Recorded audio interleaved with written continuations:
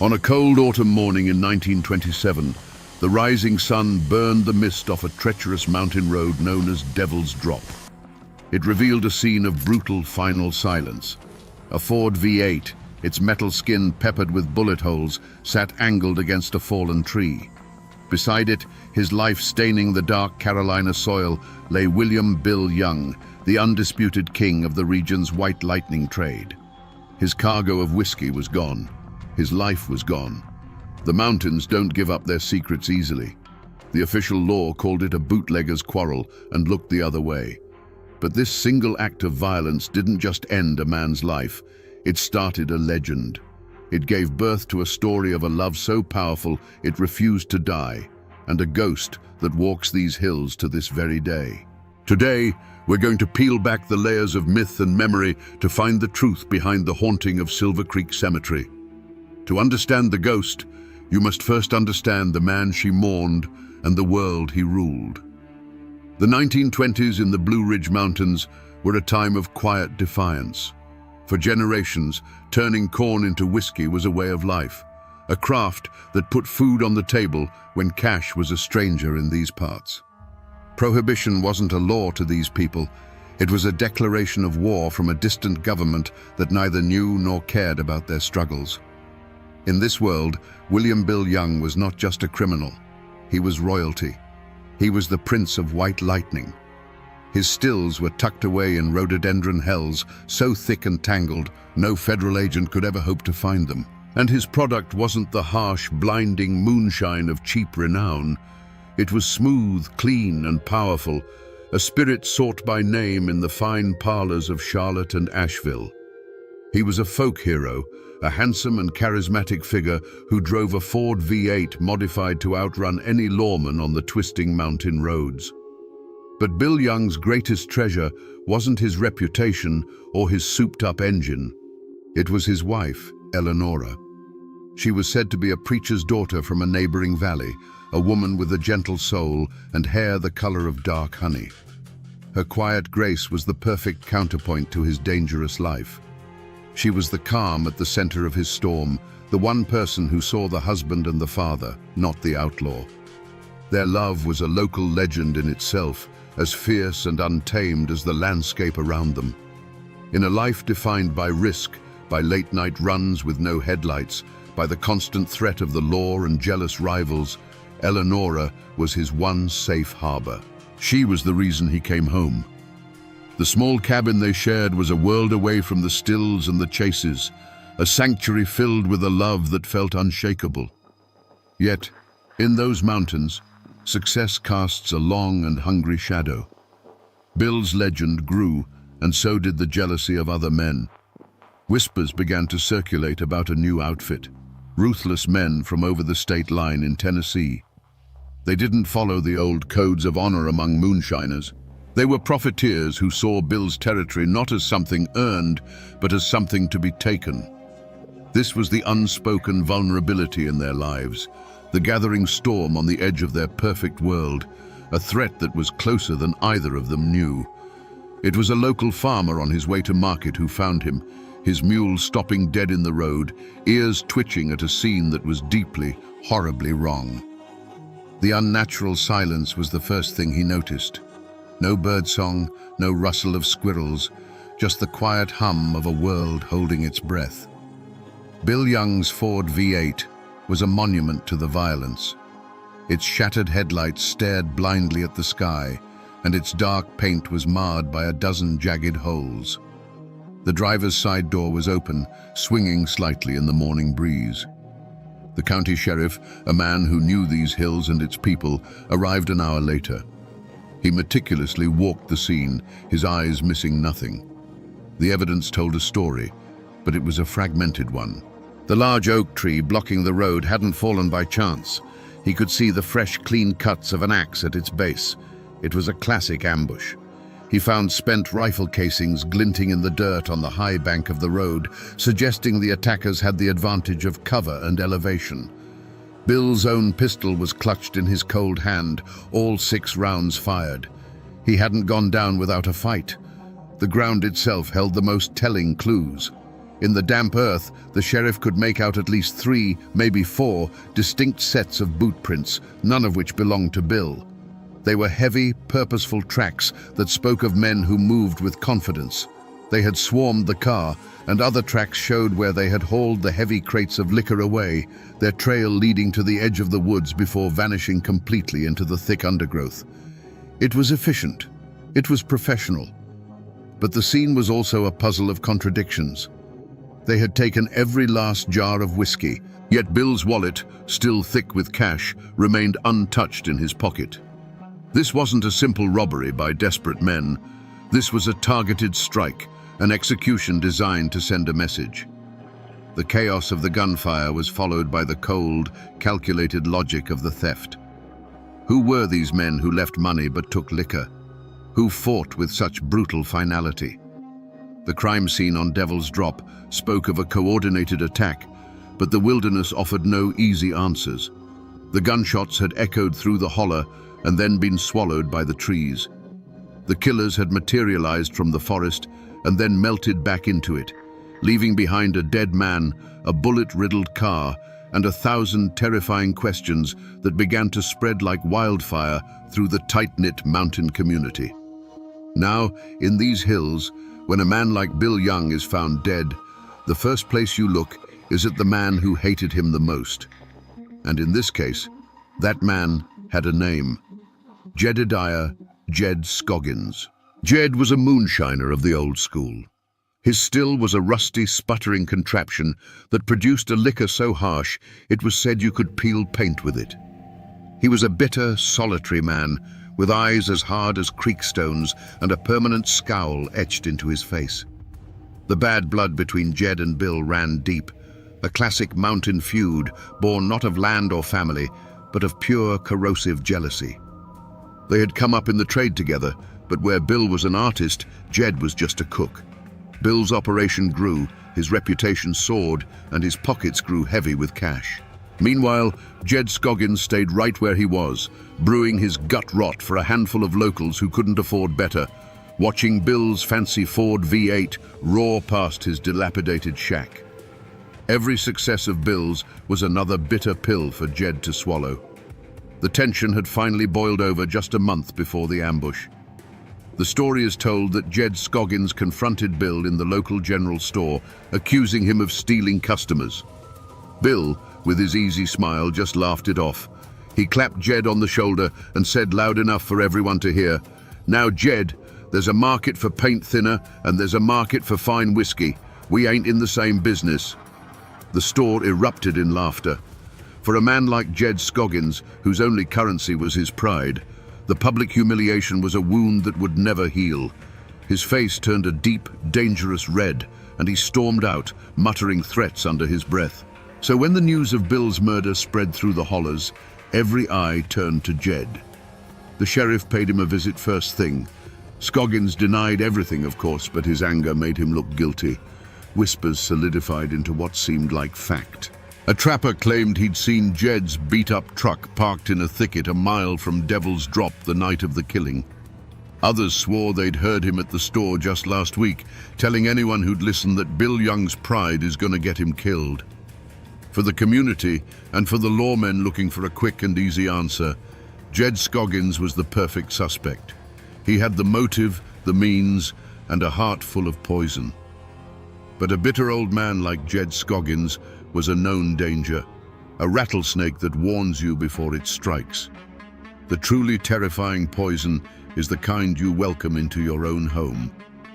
As the initial shock wore off, a second, more chilling suspicion began to take root, turning from the obvious enemy to the trusted friend. Caleb Vance. Caleb was Bill Young's right-hand man, his shadow. He was a younger cousin who Bill had taken under his wing years ago, teaching him every secret of the trade. Caleb knew the location of the stills, he knew the delivery schedules, and he knew the hidden compartments in the Ford V8. He was the one man on earth Bill trusted with his business, his life, and the safety of his wife, Eleonora. He was treated like a brother. No one suspected him, not at first. But loyalty, when starved of recognition, can curdle into ambition. Caleb was the one doing the back-breaking work in the humid hollows, while Bill was the one collecting the profits and the praise. He saw the life Bill had built, the respect, the fear he commanded, the money, and began to see it not as something to admire, but as something he deserved. More than that, people began to recall the way Caleb looked at Eleonora when Bill wasn't around. It wasn't the gaze of a protective cousin. It was the quiet, hungry stare of a man coveting something he could never have. With this new suspicion in mind, people's memories began to shift. His grief at the funeral, which had seemed so profound, now looked theatrical and hollow. He had been the one to help Bill load the car that fateful night, and folks remembered him arguing with Bill a week earlier, insisting that the old road was getting too much attention from the law and that the route through Devil's Drop was safer. Was it a helpful suggestion, or was he leading the lamb to the slaughter? The community was now faced with a far more terrifying possibility than a simple feud. Was Bill Young's death the result of a snake he had nurtured at his own hearth? But there was a third shadow lurking at the edges of this tragedy, a threat far bigger and more impersonal than a bitter old man or a jealous cousin. The world of bootlegging was changing. Big city money and organized crime were beginning to see the potential in the mountains, not as a place of tradition, but as an untapped resource. A different breed of predator was slipping through the gaps in the hills, men who didn't live by any mountain code. They were known only as the Tennessee outfit. They weren't moonshiners, they were businessmen, and their business was violence and consolidation.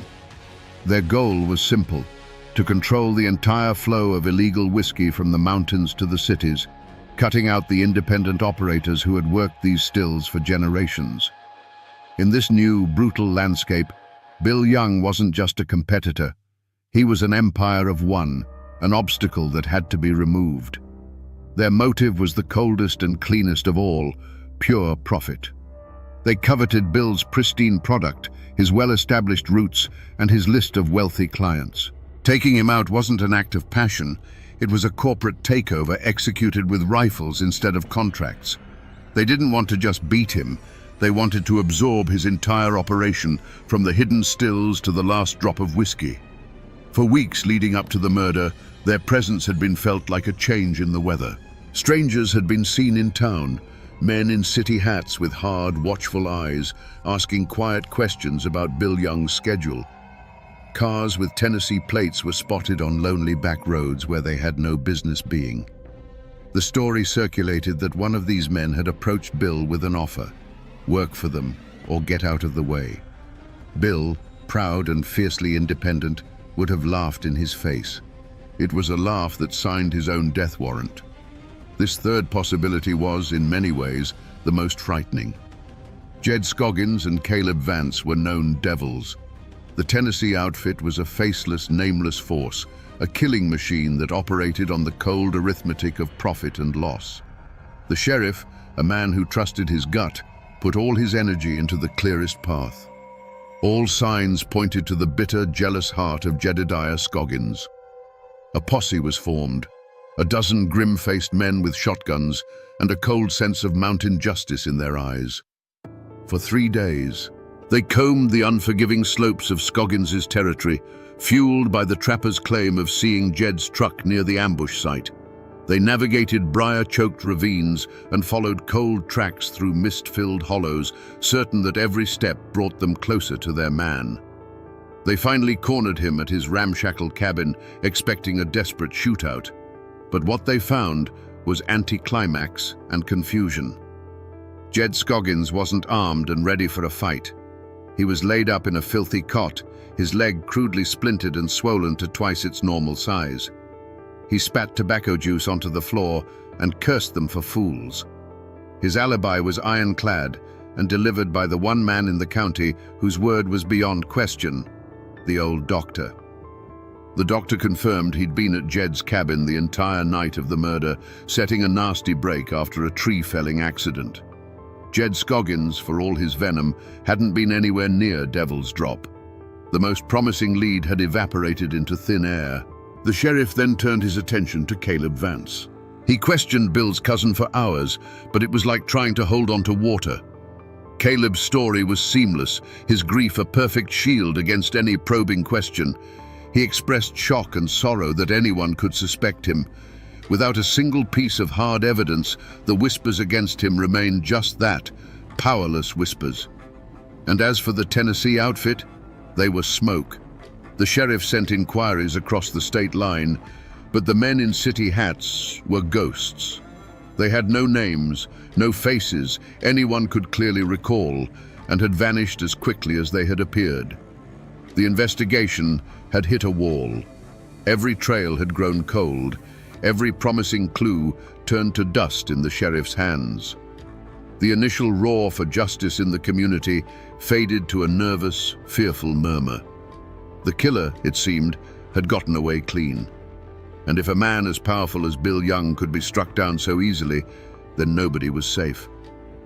In the days that followed the failed investigation, a new kind of quiet fell over the mountains. It wasn't the peaceful quiet of an autumn evening. It was a cold, heavy silence, the kind that suffocates truth. The initial outrage over Bill's murder had curdled into something else. Doors that were once open were now bolted. Eyes that once met yours in greeting now slid away, finding a sudden interest in the dirt on the road. A curtain of unspoken agreement had been drawn across the community. This wasn't the silence of ignorance, it was the silence of fear. Raw, palpable fear. The logic was simple and brutal. If a man as powerful, as respected, and as feared as Bill Young could be gunned down on a public road, what chance did a simple farmer or a store clerk have? The killers hadn't just murdered a man, they had murdered the community's sense of security. They were still out there, unseen, their identities a terrifying mystery. To speak a name, to repeat a rumor, was to risk drawing their attention, and no one wanted to be next. But it was more than just fear. It was the code. For generations, these mountain folk had lived by their own laws, born of a deep and abiding distrust for any authority that came from outside their hills. Talking to a man with a badge, even a local one, was a violation of that code. It was inviting an outside world of courts and lawyers into their own business. The unspoken rule was clear. You see nothing, you hear nothing, and you know nothing. You handle your own affairs, and you let your neighbors handle theirs. The few who were thought to know something learned the power of this code very quickly. A man who had been seen talking to Bill just hours before the ambush suddenly became a pariah. His neighbors, men he'd known his whole life, suddenly had urgent chores to do when he approached. No threat was ever spoken aloud, none needed to be. The cold shoulders and the averted gazes were a message clearer than any gunshot. Stay quiet, or you're on your own. And so, the sheriff's investigation died, not from a lack of leads, but from a lack of voices. He would ask questions and be met with blank stares, polite deflections, and shrugged shoulders. The people of the valley had made a collective choice. They would bury the truth under the weight of their silence, hoping that if they didn't speak of the devil, he might just pass them by. The murder of Bill Young was now a closed book, locked tight by the fear of an entire community. Years slid by like water over stone. The murder of Bill Young became a cold case, then a local legend, a story to tell children to keep them from wandering too far into the woods after dark. The wall of silence held firm, and every single evening, Eleonora kept her vigil, her black-clad form becoming as much a part of the landscape as the ancient oaks in the cemetery. Her grief was a silent, unchanging monument. Nearly a decade after Bill's death, Eleonora's vigil finally ended. She passed away in her sleep one cold winter morning and was buried beside her husband, their story seemingly concluded. It fell to a distant niece, a young woman who barely remembered her famous uncle, to clear out the small Spartan cabin where Eleonora had lived out her last lonely years. While packing away old linens in a cedar chest, her fingers brushed against something hard tucked beneath a false bottom, a small, leather-bound journal. This was the clue that had been forgotten because no one knew it existed. It wasn't a diary of daily life. It was a testament of silent suffering, a record of the truth Eleonora was too terrified to speak aloud. The niece's hands trembled as she read the elegant, spidery script, the entries beginning the day after Bill's body was found. The journal revealed everything. It described how Caleb Vance, Bill's trusted cousin, had come to the cabin late on the night of the murder, hours before the body was officially discovered. He had told Eleonora that Bill was delayed on a run, but his story was a lie, and Eleonora had seen it. His boots were caked in the distinctive red clay found only on the road up Devil's Drop. There was a fresh, angry scratch on his cheek, and his hands, she wrote, would not stop trembling. He couldn't meet her eyes. When the news came the next morning, the terrible truth clicked into place in her heart. The journal laid it all bare. Her agonizing suspicion that Caleb, driven by a poisonous mix of greed and ambition, had been the inside man. He had made a deal with the Tennessee outfit, giving them the route, the time, and the assurance that Bill would be alone. He had led his own cousin, his own blood, into a fatal trap. The discovery of that journal, a quiet voice from beyond the grave, didn't just point to a new suspect.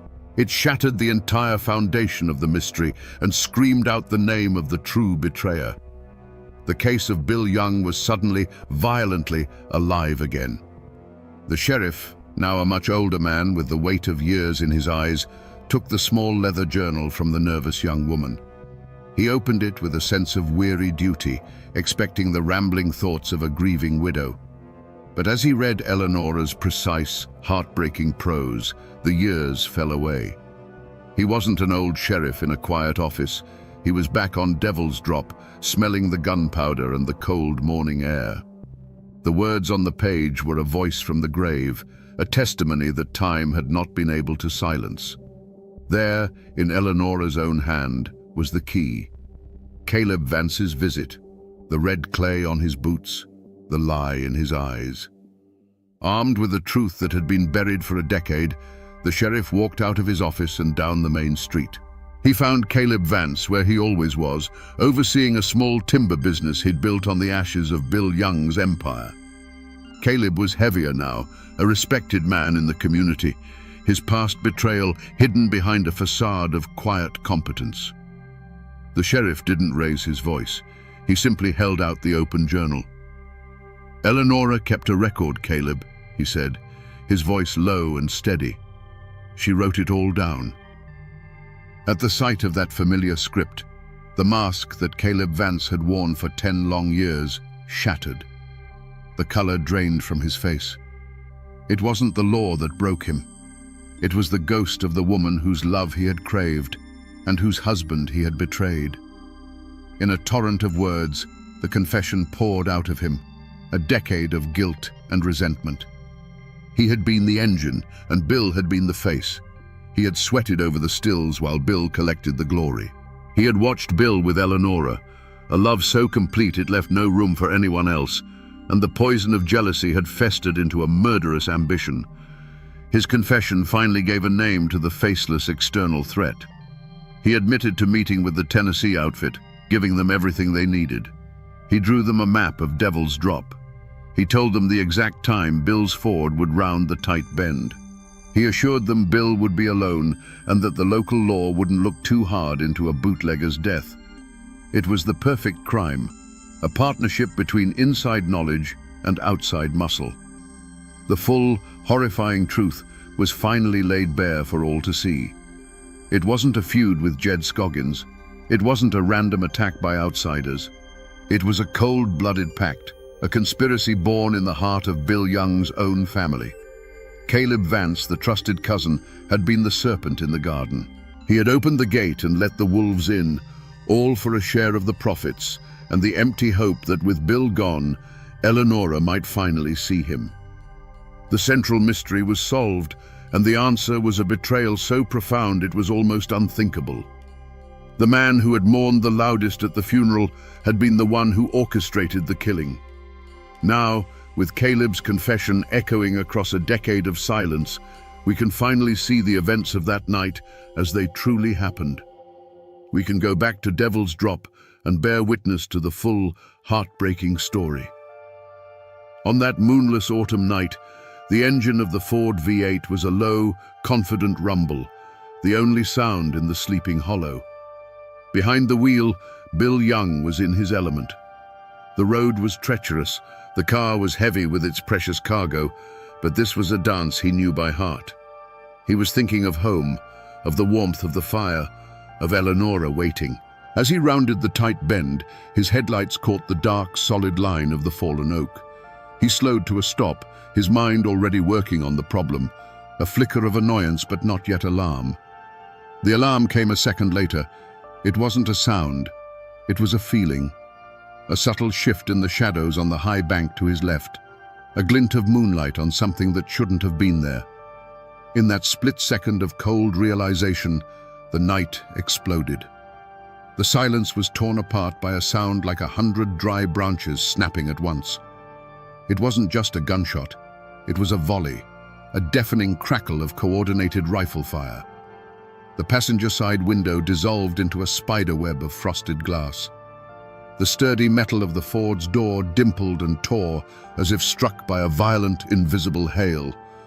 The world outside the car became a chaotic storm of noise and muzzle flashes, a hell of his cousin's making. Bill's hand instinctively went to the pistol he always kept by his side. Its single defiant bark was a lonely protest, a single note against a symphony of destruction.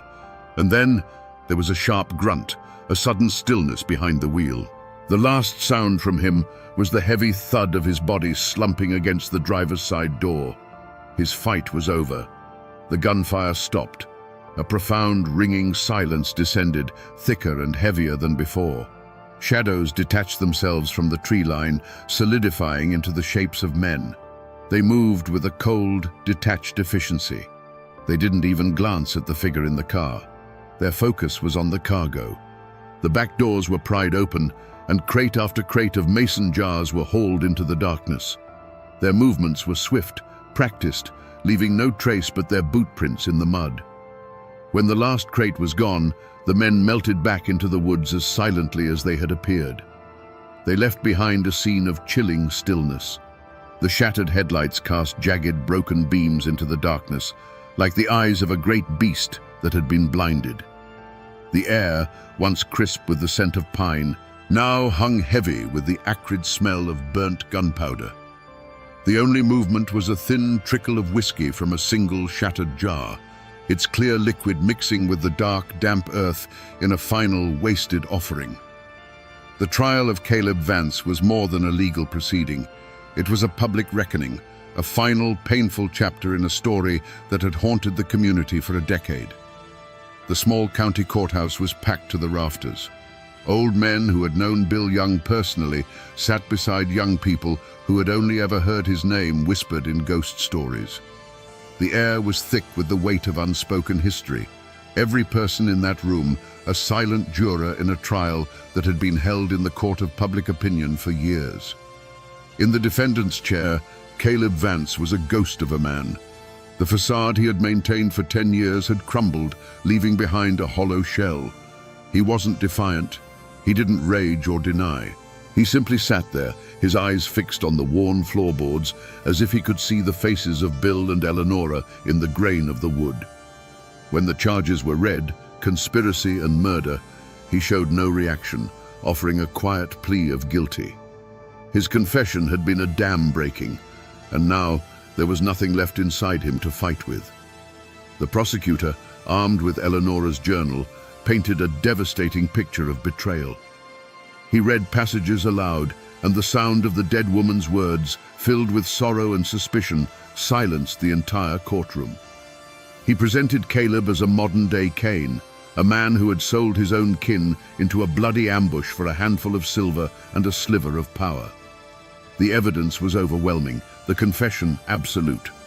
The prosecution demanded the harshest penalty the law would allow. But this was Appalachia, and justice here has always been a complicated, tangled thing. Caleb's lawyer didn't argue his client's innocence. Instead, he argued his weakness. He portrayed Caleb not as the architect of the crime, but as a foolish, resentful young man who was manipulated and threatened by the faceless, ruthless Tennessee outfit. He argued that Caleb never fired a shot, that his guilt was in his silence and his cowardice, not in a direct act of murder. He was a pawn, the lawyer claimed, who had been sacrificed by the true kings of the bloody game. The verdict, when it came, felt both inevitable and unsatisfying. The jury found Caleb Vance guilty, but not of first-degree murder. They convicted him on charges of conspiracy and accessory to the crime. The judge sentenced him to 20 years in the state penitentiary. He was led from the courtroom in chains, his head still bowed, a man condemned to live with his ghosts in a cell of his own making. The community was torn. For some, it wasn't enough. 20 years felt like a pittance for the life of a man like Bill Young and the decade of sorrow that followed. But for others, there was a quiet, reluctant sense of pity. They saw Caleb not as a monster, but as another victim of the violent world they all inhabited. Justice, it seemed, had been served, but it brought no peace. The trial was over, but the arguments over its verdict would echo through those hills for another generation, a final, ambiguous chord in the tragic ballad of Bill Young. Caleb Vance's 20-year sentence was, in the end, a life sentence. He walked into the state penitentiary, and the mountains never saw him again. He was a quiet, broken prisoner, haunted not by the guards or the high stone walls, but by the ghosts he had carried with him from Devil's Drop. He died of pneumonia 12 years into his sentence, a man who had traded a kingdom of his own making for a 6-by-9-foot cell. His betrayal had gained him nothing but a lonely death, far from the hills that he had stained with his cousin's blood. For Jedediah Scoggins, the verdict was a hollow victory. The law had cleared his name, but the whispers of the community were a judgment from which there was no appeal. He would forever be the man who was accused of killing Bill Young.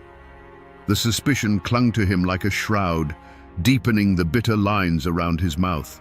He retreated further into his solitude, his only companions the bubbling of his still and the corrosive memory of being judged for a crime he didn't commit. He lived out his days as an outcast, a testament to how an accusation, even when proven false, can leave a wound that never truly heals. And what of the Tennessee outfit, the faceless men who pulled the triggers? The law never touched them. But the mountains have a long memory and their own way of settling scores. Over the years, stories drifted back across the state line, whispered from one bootlegger to another. One of the ringleaders, it was said, drove his own car off a cliff on a road just as treacherous as Devil's Drop, his body found in a wreck of twisted metal. Another died in a suspicious fire at his speakeasy, consumed by the very enterprise he had killed for. And the last one, the man who had given the final order, was said to have gone mad, dying in an asylum, haunted to his last breath by the face of a man he'd murdered in the dark Carolina hills. The young niece who found the journal, the unwitting key to unlocking the truth, could no longer bear the weight of her family's history. She sold the small cabin and the land and moved away, seeking a life in a place where the name Young didn't carry the echo of gunfire and betrayal. She had given the dead a voice, but in doing so had silenced her own future in the mountains. The crime left a permanent scar on the community itself. The wall of silence had been shattered, replaced by a quiet, collective shame. The story of Caleb's betrayal became a cautionary tale, a dark lesson passed down through generations about how greed and jealousy could poison a man's soul and turn brother against brother. The events on Devil's Drop were no longer a mystery, but a wound in the valley's memory, a stark reminder that the deepest betrayals often come from those who stand closest to the fire. If you travel those winding Carolina roads today, you can still find the echoes of this story etched into the landscape and the memory of its people. The world has changed. The era of Prohibition is a dusty chapter in a history book, and the dirt track of Devil's Drop is now a paved county road. But the curves are just as sharp, the drop is just as steep, and the locals will tell you that on a moonless night, you drive it with your heart in your throat. The true heart of the legend, however, rests on a quiet hill overlooking the valley. Silver Creek Cemetery is still there, a peaceful, somber place.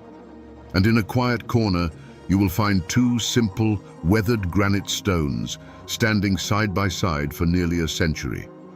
William Young and Eleanora Young. Their names are faded, softened by years of wind and rain, but they remain. Sometimes, even today, you might find a single wild rhododendron blossom left on Bill's grave, a quiet offering from someone who knows the story and respects the vigil. But the facts of the case, the trial, the betrayal, the confession, have all faded into the background. What has survived, what has grown stronger with each passing year, is the ghost story. The memory of Bill and Eleanora is kept alive not in court records, but in the legend of the woman in black.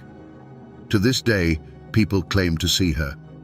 Teenagers on a dare will come home pale and shaken, swearing they saw a dark figure standing over the Youngs' graves, a figure that vanished when a flashlight beam touched it. Travelers on the road below still report hearing the faint sound of weeping carried on the wind when there is no wind to carry it.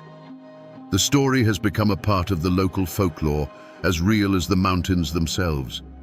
It's whispered around campfires, a ballad of love and loss that has transcended its violent origins. Old-timers say the mountains themselves hold the memory. The whisper of the wind through the pines is Eleanora's sigh. The sudden chill you feel near the cemetery is her sorrow. The world might forget the names and the dates, but the land does not. The story of the moonshiner and his eternally faithful wife is no longer just history. It is a permanent feature of this place, a ghost that walks these hills forever. We began this journey on a cold stretch of road with a bullet-riddled car and a question: what really happened on Devil's Drop? We found the answer, not in a heroic shootout, but in a sordid, quiet act of betrayal. A story of greed and jealousy, as old as the hills themselves. The law eventually found its man, and a measure of justice was served in a dusty courtroom. But that ugly human truth is not the story that has survived. This is the ultimate lesson of the woman in black. It is a story not about the brutal end of a man's life, but about the unending love of his wife. The community, bound by fear and a code of silence, allowed the facts of a murder to be buried. But through their whispers, their awe, and their respect for Eleanora's vigil, they resurrected a different kind of truth. They chose to remember the loyalty, not the betrayal. They chose to honor the love, not the violence. In the end, this is a ghost story that teaches us that some bonds are too strong to be broken by gunfire or the grave. It shows us how a deep and abiding love can become a legend, a story told to remind us that even in the darkest of times, loyalty is a light that can echo through generations. The law may have closed the case on Bill Young, but it was Eleanora's heart that wrote the final, enduring chapter. And now, my friends, you know the rest of the story, or at least as much of it as the mountains are willing to give up. The first shot echoed through the Hillsville courthouse like a clap of thunder, and then the world went mad. In less than 90 seconds, a judge, a sheriff, and a Commonwealth's attorney lay dead on the blood-slick floor, victims of a furious volley of gunfire. The newspapers across the nation screamed of a savage mountain clan, an insurrection against civilization itself. But for the people who lived and breathed the thin, cold air of the Blue Ridge Mountains, they knew the truth was far more complicated. What pushes a man to declare war on the law in the very temple of justice?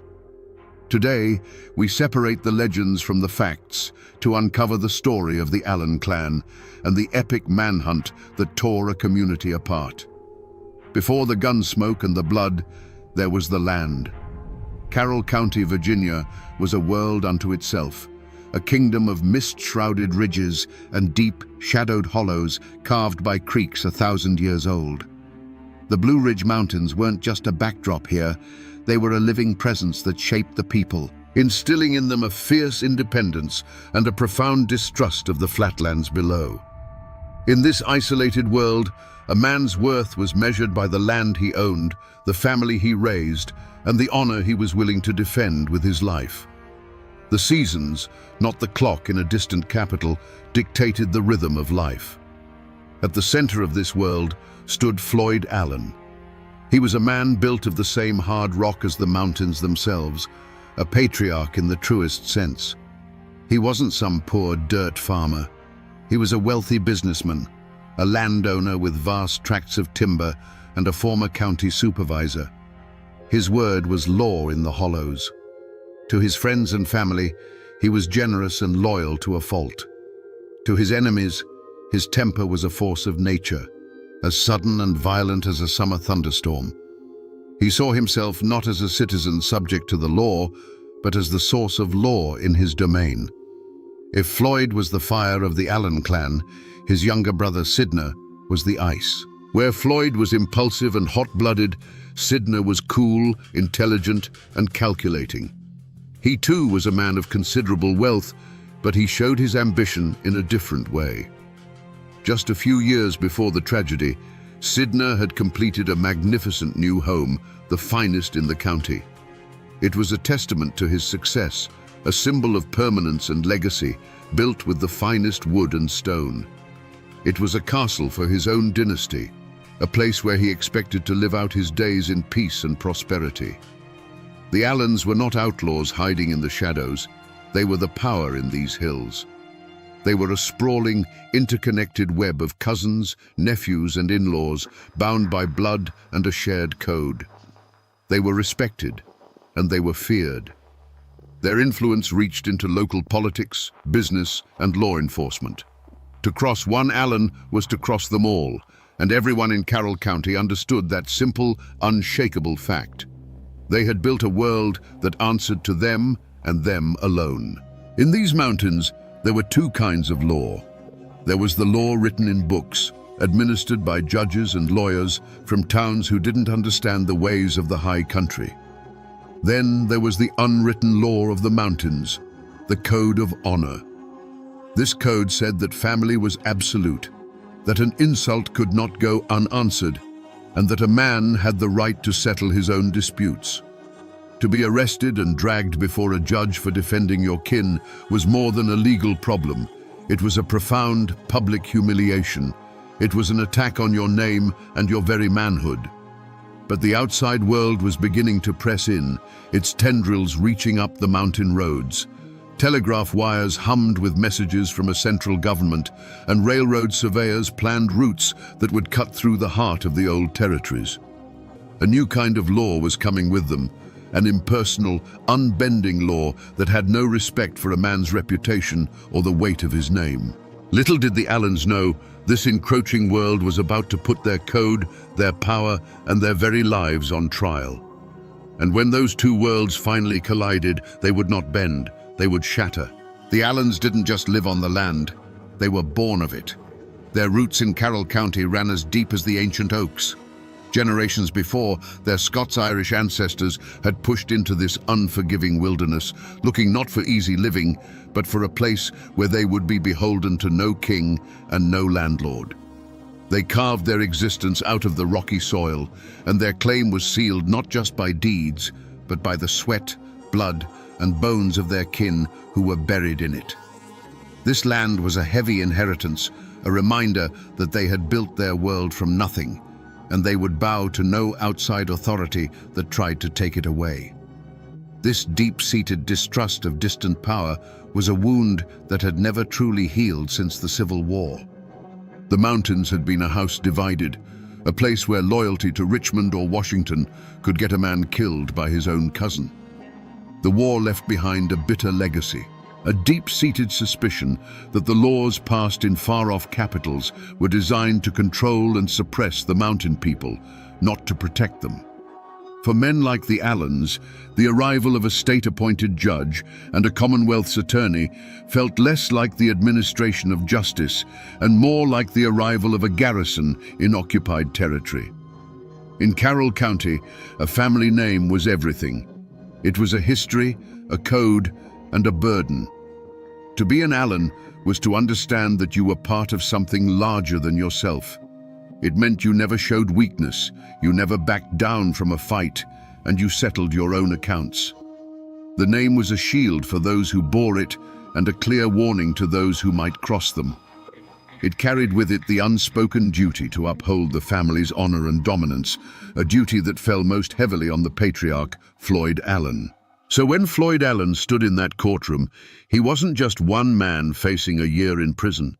He was the living embodiment of generations of clan history. He was defending more than his own freedom. He was defending his family's name and the very principle that an Allen did not submit. The courtroom wasn't just a room. It was a battlefield where the old ways were clashing with the new. Judge Massey represented the cold, impersonal law of the state, but Floyd Allen represented the hot-blooded, unwritten law of the mountains, a law that had been the final word in these hills for over a century. In the weeks leading up to Floyd Allen's trial, Carroll County was holding its breath. This wasn't just about one man's freedom, it was a reckoning. In the general stores, in the churches, and in the dark corners of saloons, the lines were being drawn. To speak in favor of the court was to risk the wrath of the Allen clan. To defend the Allens was to mark yourself as an enemy of the state's progress. Families who had been neighbors for generations suddenly looked at each other with suspicion. The air grew thick with a poison that had been seeping into the soil for years. This wasn't the first time the Allens had clashed with the law. There were stories, old fistfights at county fairs that were settled with a handshake instead of a warrant, disputed land claims where an Allen's fence post mysteriously moved overnight, and business deals where the other party always seemed to get the short end of the stick. More recently, there had been a simmering feud between Floyd and Sheriff Lewis Webb. Webb was a man determined to prove that no one was above the law, and he had made a point of arresting men connected to the Allens for minor infractions. Each arrest was a small poke at the bear, a test of power that Floyd saw as a direct personal challenge to his authority. Whispers spread through the hollows like wildfire in a dry season. People said Floyd Allen had sworn an oath that he would never spend a single night in a penitentiary cell. Others claimed that Judge Massey had been warned not to even come to Hillsville, that the Allens had already passed their own sentence on him. Rumors flew that Allen men were buying up every box of cartridges they could find, and that friends of the family were quietly making their way toward the county seat, their rifles cleaned and ready. Whether these rumors were true or not didn't matter. They created an atmosphere of inevitable violence. The trial became less about the law and more about a final, decisive confrontation. Everyone in the county, from the lowest tenant farmer to the wealthiest merchant, felt it coming. They knew that the feud between the old mountain code and the new state law was about to be settled, and it would be settled not with gavels and law books, but with lead and blood. In the mountains, people listened to the whispers of the woods, and in the weeks before the trial, the woods were sending out warnings. Old-timers later swore that the winter of 1912 felt different, holding on with a bitter, unnatural cold. On the high ridges, hunters claimed to hear a sound that hadn't been heard in decades, the chilling, woman-like scream of a painter, a mountain lion.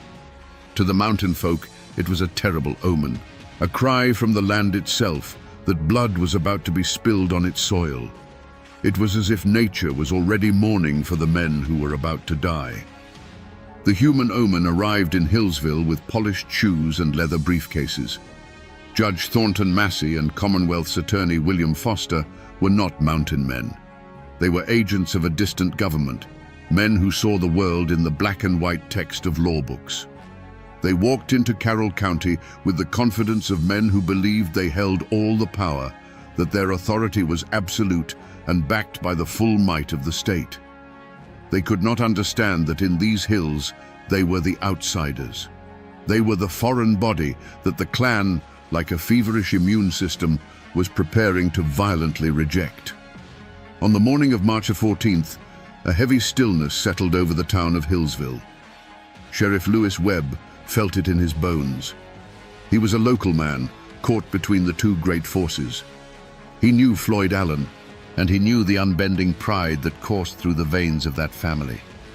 As he strapped on his pistol that morning, he wasn't just preparing for a day in court. He was preparing for a war. He could see the hard, unblinking eyes of the Allen clan members gathering on the courthouse steps. The air was thick and electric, like the dead calm before a lightning strike. Every man in that town knew that something terrible was about to happen. They were just waiting for the first drop of rain or the first flash of fire. The courtroom in Hillsville on March the 14th, 1912, was a powder keg waiting for a spark. The air was thick with the scent of wet wool, chewing tobacco, and raw fear. On the bench sat Judge Thornton Massey, his face a grim mask of authority. Standing ready was Sheriff Lewis Webb, his hand hovering near the butt of his revolver, and scattered throughout the room, in the gallery and among the benches, were the Allens. They weren't there as spectators. They were there as soldiers, their eyes cold and watchful, their coats hanging heavy with the weight of concealed pistols. The jury filed back in, their faces pale. The foreman refused to look at Floyd Allen as he read the verdict. Guilty. A low murmur rippled through the crowd, a sound like a distant rock slide. Then came the sentence. 1 year in the state penitentiary. For a man like Floyd Allen, a patriarch who had ruled his corner of the world with an iron will, this was an unimaginable disgrace. It wasn't the loss of a year of freedom. It was the public destruction of his honor, a declaration that his power meant nothing here. In that moment, something inside Floyd Allen broke. He rose slowly to his feet, his wounded pride radiating from him like heat. He looked not at the judge, but at the men of the court, the men of his county. And then he spoke the words that would ignite a war, a sentence that would be carved into the memory of those mountains forever. "Gentlemen," he said, his voice calm but edged with steel, "I ain't a-goin'." It was a declaration of independence. It was a final, absolute rejection of the court's authority. Judge Massey, stunned by the defiance, quickly ordered the sheriff, "Get your man." As Sheriff Webb took a step forward, the world seemed to slow down. Hands went to guns. Every man in that room held his breath, balanced on the knife's edge between law and anarchy. And then it happened. A single deafening crack of a pistol shot shattered the silence. To this day, no one knows for sure who fired it. Was it Floyd Allen making good on his promise? Was it Sheriff Webb trying to enforce the judge's order? Or was it Floyd's son, Claude, firing from the gallery to protect his father? It doesn't matter. That first drop of blood was all it took. In that instant, the trial of Floyd Allen was over, and the war of the Allen clan had begun. The courtroom was no longer a place of law. It had become an execution ground. That first gunshot did not begin a duel. It detonated the world. The courtroom erupted into a volcano of sound and fury. It was not a chaotic panic. It was a coordinated, devastating volley. From the gallery, from behind benches, from the doorways, the Allens unleashed a storm of lead. The sharp cracks of pistols blended into a single continuous roar, a deafening thunder that shook the very foundations of the building and the law it represented. Through the eyes of a terrified witness huddled on the floor, the scene was a nightmare of flickering shadows and brilliant flashes of fire. Judge Thornton Massey was slammed back into his high-backed chair as if struck by an invisible fist. For a moment he sat upright, his face a mask of shock, before sliding silently from the bench. His gavel clattered onto the wooden planks, the last sound of order in a world now ruled by chaos. The symbol of the law was the first to fall. Sheriff Lewis Webb, caught in the open as he moved toward Floyd, never had a chance to draw his weapon. He crumpled to the floor, his life extinguished in an instant. Commonwealth's attorney William Foster staggered back, a look of disbelief on his face, before collapsing amongst the very law books and papers he had used to condemn Floyd Allen. Men who had moments before been arguing points of law were now diving for their lives under tables and behind railings. The air grew thick and heavy with gun smoke, so dense it choked the lungs and burned the eyes. The constant splintering of wood and shattering of glass was punctuated by the screams of the wounded and the terrified. Augustus Fowler, a juror who had simply done his civic duty, was caught in the crossfire and fell. a random victim in a war he had no part in. For 90 seconds, the Hillsville courthouse was the heart of a maelstrom, a place where the only authority was the muzzle of a gun. And then, as suddenly as it began, it was over. A deafening silence fell over the room, broken only by the groans of the wounded and the soft flutter of legal papers drifting down through the hazy, acrid air.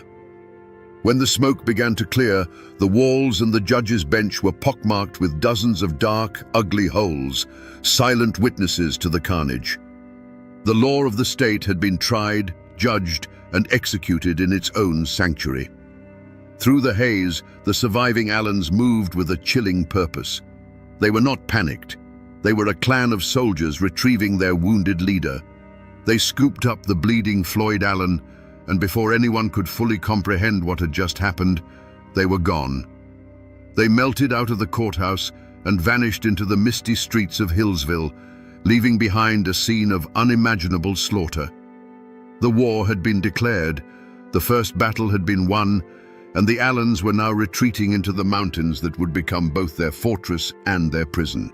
To understand what happened in that courtroom, you have to try, just for a moment, to look at the world through Floyd Allen's eyes. In his mind, he was not the criminal. He was the victim of a conspiracy. These men, Judge Massey, Attorney Foster, they were outsiders, invaders who had come into his territory, his kingdom, to strip him of his authority and his honor. The trial wasn't a search for truth. It was a public ritual of humiliation designed to break him and, through him, the power of the Allen clan forever. When the jury foreman spoke the word guilty, it wasn't just a verdict. It was the deepest possible insult. When the judge pronounced the sentence of 1 year in a cage, it was a death sentence for Floyd's pride. In that moment, the switch flipped. The courtroom was no longer a place of law. It became a battlefield. The judge was not an arbiter of justice. He was the enemy commander who had just ordered his execution. The sheriff was not an officer of the court.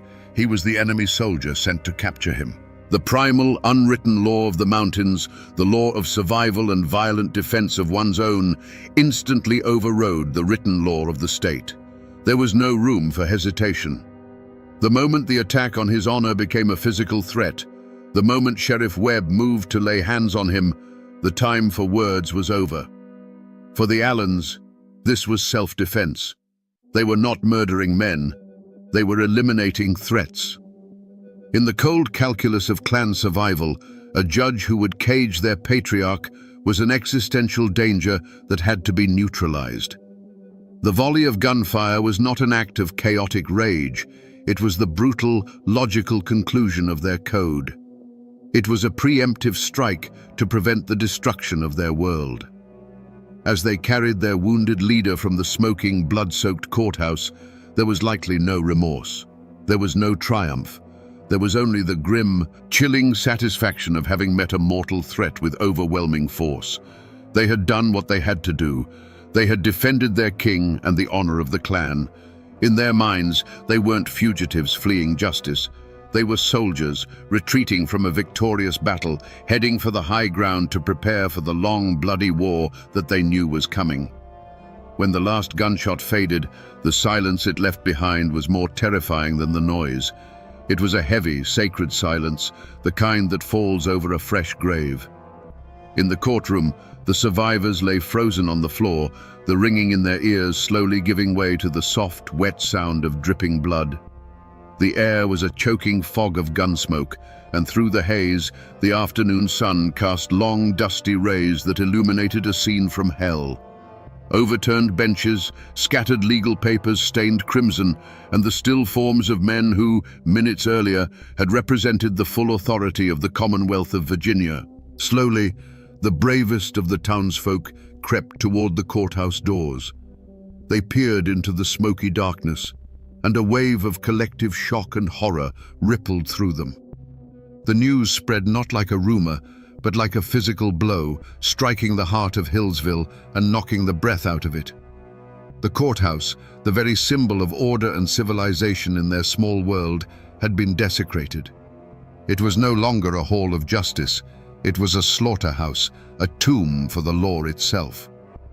The telegraph key began to chatter frantically, tapping out a message of carnage that sent a shockwave across the state and the nation.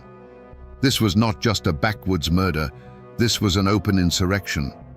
The governor of Virginia, William Hodges Mann, declared it a direct outrage upon the civilization of the state.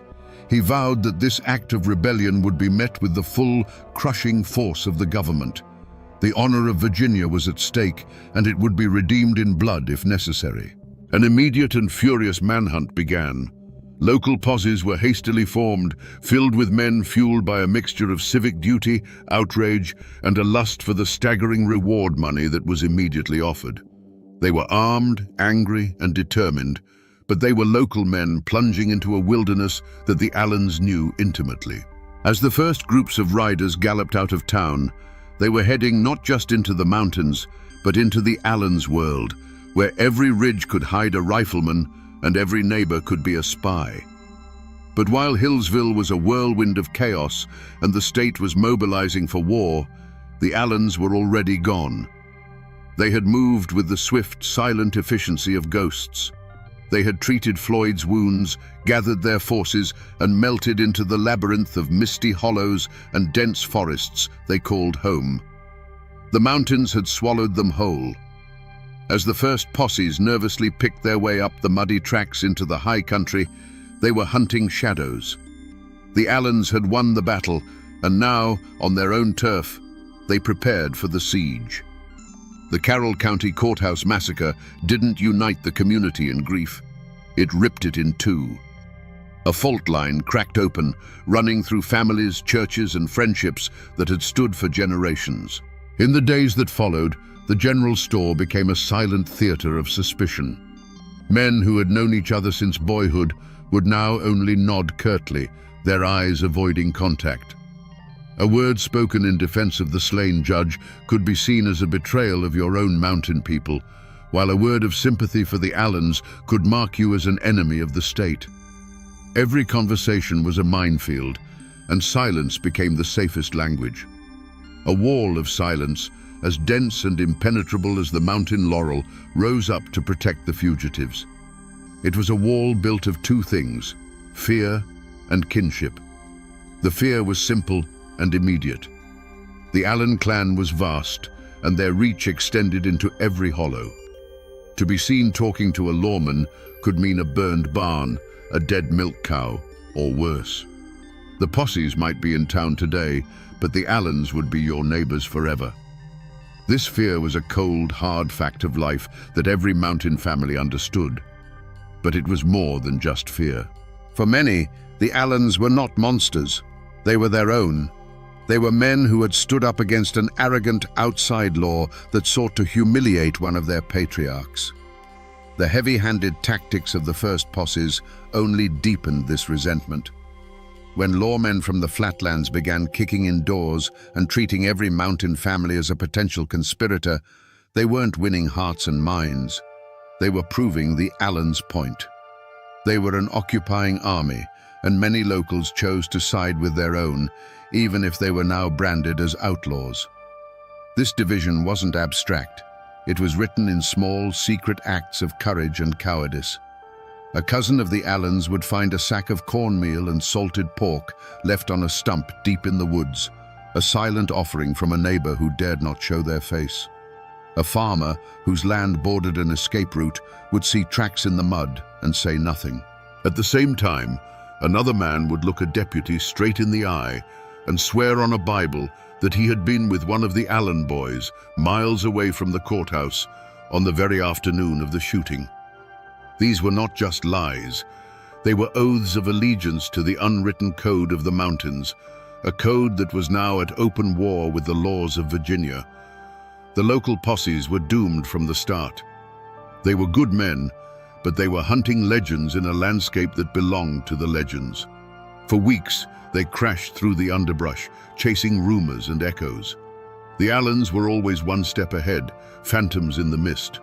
A warm campfire found abandoned, a footprint in the mud leading to a rushing creek, It was like hunting ghosts who knew every secret path, every hidden cave, and every sympathetic ear in 100 square miles.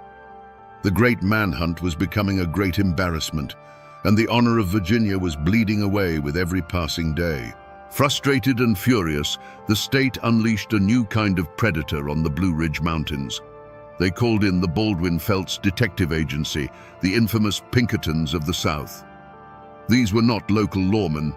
They were cold-eyed professionals, manhunters for hire, known for their ruthless efficiency in the bloody coalfield wars. They arrived in Hillsville on a special train, clad in city clothes but carrying the deadliest weapons of the age, Winchester repeating rifles and semi-automatic pistols. They brought with them a cold, corporate style of violence, and they saw the mountains not as a home, but as a hostile grid to be systematically swept and cleared. With the Baldwin-Felts agents in charge, the hunt became a brutal, grinding war of attrition. The dragnet tightened. Teams of detectives leading packs of baying bloodhounds pushed deep into the hollows. They moved with a chilling purpose, raiding farmhouses in the dead of night, kicking down doors and dragging men from their beds for interrogation. They cared nothing for the mountain code of conduct. To them, every silent farmer was a potential conspirator, every cabin a potential hideout. The mountains fought back against them. Sudden downpours washed away scents, confusing the dogs. The treacherous terrain lamed their horses and broke the axles of their wagons. The silent, watchful eyes of the mountain people followed their every move, and the forest itself seemed to conspire to hide its fugitive sons. The first major breakthrough came not from brilliant detective work, but from exhaustion and a tip-off. Floyd Allen, wounded and weakened, had been holed up in a cabin, his body too broken to continue the flight. A posse, led by the relentless detectives, surrounded the house at dawn. There was no final gun battle. Floyd, feverish and in pain, knew the game was up. He surrendered. The fiery patriarch finally captured. His personal war brought to an inglorious end. His son Claude was captured soon after. The state had its prize, the man who had declared, "I ain't a-goin'." But as the detectives celebrated their victory, a chilling realization began to dawn on them. They had the lion, but the foxes had gotten away. The local posses had nabbed a few smaller members of the clan in the initial chaos. Now the Baldwin-Felts men had the leader. But Sidney Allen, the cool-headed strategist, and his fiercely loyal nephew Wesley Edwards, the men many believed were the true masterminds of the courtroom escape, were nowhere to be found. The massive, expensive, and brutal hunt that had terrorized an entire county had failed in its most crucial objective. The shadows of the Blue Ridge had been searched, but the cleverest of the fugitives had simply vanished, as if the earth had opened up and swallowed them whole. The trial of Floyd and Claude Allen could never have been held in Hillsville. The ghost of Judge Massey still haunted that blood-stained room, and the town was a tinderbox of raw nerves and divided loyalties. Instead, the proceedings were moved to Wytheville, and the trial began under the watch of armed militia. Sharpshooters were posted on the courthouse roof, their rifles glinting in the sun. Inside, every spectator was searched for weapons. This was not a simple trial. It was a show of force, a demonstration by the state that its authority, once shattered, had been restored with steel and gunpowder. Floyd Allen was carried into the courtroom each day, a wounded lion in a cage. His body was broken, but his eyes still burned with the same defiant fire that had lit the fuse of the massacre. He showed no remorse, no fear. He sat there as a captured king, listening to the legal arguments of a system he had never recognized as his own. Beside him, his son Claude was a study in stoic loyalty, his face a hard mask, ready to share his father's fate. They were not begging for mercy. They were facing the consequences of their war, their silence a final act of defiance. The trial itself was a theater of conflicting truths. The prosecution, backed by the full power of the state, painted the Allens as savage anarchists, a clan of killers who had declared war on civilization. Their lawyers, in turn, fought back fiercely, arguing that the first shot had come from Sheriff Webb, that the Allens had been caught in a trap and had only fired to defend their patriarch's life. Witnesses took the stand, their hands trembling, their testimony often shifting like shadows depending on which lawyer was asking the questions. The truth of those 90 seconds was buried under an avalanche of fear, loyalty, and intimidation. But in the end, the outcome was never truly in doubt. The state needed a conviction. It needed to prove that its laws were supreme. The jury, after deliberating under immense pressure, returned with the inevitable verdict: guilty. Guilty of murder in the first degree. As the foreman spoke the words, a heavy silence fell over the packed courtroom. Floyd and Claude Allen received the news without flinching. They had gambled everything on their code, and they had lost. The sentence was death. Not by the rope, the old way of the mountains, but by the new, clean terror of the electric chair. It was the final, modern symbol of the state's power. But as the verdict was celebrated in the state capitol, a deep and troubling question hung in the mountain air. Was this justice for the men who died in the courthouse? Or was it a calculated act of state vengeance, an execution designed to break the spirit of the mountains and make a terrifying example of the Allen clan? Was the state simply answering one massacre with another, more methodical one? The law of men had won its victory, but many felt it was a victory that left the scales of true justice unbalanced. The state of Virginia was not content with a verdict. It required a final, undeniable demonstration of its power. On a cold spring morning in 1913, Floyd and Claude Allen were led from their cells. They walked to the electric chair not as broken criminals begging for mercy, but as defeated soldiers facing a firing squad. They met their end with the same stoic defiance they had shown in the courtroom. With the pull of a switch, the fire of the Allen clan's rebellion was brutally and officially extinguished. The state had made its point. The old code of the mountains was dead, and this was its public execution. But while the state was executing its prisoners, two ghosts still haunted the law. Sidney Allen and Wesley Edwards had vanished. The great manhunt had failed. For 6 months, they were whispers in the wind, their escape feeding the growing legend of the clan's cunning. But they weren't in the mountains. They had slipped through the net and made their way hundreds of miles west to Des Moines, Iowa. Shaving their mustaches and taking on new names, they lived a quiet life, working as carpenters. Their fatal mistake was not a slip of the tongue, but a longing for home. A letter, forwarded from a relative, was traced by a patient postal inspector. There was no grand shootout. On a quiet September morning, Baldwin Felts detectives and local police burst into their rented house and captured the two most wanted men in Virginia without a single shot fired. Their trial was a foregone conclusion. With Floyd and Claude already executed, the public's thirst for vengeance was largely slaked.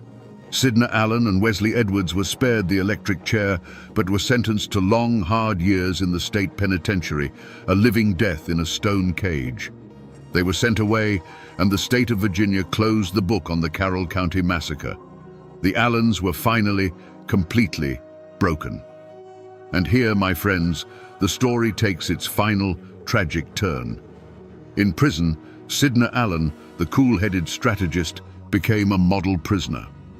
The fire that had fueled the feud seemed to have been quenched, replaced by a quiet, weary resignation. Years turned into a decade, and his health began to fail. In 1926, the governor, seeing a broken old man, granted him a pardon. Sidney Allen returned to Carroll County a free man, but he came back a ghost. He returned not to his magnificent home, which stood as a monument to a life that no longer existed, but as a shadow of his former self. He had outlived his world. 1 year later, Sidney Allen died, his freedom a brief, bitter epilogue to a life of power and ruin.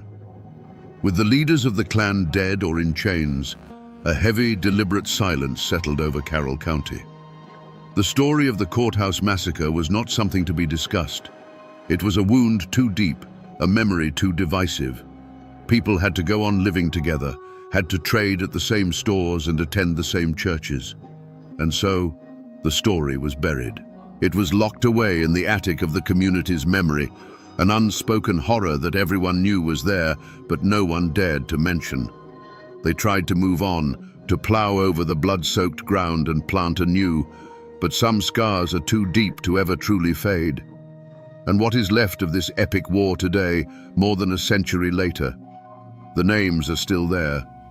Drive the winding roads of Carroll County, and you will still find the names Allen, Webb, and Edwards on mailboxes.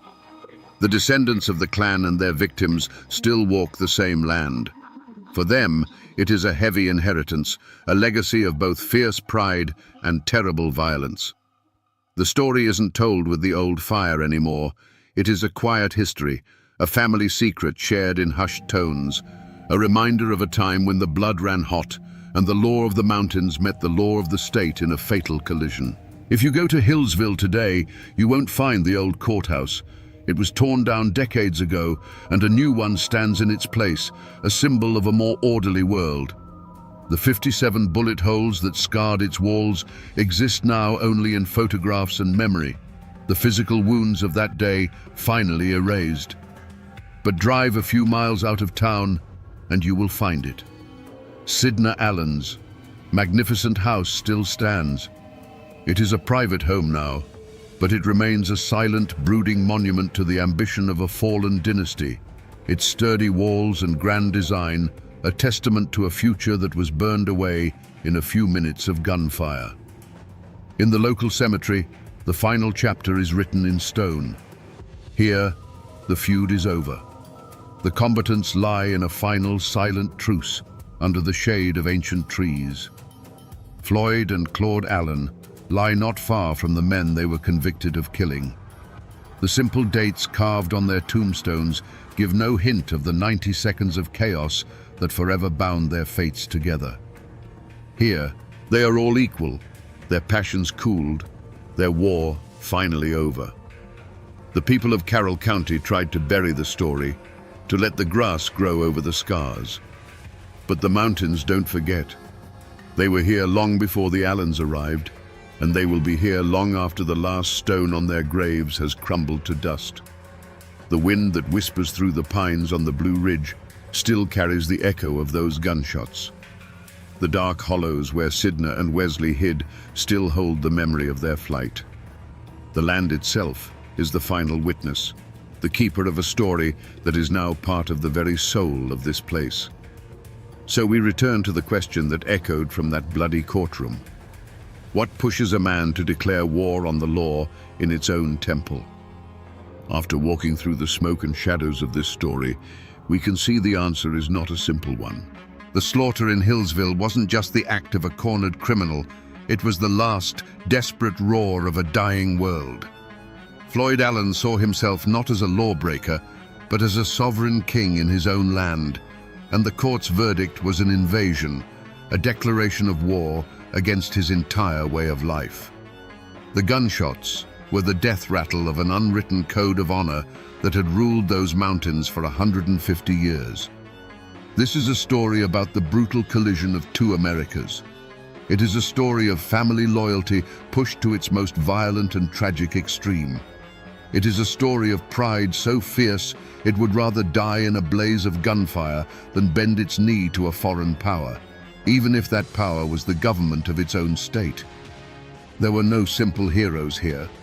There were proud, violent men who met their fate, and a new, organized form of power that meted out its own cold and methodical form of violence in return. The manhunt for the Allen clan became a legend, a defining myth of Appalachia's transition into the modern world. It is a harsh and brutal lesson that reminds us that progress is often not a peaceful parade, but a bloody, painful conquest. The world of the Allens is gone now, buried in the past, but its memory lingers. It serves as a stark reminder of a time when the mountains bred a different kind of man, and when justice was not a matter of law books, but of blood. And now, my friends, you know the rest of the story.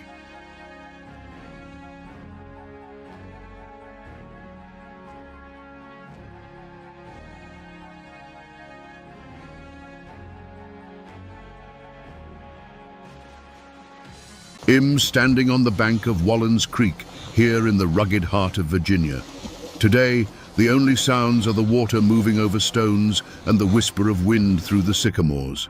It's a peaceful place, the kind of place you might come to forget the world for a while. But this ground doesn't forget. If you stand here long enough, the peace begins to feel thin, like a blanket laid over something terrible. This is a place of echoes. This quiet creek is where the legend of Daniel Boone ends and the story of the man begins. Not the folk hero in the coonskin cap, but a father whose life was shattered right here on this spot. The story we think we know is a comfortable lie. The truth is soaked into this soil, a tale of such brutality it would redirect the course of a man's life and a nation's history. Today, we're going to listen to those echoes and uncover the story of the dark and bloody ground. In the autumn of 1773, this same wilderness was not a place of quiet solitude. It was filled with the sounds of a dream in motion, the groan of wagon wheels, the lowing of cattle, the shouts of men, and the laughter of children. This was Daniel Boone's grand gamble, the first organized attempt to bring settler families into the promised land of Kentucky. They were a small, rolling nation of about 40 souls, carving a path through a world that had, until now, belonged only to the Long Hunters and the native tribes. Daniel Boone wasn't the giant of folklore yet. He was a 38-year-old father and husband, his face already lined by the sun and hardship, but his eyes were fixed on a future he could almost taste.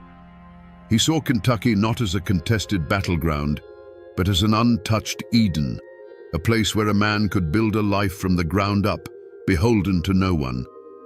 He was a guide, a protector, a patriarch leading his flock into a new world. At his side was his eldest son, James. At 16, he was on the cusp of manhood, strong and capable, already possessing a quiet confidence learned from his father in the deep woods. He was Daniel's shadow and his legacy, the boy who would help him tame this new land. For James, this journey wasn't just about following his father. It was the great adventure of his young life, a chance to prove himself and to be part of the founding of a new society. The air in those early days of October must have felt electric with possibility. Every mile they pushed westward through the Cumberland Gap, the world grew wilder, more beautiful, and more their own. They were leaving behind the crowded lands and the rigid rules of the colonies. Out here, the only law was the law of survival, and the only king was the vast, empty sky. They were tough, self-reliant people, but they were not warriors looking for a fight. They were farmers, husbands and wives carrying their most precious possessions, iron pots, family Bibles, and the seeds for next year's crop. They believed in the promise of the land, a promise whispered to them by men like Boone. They had no idea they were seen not as pioneers, but as an invasion, and that the land itself and its ancient guardians were preparing to demand a terrible price for their trespass. The whispers from this creek are powerful, but to give them a voice, you have to turn to the written record. The story isn't just in the soil, it's locked away in archives, in letters written by hands that trembled with grief and shock. I'm holding a copy of one such document. It's a letter from Captain William Russell to Colonel William Preston, dated October 12, 1773. The paper is a copy, but the original is as brittle as a dry leaf, the ink faded to the color of rust. This isn't just an old piece of correspondence, it is a dispatch from the edge of a nightmare. William Russell was another leader of the expedition, and his own son Henry was with James Boone that night. This is a letter from one father to the world, trying to make sense of the unthinkable. He writes of the search party and of the discovery. He describes the scene with the stark, horrified clarity of a man who can't unsee what he's witnessed. He calls the perpetrators inhuman and details how the boys were tortured in the most barbarous manner. This document is the key. It's the first official confirmation of the event, transforming local horror into historical fact. It verifies the location, the date, and the sheer savagery of the attack. It is a cold, hard piece of the past that proves the echoes here are real. But this letter, for all its terrible detail, raises a more profound question. It tells us what happened, but it doesn't tell us why. This wasn't just a raid for supplies or a swift, violent skirmish. The level of brutality described here was intentional. It was a message, written in blood. To understand that message, we have to look beyond the settlers' hopes and see this land through the eyes of the people who already called it home. To understand the horror described in that letter, you have to understand the land itself. To the Shawnee, the Cherokee, and the Delaware, Kentucky wasn't an empty paradise waiting for a master. It was Kentar-ten, the land of tomorrow, a sacred and vital hunting preserve. They didn't build their villages there, but it was their great commons, a shared cathedral of forest and meadow teeming with the buffalo, elk, and deer that sustained their people. Its borders were jealously guarded, and they called it the dark and bloody ground for a reason. When Daniel Boone's party of settlers snaked its way through the mountains, they were not seen as brave pioneers. They were seen as a plague. The Long Hunters had been one thing, solitary men who took some game and left. But this was different. This was a tide of axes and fences, of families and cabins. This was an army of permanence, an existential threat to a way of life that had existed for centuries. Every tree they felled, every patch of cane they cleared, was an act of war.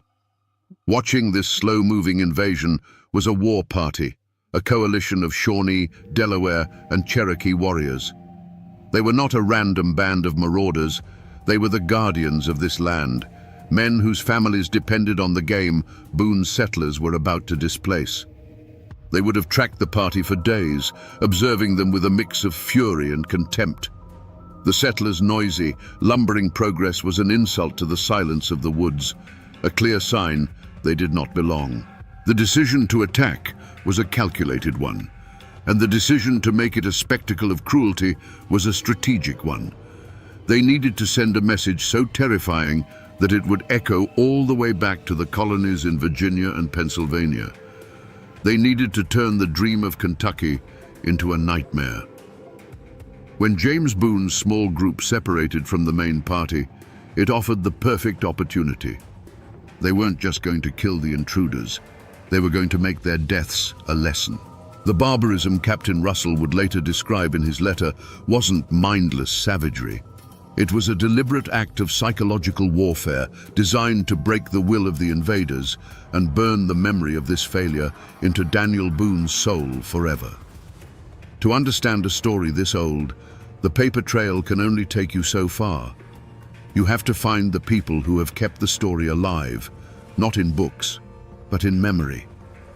In a small town nestled in the Cumberland Gap, I found a local historian named Silas Blackwood. He's not an academic. He's a man whose family has lived in the shadow of these mountains since before Kentucky was a state. His knowledge comes from stories told on front porches, passed down from one generation to the next like a well-worn rifle. He looked over my copy of the Russell letter, his brow furrowed. "This is the white man's truth," he said, his voice raspy like dry leaves. "It tells you a storm came through and tore the roof off the barn. It doesn't tell you why the lightning chose to strike right there, right then." He explained that for 200 years, another version of the story has been whispered in these hills, a version that provides a motive far more terrifying than a simple land dispute. According to the tale passed down in his family, the war party wasn't just a random collection of warriors. It was led by a Shawnee warrior who was already carrying a deep and personal wound. The previous spring, his own son, a boy not much older than James Boone, had been killed during a skirmish with a party of white Long Hunters. For this man, the sight of Boone's settlers, an unstoppable wave of the very people who had taken his child, was not just a political threat. It was a personal desecration. This detail, passed down outside the official record, changes everything. The unspeakable acts committed on the bank of Wallen's Creek were not just a strategic message of terror. They were a targeted, ritualistic act of revenge, a horrific mirror image of the warrior's own grief. It was meant to be a dark sacrament of an eye for an eye. It was designed specifically to make Daniel Boone, the great leader, feel the exact same hollowing loss that had destroyed his own life. The lightning wasn't random, it was aimed directly at a father's heart. On the night of October 9th, 1773, the air in the mountains grew cold. For the main body of settlers, it was a normal evening. Fires lit, guards posted, the familiar sounds of a camp settling in for the night. But miles away, a smaller group, including James Boone and Henry Russell, had separated from the others to chase down a stray horse and gather supplies. It was a routine task, the kind of thing these frontier boys had done 100 times before. They were capable, unafraid, and utterly oblivious that they were being watched. The war party had shadowed them for days, moving like ghosts through the forest. At its head, if the old stories are true, was a man whose heart was already a cold, dead stone. He was not just a warrior defending his land, he was a grieving father. And as he watched James Boone, the strong, promising son of the man leading this invasion, he saw not an enemy to be killed, but a debt to be collected. This was the moment he had been waiting for, a chance to make the world balance again in the only way he had left, through pain. The boys made camp by Wallen's Creek, building a small fire against the chill. They were young men full of talk about the future, about the land they would clear and the homes they would build. They were confident in their skills, secure in their small bubble of firelight, believing the deep, dark woods around them were empty. You can almost hear their last conversation, the easy banter of youth on the edge of a great adventure. They fell asleep under a canopy of ancient trees, dreaming of a Kentucky that would never exist for them. The attack was not a battle, it was an execution. It came in that disorienting pre-dawn gray, a sudden explosion of violence that ripped the sleeping camp apart. There was no time to fight back, only to be overwhelmed by a wave of silent, purposeful fury. Several in the small party were cut down in their bedrolls, their lives extinguished before they were even fully awake. But James Boone and Henry Russell were not killed. They were seized, dragged from their blankets, their arms bound tight. This was the moment that sealed their fate. The skirmish was over. The warriors had won. They could have vanished back into the woods, leaving the bodies as a stark warning. But the leader's eyes fixed on the captured boys. In that instant, the strategic goal of terrorizing the settlers merged with the raw personal need for vengeance. The son of the leader for the son of the leader. A life for a life, a wound for a wound. The decision was made. The remaining captives were quickly and brutally dispatched, but James and Henry were kept alive. They were shoved toward the creek bank, their pleas and struggles met with stony silence. The point of no return had been crossed. This was no longer about land or resources. It had become a dark ritual, a sacrifice to be performed on the altar of grief. And the dawn that was about to break would bring not light, but a descent into an unimaginable hell. Up on the highway, there's a historical marker, a simple metal sign that gives you the cold, hard facts, the names, the date, the event.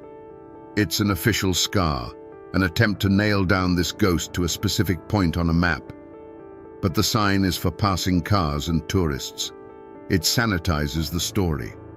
The real marker, the real testament to what happened, isn't up there on the roadside. It's down here by the water. I'm standing on the creek bank now. It's a small, flat clearing, barely big enough for a few men and a campfire. The river stones are smooth and gray, worn down by countless years of flowing water. It's a perfect place to camp, naturally sheltered, which is exactly why the boys would have chosen it. This little patch of ground is the only physical evidence that's left. This is the stage. There are no monuments here, no weathered cross, no pile of stones to mark the spot. Nature has reclaimed it all.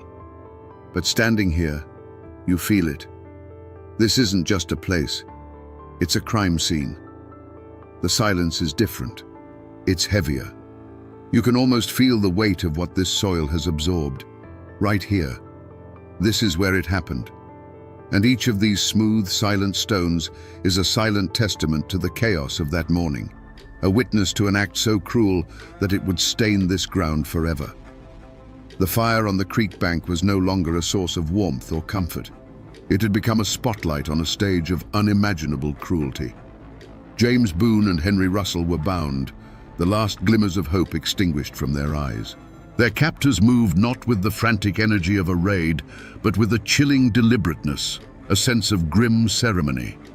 This was not going to be a quick end. This was going to be a lesson. The work began. The first sound was not a scream, but a sharp, choked cry that was swallowed by the vast, indifferent wilderness. The violence that followed was methodical. It was not the hot-blooded rage of a battle, but the cold, patient work of men intent on deconstruction.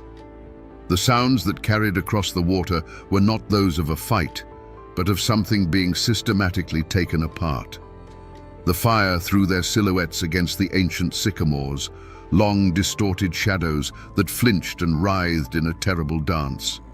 The sharp, clean scent of pine from the fire was soon corrupted by something else, a smell of scorching that was deeply, fundamentally wrong, an odor of violation that clung to the damp night air. It was the smell of something sacred being made profane. The boys' voices, which had pleaded and begged, had broken. Now, the only sounds were guttural, involuntary responses to a pain beyond the limits of language. It was the sound of humanity being stripped away, layer by layer, until only the raw nerve of existence remained. The warriors worked in near silence, their movements economical and precise, as if following the steps of a dark and ancient ritual. Then, a new sound. The heavy, rhythmic impact of wood against bone and flesh. It was a dull, percussive beat in the heart of the night, sickeningly methodical. A sound of absolute finality, repeated until it was no longer necessary. And then, the abrupt and total silence that followed was more horrifying than any of the sounds that had preceded it. The shadows detached from the trees and melted back into the forest as silently as they had come. They left behind a scene of profound devastation. All that remained was the whispering creek, the dying fire casting a weak orange glow, and two shapes on the ground that no longer resembled boys. A single leather moccasin lay on its side, yards from the fire, a small, lonely testament to a final, futile struggle. This was a story told with knives and arrows. Every wound was a word, every desecration a sentence, arranged to form a single, terrifying message. It was a message intended for one reader, Daniel Boone. When he and the search party finally arrived, they would not find the bodies of enemies slain in battle. They would find a carefully crafted monument to hatred, a masterpiece of revenge designed to do more than kill a son. It was designed to kill a father's soul. After the raw horror of a place like Wallen's Creek, you come inside. You go to the quiet, climate-controlled rooms of a historical society where the past is filed away in acid-free folders. You look for the official story. Here, the chaos of that October morning is flattened, pressed between pages, and tamed by the formal language of the 18th century. You find depositions, journal entries, and the same letter from William Russell, now treated as a piece of evidence. The language is always the same. It's stark, formal, and designed to strip away the emotion. A report might state that James Boone, deceased, was discovered by the search party. It lists the names of the dead as if taking inventory. It describes the state of the bodies with a detached, clinical precision that is almost as chilling as the act itself. The report simply lists the cause of death as injuries sustained during an attack by hostile natives. Injuries sustained. It's a phrase meant to create distance. It doesn't mention the fire or the deliberate, methodical nature of the violence. It doesn't capture the image of Daniel Boone kneeling in the dirt next to what was left of his firstborn son, a man whose heart was just ripped out of his chest. The official record has no language for that kind of grief. This is the fundamental conflict of telling these stories. The documents give us the bones, the names, the dates, the locations. But they are silent on the most important truths. They don't record the sound of a father's cry echoing through the woods. They don't capture the cold, calculating fury of a warrior seeking his own dark justice. They record an incident, but they miss the humanity. And for the men on that expedition, the official record wasn't nearly enough. The law of the settlements was slow and distant. The law of the frontier was about to be enforced. There was no manhunt, not in the way we think of one, with a determined posse riding out in a cloud of dust, crying for vengeance. The reality was far more grim. After Daniel Boone and his men buried what was left of their sons in the cold, hard wilderness, the spirit of the expedition was broken. The message of terror sent from the banks of Wallen's Creek had been received, loud and clear. They turned back.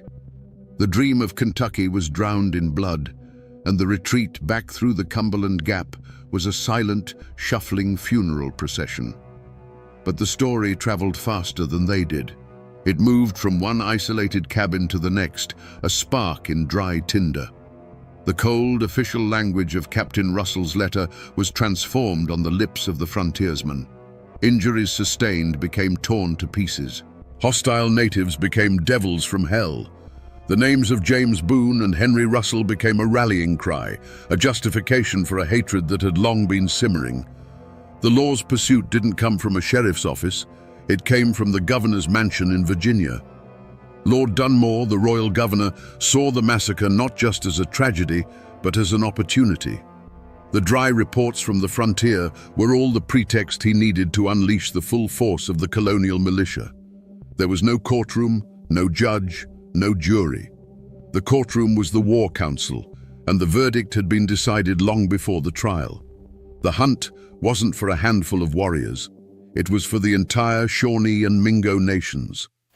The following year, in 1774, Lord Dunmore's War erupted, a brutal campaign to break the power of the tribes in the Ohio Valley and force them to cede their rights to Kentucky. Thousands of militiamen were mobilized, their resolve hardened by stories like the one from Wallen's Creek.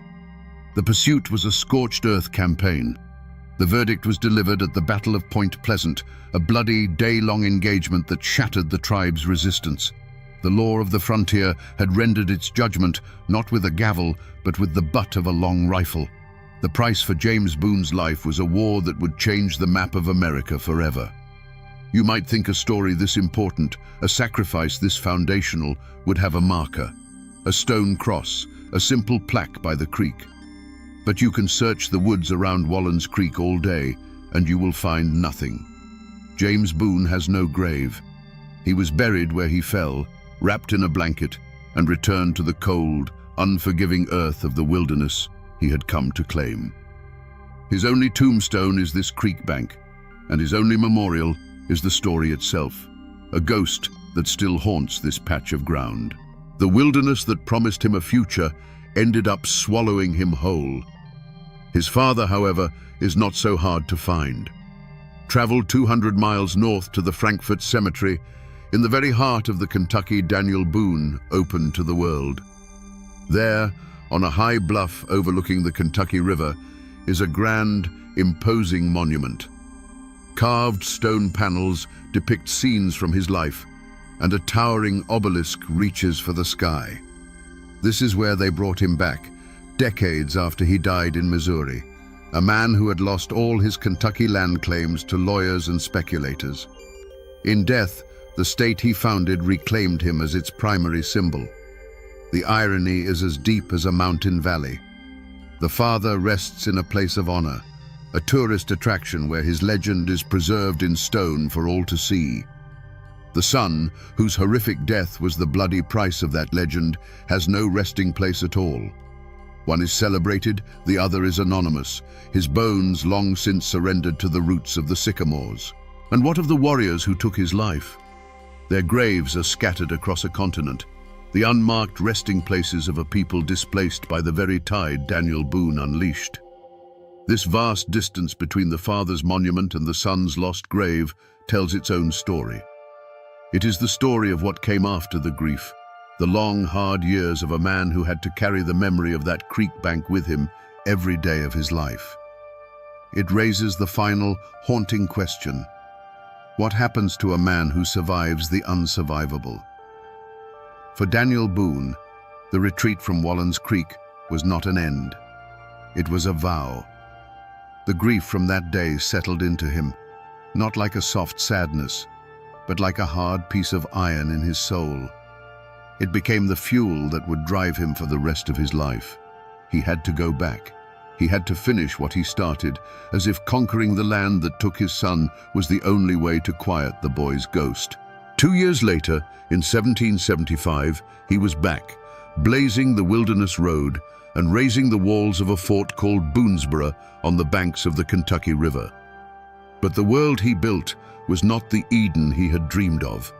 It was a fortress. The hope of 1773 was replaced by the grim reality of survival in a war zone. Life was lived with one ear, always listening for a sound that didn't belong, the snap of a twig, the call of a bird that wasn't quite right. The long shadow of that massacre by the creek fell over everything. Every time a child strayed too far from the fort walls, the memory of what happened to James would have returned to Daniel like a fever. The Shawnee had been forced to cede Kentucky by treaty after Lord Dunmore's war, but a piece of paper meant nothing when their way of life was at stake. The fighting didn't stop. It just became more desperate, more personal. The shadow touched Boone's family again in 1776, when his own daughter Jemima was captured by warriors and dragged away from the fort. Boone led a frantic, relentless pursuit and rescued her, but it was a terrifying echo of the past, a reminder that the war was never far away. The ultimate proof of that long shadow came 9 years after James's death, at the disastrous Battle of Blue Licks in 1782. By then, Boone was a seasoned commander, a living legend. But on that day, against his better judgment, he was goaded into a reckless charge against a combined force of British and native warriors. It was a slaughter, and in the chaos of the retreat, Boone's other son, Israel, who was fighting at his side, was shot from his horse. Daniel, under a hail of fire, tried to carry his son's body from the field, but it was too late. He had to leave another son behind on the dark and bloody ground. The cycle of violence that began on the banks of Wallen's Creek had come full circle, claiming another of his children. The story of Boone in Kentucky is not one of triumph. It is a story of a man who won a country but lost a family, a man who lived the rest of his days under a shadow so long the sun could never truly reach him again. To most of America, the legacy that grew from that bloody creek bank is simple and clear. It's the story of Daniel Boone the Pathfinder, the brave frontiersman who faced down a savage wilderness to bring the light of civilization westward. In this telling, James Boone is a martyr, an innocent lamb sacrificed on the altar of manifest destiny. It's a clean, heroic narrative, the kind you carve into monuments and teach in schoolbooks. It's the story of a hero who persevered through unimaginable loss to found a state. But that's not the only story this land remembers. To this day, if you speak to descendants of the Shawnee, the people who were driven from their sacred hunting grounds, you will hear a very different legacy. In their story, Daniel Boone isn't a hero. He's the architect of an invasion. He wasn't a pioneer. He was the leader of a band of trespassers who ignored every warning to turn back. In this version of the story, the attack at Wallen's Creek was not an act of random cruelty. It was a desperate, violent act of defense, a last-ditch effort to protect a way of life from being extinguished. And that's where the memory gets truly complicated, tangled up in the tale of the grieving warrior who may have led the attack. Was it an act of unprovoked savagery? Or was it a terrible symmetrical act of revenge, a wound for a wound? In one legacy, he is a nameless, faceless monster. In another, he is a father, driven to madness by his own loss, inflicting the very same pain that had been inflicted upon him. He becomes a dark mirror of Daniel Boone himself. So which story is true? The hero or the invader? The martyr or the trespasser? The hard truth is, the answer depends entirely on which side of the Cumberland Gap your ancestors stood. The truth is a matter of perspective. One man's pioneer is another man's destroyer. One man's tragedy is another man's last stand. The war for Kentucky didn't end when the shooting stopped. It continues to this day, fought not with rifles and tomahawks, but with the stories we choose to tell and the ghosts we choose to honor. A story this brutal can't live forever as just a set of facts. The human mind can't hold on to that much sharp-edged horror. Over time, it has to be reshaped. The pain has to be dulled, the events smoothed over, until the history becomes something else entirely, a legend. And that's exactly what happened here. The true, documented story of James Boone's death became the seed for 100 years of local ghost stories and cautionary tales. Locals will tell you not to camp by Wallens Creek, especially not in October. They say that if you come down here at dusk, when the light is failing and the mist starts to rise off the water, you have to be quiet and listen. They say you might hear something on the wind that isn't the wind, a thin crying sound. Some say it's the ghost of a young boy, forever lost, forever calling out for a father who came too late. Fishermen have talked for generations about a cold spot near the bank, a patch of air that stays chilled even on the hottest summer day. It's the haint of Wallens Creek, a permanent scar of sorrow left on the landscape. Over the decades, the story also became a tool, a boogeyman with a real name used by parents to keep their children close. Don't you wander off, a mother would warn, or what happened to the Boone boy will happen to you. The names might have gotten jumbled, the details blurred, but the core lesson remained. The wilderness is not your friend. Danger is silent, and it is always watching. The story became a fence, built of fear, to keep the next generation safe from the same fate. This is the final stage of a story's life. This is where history dissolves. The real James Boone, the 16-year-old boy full of hope for the future, is gone. In his place is a mournful spirit, a whisper in the trees. The complex, grieving Shawnee warrior is gone, replaced by a faceless shadow that stalks the woods. This is what happens when history is too painful to remember clearly. It gets turned into a haunting so that the community can forget the facts, but never, ever forget the feeling of that terrible morning. And so, we're back where we started, on the banks of Wallens Creek. The water still moves over the stones, and the wind still whispers through the sycamores. But it doesn't sound peaceful to me anymore. After peeling back the layers of history, of memory, and of legend, I understand what the echoes are saying now. The peace you feel here is a lie. It's just the silence that comes after a scream has finally faded. This isn't just the place where a boy died. This is the place where the myth of the peaceful frontier died with him.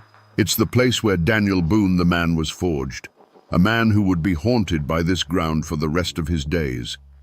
It's a story of grief, a story of revenge, and a story that reminds us that the history of this land wasn't a clean, heroic adventure. It was a messy, brutal, human tragedy, filled with fathers who lost their sons on both sides of the conflict. The next time you drive through these mountains and see a quiet little creek by the side of the road, or pass a forgotten historical marker, remember this one. Remember that these places aren't empty. They are libraries, filled with stories that are more terrible and more true than any legend you've ever been told. You just have to be willing to stop and listen to the silence. The boy is gone. The father's grief has long since turned to dust. The warrior's vengeance is forgotten. But the dark and bloody ground remembers. And the story remains.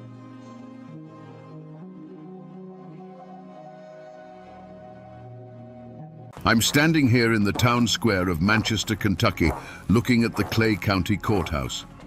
On a quiet afternoon like this, It looks like any other seat of county government. But these bricks have seen more history and more blood than most battlefields. A Kentucky governor once called this place the bleeding wound of the state. And for over 50 years, this very spot was the heart of that wound. Here, where all you hear now is the wind in the trees, the silence was once shattered by a war between families that turned the rule of law into a bitter joke. Today, we're going to listen to the whispers from this place and piece together the story of how it all began.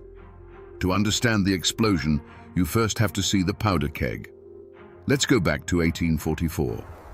Manchester, Kentucky wasn't much more than a collection of log and clapboard buildings around a courthouse, set against the vast green wilderness of the Cumberland Mountains. Life here was hard, governed by the seasons and the unwritten laws of kinship. A man's word was his bond, and his honor was worth more than his life. In this world, some names carried more weight than others, and no name carried more weight than Garrard. They were the closest thing Clay County had to royalty. The family patriarch, Theophilus T. Garrard, was a powerful statesman, a name known all the way in the capital.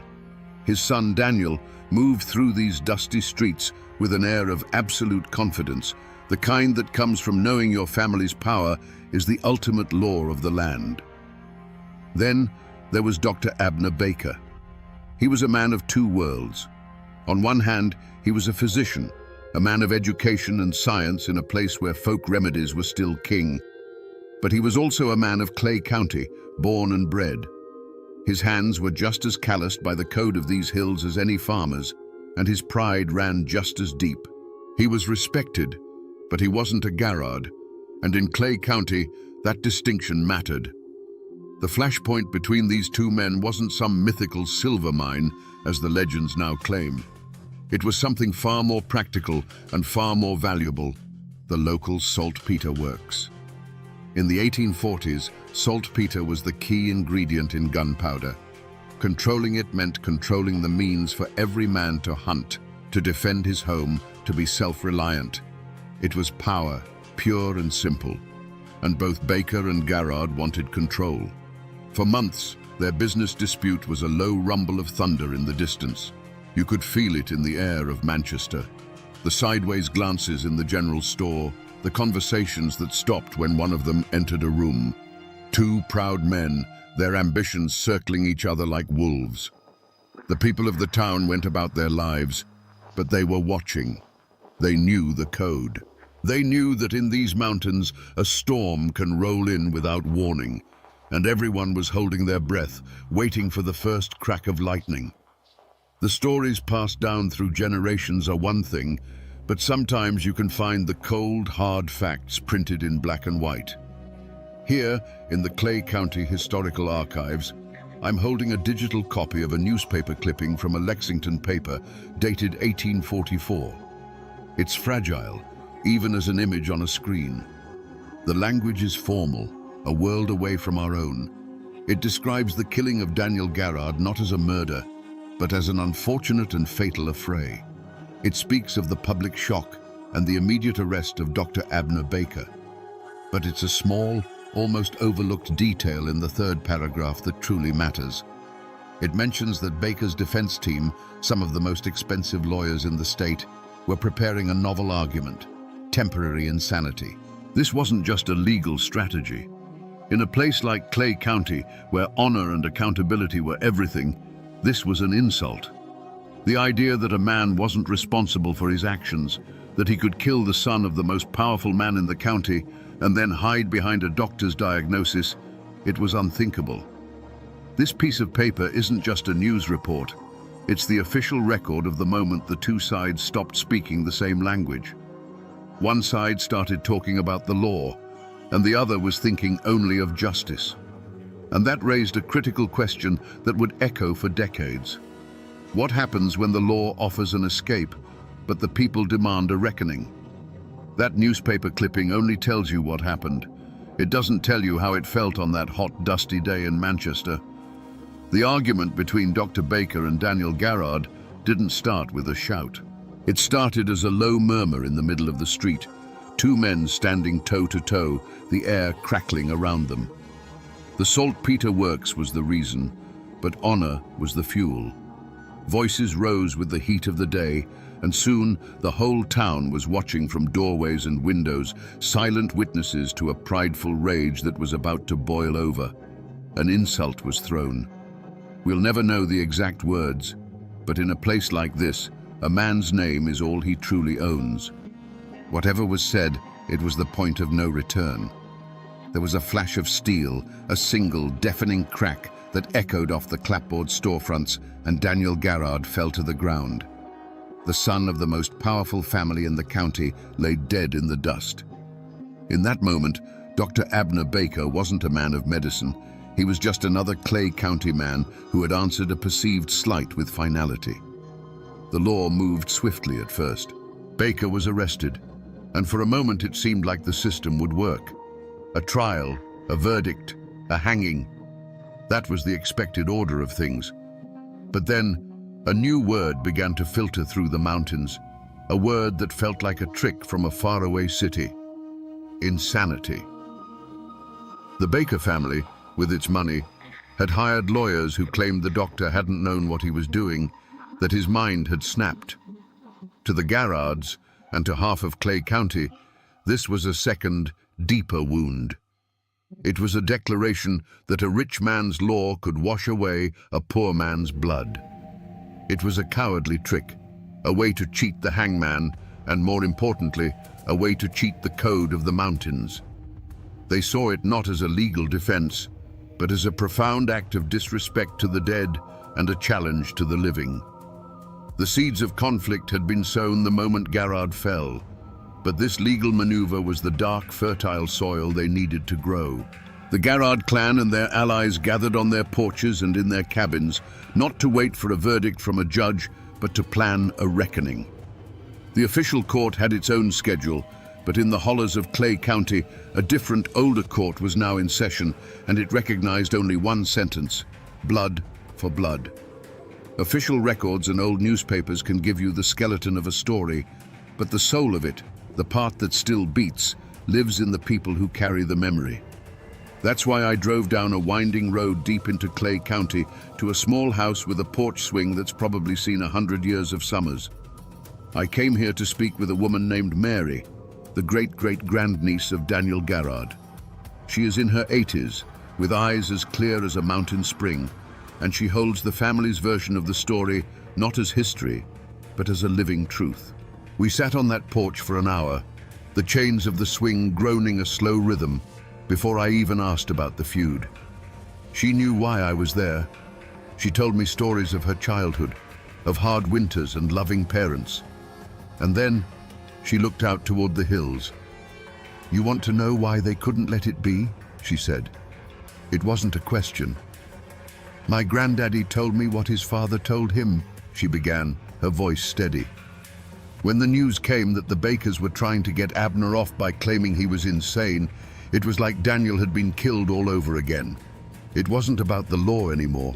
It was about honor. To them, the Bakers were saying a Garrard's life was worth so little, you could take it and then just lie your way out of the consequences. She leaned forward slightly, her eyes locking onto mine. It wasn't just anger. It was a duty. They believed if they let Abner Baker live out his days after a stunt like that, the Garrard name would be a joke. Every man in the county would know that you could wrong them and get away with it. They felt they had no choice. The law had failed to give them justice, so the family had to. That single piece of family law, passed down through 5 generations, explains everything. It wasn't just an act of revenge they were planning. In their minds, it was an act of survival. Dr. Abner Baker was sent to the Eastern State Asylum in Lexington. To the outside world, this was the end of the matter. A killer, deemed insane, was safely locked away. But in the hollows of Clay County, it was seen as a temporary delay. The Garrards and their allies didn't see walls and doctors. They saw a debt that was still unpaid. They waited.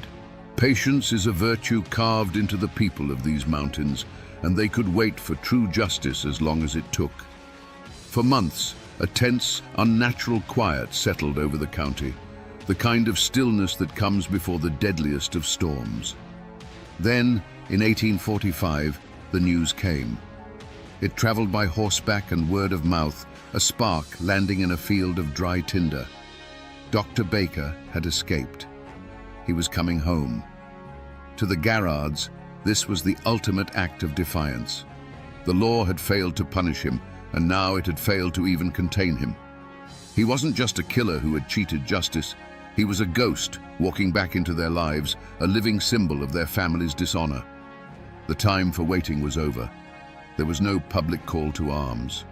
It happened quietly, with grim-faced men grabbing their long rifles from above the fireplace, nodding to their wives, and disappearing into the woods. This wasn't a mob.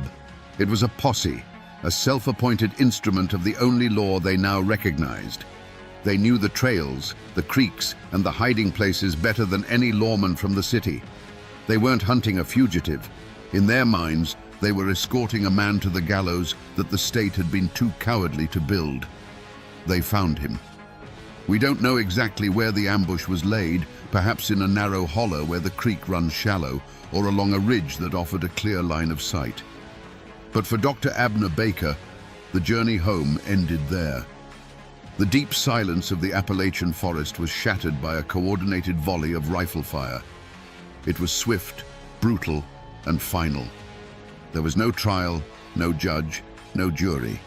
Just the cold, hard arithmetic of the mountain code, a life for a life. This was the point of no return. The first killing had been a crime of passion, a dispute that ended in tragedy. This second killing was a calculated execution, a public statement written in gunpowder and blood. It was a declaration to all of Clay County and to the distant government in Frankfort that the official law had no authority here. The Garrards had reclaimed their family's honor, and in doing so, they had thrown down a gauntlet. Now, the Baker family and their allies had a blood debt of their own to repay. The feud was no longer a disagreement. It was an inheritance, and it would be passed down to the next generation with all its terrible weight. I'm back at the courthouse in Manchester, but this time, I'm looking closer. The afternoon sun is low, casting long shadows across the lawn. A building like this, over 100 years old, absorbs history. And if you run your hand along these old bricks, you're touching the last silent witness to the war's most violent chapter. This is the place where the feud stopped being a series of back-alley ambushes and became an open rebellion. They say if you look close enough at the stone pillars by the entrance, you can still find the chips and scars where bullets from a dozen different gunfights struck home. You have to imagine this lawn, not neatly trimmed, but churned to mud, filled with armed men loyal to the Howard clan. You have to picture those high windows, not with sunlight glinting off them, but barricaded from the inside with heavy oak desks and law books, with the glint of rifle barrels poking through the gaps. Because in 1898, this building wasn't a courthouse. It was a fortress, seized by Bad Tom Baker and his men. And right here, on this very lawn, the governor of Kentucky set up the state militia with a Gatling gun, a weapon of industrial warfare aimed at the heart of their own county seat. This is where it happened. The war came out of the shadows of the hollers and declared itself right here in the open. And on these very steps, years later, a final, fatal price would be paid. The feud didn't just smolder after the Civil War. It was forged into something harder, something colder.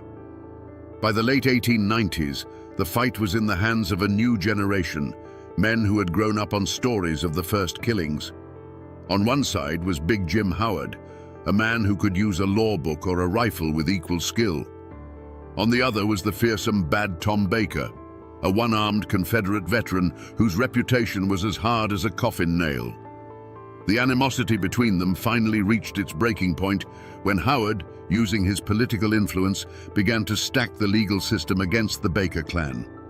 Feeling the walls of the law closing in, Tom Baker made a decision that would stun the entire state. He would take the law itself hostage. In 1898, he and his heavily armed followers marched into Manchester, not as citizens, but as an occupying army. They stormed the courthouse, drove out the officials, and barricaded the doors. The seat of county justice was now the fortress of a clan warlord. From the second-story windows, the glint of rifle barrels sent a clear message to Jim Howard and his allies. The time for legal tricks was over. This would be settled with gunpowder. Manchester became a ghost town. Doors were bolted, windows shuttered. The only sounds were the scraping of boots on gravel and the sharp, ugly crack of a rifle shot that would echo through the empty streets, followed by an even more terrifying silence. A spider web of cracks would appear in a storefront window. A horse tied to a post would suddenly fall, its quiet death a warning to anyone who dared to show themselves. Inside the courthouse, the air was thick with tension and the smell of stale tobacco smoke. Tom Baker, his one arm as steady as iron, directed his men, their faces grim in the dusty shafts of light filtering through the barricades. The standoff dragged on for days. The news of a county courthouse under siege by its own citizens reached the governor's mansion in Frankfurt. It was an embarrassment, an open sore on the face of Kentucky. Governor William O. Bradley declared Clay County to be in a state of insurrection. He called it the bleeding wound of the state, and he decided to cauterize it with force. The arrival of the state militia was a sight no one in Manchester would ever forget. Uniformed soldiers marching in formation, followed by a wagon carrying a weapon of modern war, a Gatling gun. They set it up on the courthouse lawn, its brass casings gleaming in the sun, its multiple barrels aimed squarely at the front doors. This was no longer a family feud. This was a rebellion. The government of Kentucky was prepared to mow down its own citizens to restore order. The air grew heavy, silent. Inside, the Baker clan looked out at the machine gun, a weapon that could tear through their wooden barricades like paper. Outside, the militia commander stared at the courthouse, knowing the order to fire would result in a slaughter. This was the heart of darkness, a moment when all pretense of civilization had vanished, leaving only two armed camps separated by 100 yards of lawn and 50 years of hate. The siege didn't end with the roar of the Gatling gun. It ended with a quiet, cold calculation. Tom Baker, for all his fury, was not a fool. He saw the inevitable. The doors to the courthouse eventually swung open, and the Baker clan walked out, laying down their weapons. But it wasn't a surrender. Their eyes, burning with defiance, promised that this was only a pause. The state had taken back its building, but the war for Clay County was far from over. The bleeding had been stopped for a moment, but the wound was now deeper than ever. After the soldiers and the Gatling gun went home, the war moved from the courthouse lawn back into the courthouse itself. The weapons were no longer rifles, but pieces of paper, and I'm looking at one of them right now. This is a copy of the official indictment brought against Bad Tom Baker and his men following the siege. The script is formal, the ink faded, the language cold and precise. It lists the charges in stark legal terms: armed insurrection, sedition, conspiracy to intimidate an officer of the law. On paper, it paints a simple picture of a band of outlaws who tried to overthrow the government. It's neat, it's clean, and it's a masterclass in how history is written by the winners. But reading this is like reading a doctor's report that lists the cause of death as cessation of heartbeat. It's technically true, but it tells you nothing of the disease that ravaged the body for years. This document has no lines for the 50 years of bad blood. It doesn't mention the political machinations of the Howard clan or the deep-seated belief that a Baker couldn't get a fair hearing in that very building. The paper simply lists the crime. It completely erases the reason. It reduces a multi-generational war down to a few sterile legal phrases, stripping away all the honor, the rage, and the grief that led those men to make their stand. And with this document, the full weight of the state's power was about to come crashing down on the Baker clan. With the Gatling gun gone and the militia back in their barracks, a different kind of army descended on Clay County. This one wore suits and carried leather briefcases filled with law books. The state of Kentucky was determined to make an example of Bad Tom Baker. This wouldn't be a local trial with a jury of neighbors. This was the full weight of the Commonwealth coming down on one man. The trial was a spectacle. The Manchester courthouse, the very building Tom Baker had held as a fortress, was now his cage. Every day, the courtroom was packed to the rafters, a silent, divided sea of humanity. On one side sat the friends and family of the Baker clan, their faces set like stone. On the other side sat the allies of Big Jim Howard, their expressions a mixture of triumph and anticipation. Howard himself was often there, a quiet, imposing figure in the back, watching the slow, methodical destruction of his great rival. You could feel the hate in the air, so thick you could choke on it. Tom Baker sat at the defendant's table, his one arm resting motionless. He was a lion in a cage, a creature of the open ridges and wild hollows, now trapped by legal arguments and procedural rules he neither understood nor respected. The state's prosecutors painted him as a traitor, a revolutionary who had spit in the face of the law.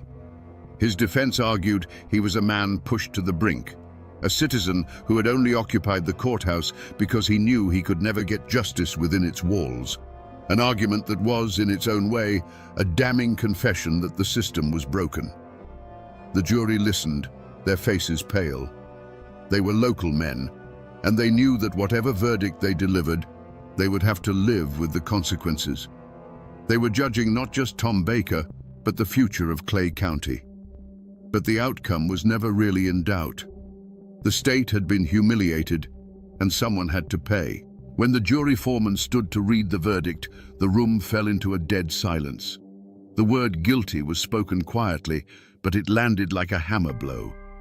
Tom Baker didn't flinch. He didn't rage or despair. He simply looked across the room, his gaze locking onto Jim Howard. In that one look, a lifetime of hatred was exchanged. The law had finally put Bad Tom Baker behind bars. But everyone in that room knew that a jail cell could hold the man, but it could never contain the feud. The law had won its battle, but in doing so, it had only ensured the war would continue. Up on a hill overlooking Manchester, there's a quiet cemetery where the wind rustles through the leaves of ancient oak trees. The tombstones are a library of endings, some new and polished, others old and leaning, their names almost erased by a century of rain and frost. This is where all the fury and ambition of the Clay County War finally came to rest. And this is where you find them. Over here is the grave of Bad Tom Baker. It's a simple military-style stone befitting a Confederate soldier. It lists his name, his company, and his dates. There are no grand pronouncements, just the hard, simple facts of a life that ended. His family still tends to it. A small flag flutters here on Memorial Days. It's a place of quiet, defiant dignity. And then, you walk just 100 yards or so past a few other families, and you find the marker for James Big Jim Howard. It's a bit more substantial, a testament to a man of property and political power. He lies here surrounded by his own kin. They lie so close now, these two great enemies. For decades, they were the twin poles of a war that tore this county apart, and now they're silent neighbors in the same Kentucky soil. All that rage, all that blood, all that power, reduced to two names carved in granite, slowly fading under the Appalachian sun. Seeing them here, you'd think the story ended with Tom Baker's conviction. But a prison sentence wasn't the final chapter. The Mountain Code had one last bill to collect, and the story of how both these men ended up on this hill is the feud's last and most bitter reckoning. With Bad Tom Baker locked away in the Frankfort Penitentiary, a strange and fragile peace settled over Clay County. For the first time in decades, Big Jim Howard was the undisputed king. He had won. He had used the law, the militia, and the courts to do what generations of his family couldn't do with rifles. He had broken the power of the Baker clan. For a few years, it seemed the war was finally over, ended not with a bang, but with the clang of a prison gate. But the politics of Kentucky have always been a blood sport. In 1899, the state was ripped apart by the most violent and disputed gubernatorial election in its history. When the Democrat William Goebel was assassinated in Frankfort in 1900, the state teetered on the brink of its own civil war. A massive investigation was launched, and a net was cast for anyone with a reputation for political violence. And in one of history's cruelest twists, the master of the law, Big Jim Howard, found himself caught in its web. He was accused of being a conspirator in the plot to kill the governor. The trial was a statewide sensation. Jim Howard, the man who had so skillfully used the courts against Tom Baker, now faced a jury with his own life on the line.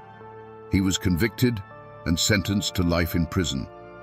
The great victor of the Clay County War was now a prisoner himself. And then, the feud delivered its final, bitter irony. The same political chaos that had condemned Jim Howard miraculously set his old enemy free.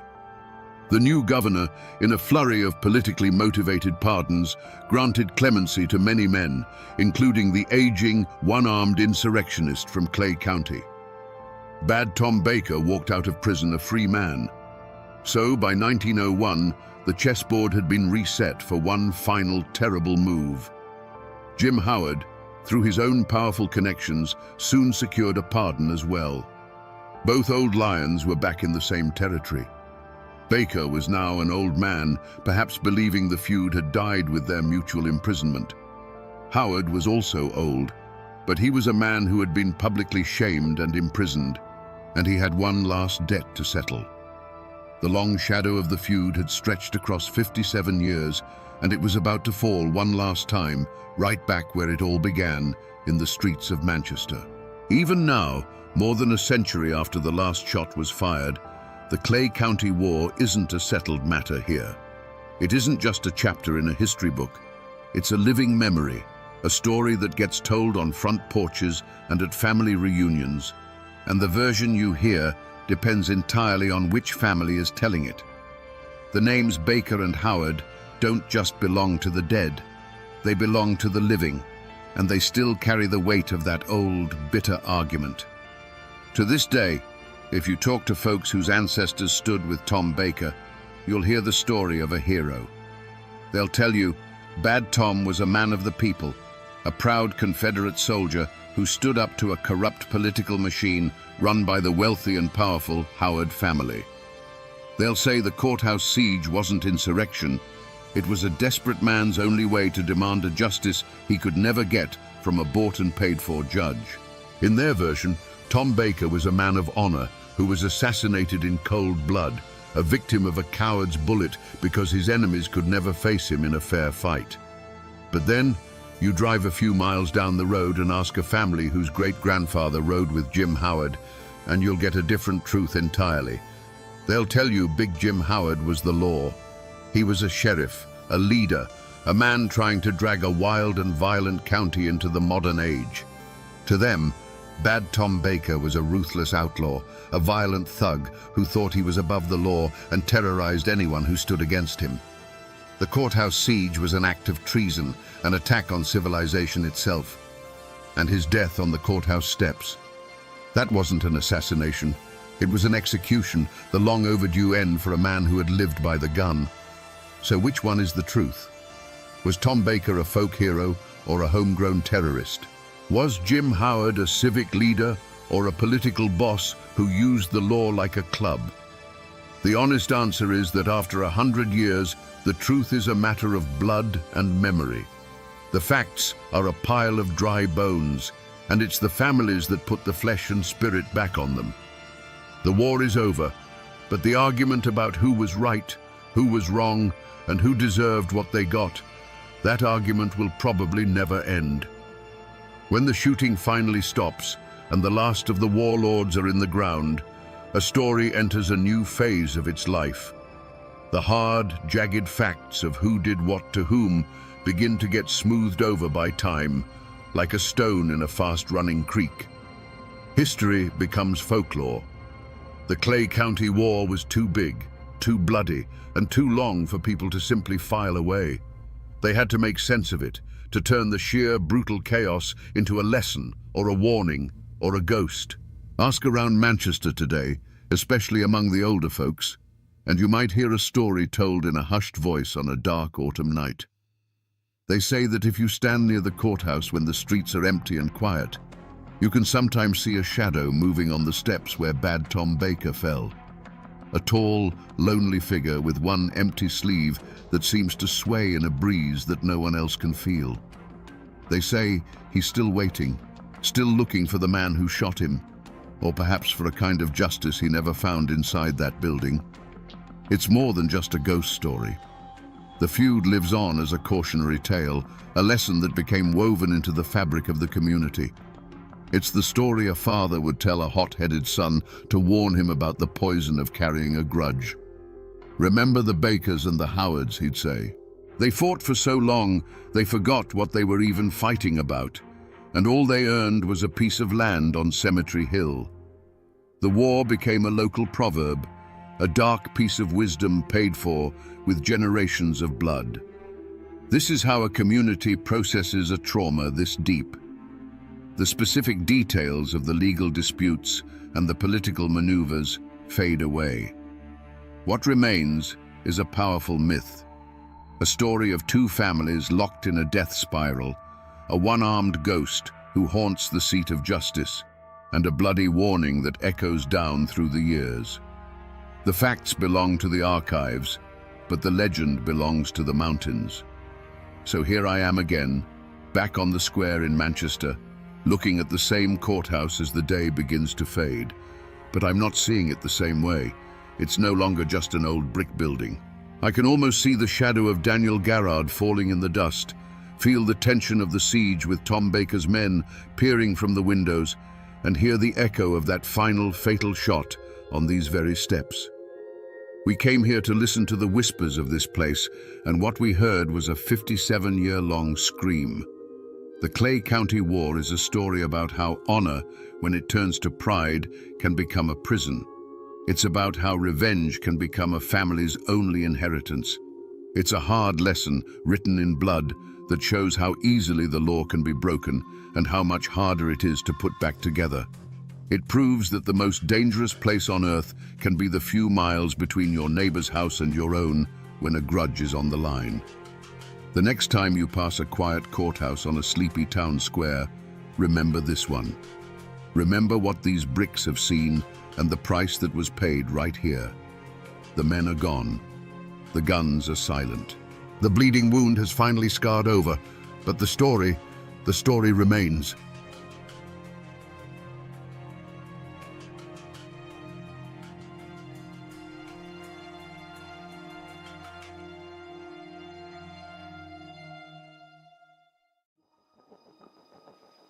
Him standing on the side of an old two-lane road deep in Scott County, Virginia.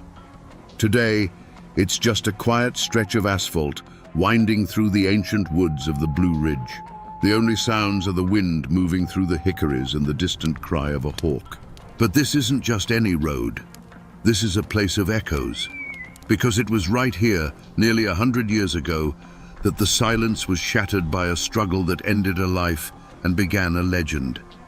A beloved young schoolteacher vanished from this very spot, leaving behind nothing but her car, her hat, and a mystery that haunts these mountains to this day.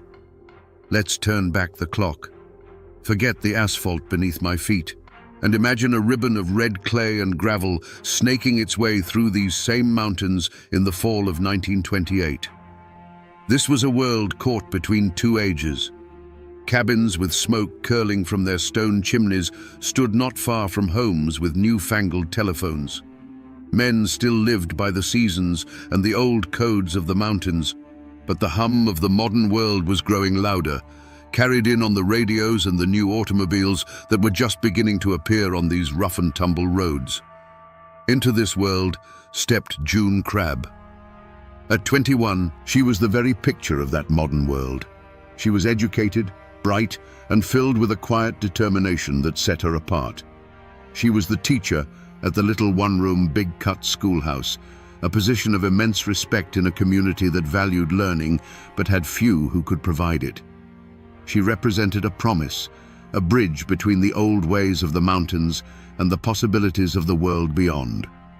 Every morning, she would make the drive to her schoolhouse, and every afternoon, she would drive back. And she did it in her very own Ford coupe.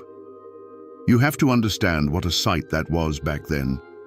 In a land where most people still relied on a mule or their own 2 feet, a young woman, independent and in command of her own machine, was a powerful symbol.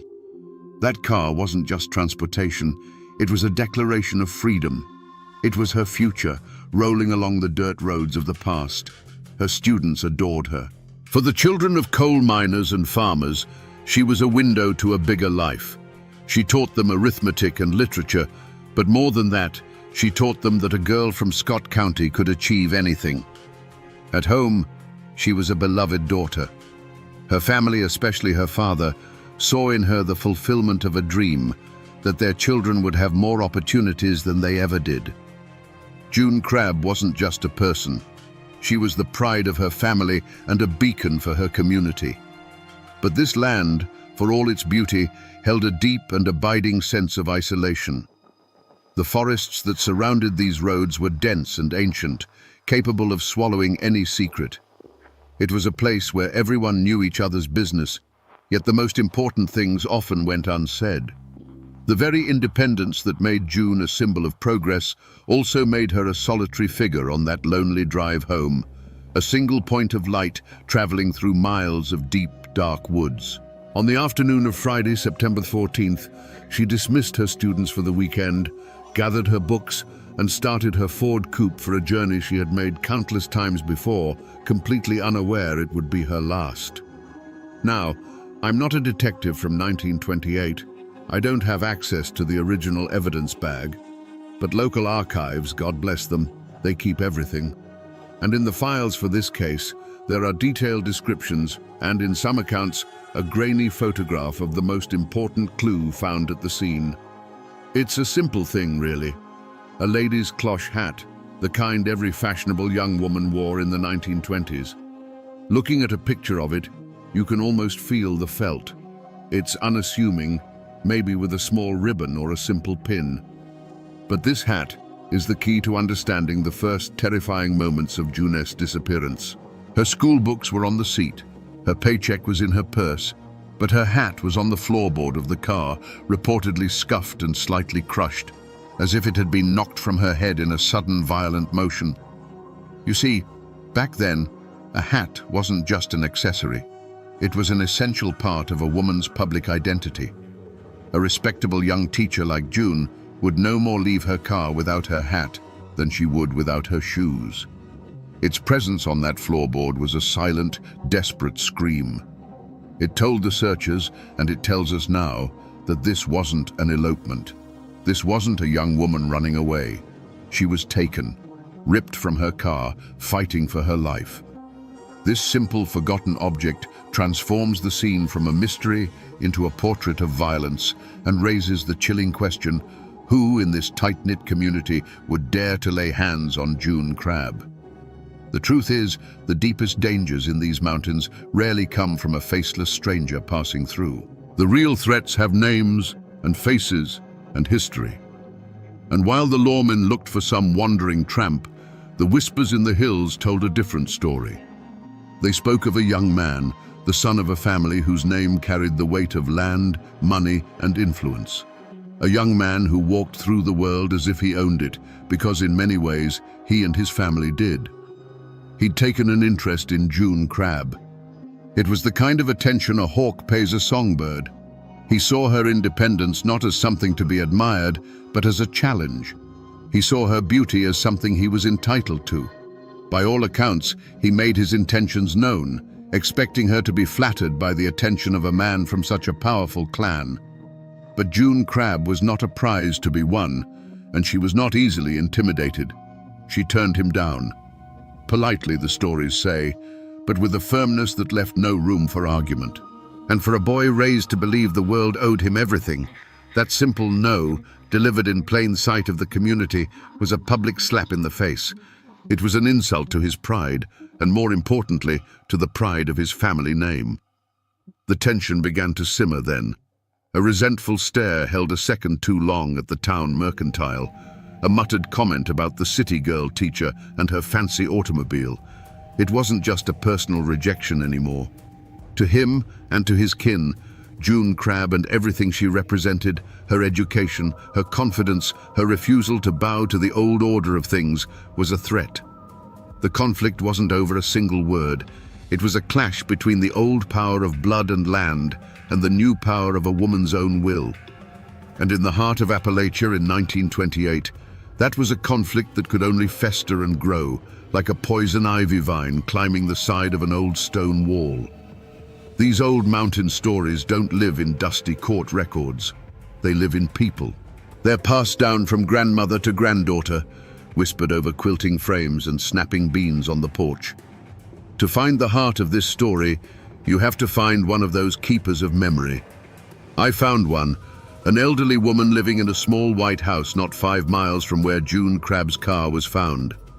Her mind is as sharp as a newly honed axe, and her great-aunt was one of June's closest friends. She sat me down in her living room, a room filled with the quiet ticking of a grandfather clock and the scent of lemon oil and old wood. She told me the official story of the jilted lover was close, but it missed the most important part. It wasn't just a private rejection. It was a public humiliation, the kind a powerful family in these parts would never, ever forgive. It happened at the church social, just a few weeks before, she said, her voice a soft, papery rustle. The young man from that powerful family, full of corn liquor and arrogance, cornered June by the dessert table. He wasn't asking for her company. He was telling her she would grant it. In front of half the county, he tried to put his hand on her, to claim her like a piece of property. And June, in her quiet, dignified way, moved his hand off her arm and put him in his place. Her great-aunt said she didn't yell or make a scene. She just used words, calm, clear, and sharp as glass.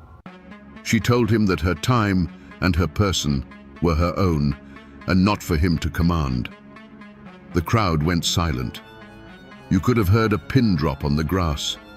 The young man's face went from white to red, and the look in his eyes, the old woman told me her aunt had said, was a look of pure, murderous rage. He had been shamed in front of everyone by the very woman he sought to possess. My great-aunt always said that was the moment it was sealed, the woman finished, looking out her window towards the mountains. It wasn't about love anymore. It was about pride. And around here, a man's pride, especially a man from a family like that, well, it's a dangerous and fragile thing. She said his pride had been so badly broken, the only thing that could mend it was to break her. That public shaming at the church social was a lit fuse. For the young man, the laughter he imagined behind cupped hands, the knowing glances exchanged between neighbors, it was all a torment. But for his father, the patriarch of the clan, it was something far worse. It was a stain on the family name, a challenge to the authority they had held in these mountains for generations. In their world, power wasn't just held, it had to be seen to be held. And a young school teacher, an outsider in their eyes, had openly defied them and walked away unscathed. Shame in that world was a living thing. It sat at the dinner table with them, a silent, unwanted guest. It followed them into town, and it demanded to be cleansed. The discussions that followed were not about forgiveness or letting things go. They were quiet, cold, and took place in the shadows of the porch after dark. They were discussions of honor, of lessons that needed to be taught. The phrase that would have been repeated in one form or another was simple and deadly. She can't be allowed to get away with that. June likely felt the shift in the air, a friendly nod in town that was no longer offered, the sudden silence that fell when she entered the general store. Friends of her family may have even offered veiled warnings, telling her to be careful on her drive, to not stop for anyone. But June Crabbe was cut from a different cloth. She would not be scared away from her school, from her students, or from her life. She would not let a bully's pride dictate her path. Her courage, the very thing that made her so remarkable, was now painting a target on her back. The decision, when it was finally made, wasn't likely a shouted, furious thing. It was probably a quiet nod between father and son, a confirmation. The goal wasn't just to scare her. That time had passed. The goal was to erase the insult, to reassert their dominance in a way that would be so final, so absolute, that no one would ever dare challenge their family's honor again. They knew her schedule. They knew every curve and hollow of Fincastle Road. They knew the place where the woods grew thickest and the nearest house was miles away. The plan was set. The trap was baited with the mundane routine of a Friday afternoon. The point of no return had been crossed, not in the heat of a public argument, but in the cold, calculated whisper of a family's wounded pride. So I've come back to the spot on Fincastle Road. The modern pavement is a black scar laid over the memory of the old red clay, but the bones of the land haven't changed. And when you stand right here, you understand why they chose this place. The road takes a sharp, blind curve. On one side, the mountain falls away into a steep, wooded ravine. On the other, the forest floor rises up, thick with underbrush and ancient trees that crowd right up to the shoulder. There are no houses, no fields, just the road and the woods. There are no bullet holes in a wall here, no lone chimney standing against the sky. The scars on this landscape are more subtle. They are the tactical advantages of the terrain itself. This blind curve is a natural ambush point, a place where a waiting car could be hidden until the last possible second. The dense wall of trees is a perfect backdrop for a man to step out of, blocking the way. The silence itself is the evidence. Even now, with the world just a few miles away, this spot feels utterly and profoundly isolated. Right here, this patch of gravel on the shoulder of the road. You can almost see the ghosts. You can almost feel the change in the air as a familiar drive home turned into a nightmare. This is where June Crabb's Ford coupe slowed to a stop. This is where a shadow detached itself from the other shadows of the forest. Each stone on this roadside, each root snaking out from the bank, is a silent testament to the terror of that afternoon. This is the stage, perfectly set for the heart of darkness that was about to unfold. As June rounded that last blind curve, the familiar rhythm of her journey home was broken. Another car, dark and hulking, was stopped sideways, completely blocking the narrow road. It was an unnatural sight, a silent black predator waiting in the path. Her foot moved to the brake, her mind racing through possibilities. Engine trouble, an accident. But the cold knot that formed in her stomach told her this was no chance encounter. This was a barricade, a trap. The driver's side door of the other car opened, and the young man from the church social stepped out. He was not alone. His father, or perhaps another man loyal to the family, emerged from the passenger side. There was no rage on his face now, only a flat, chilling sense of purpose.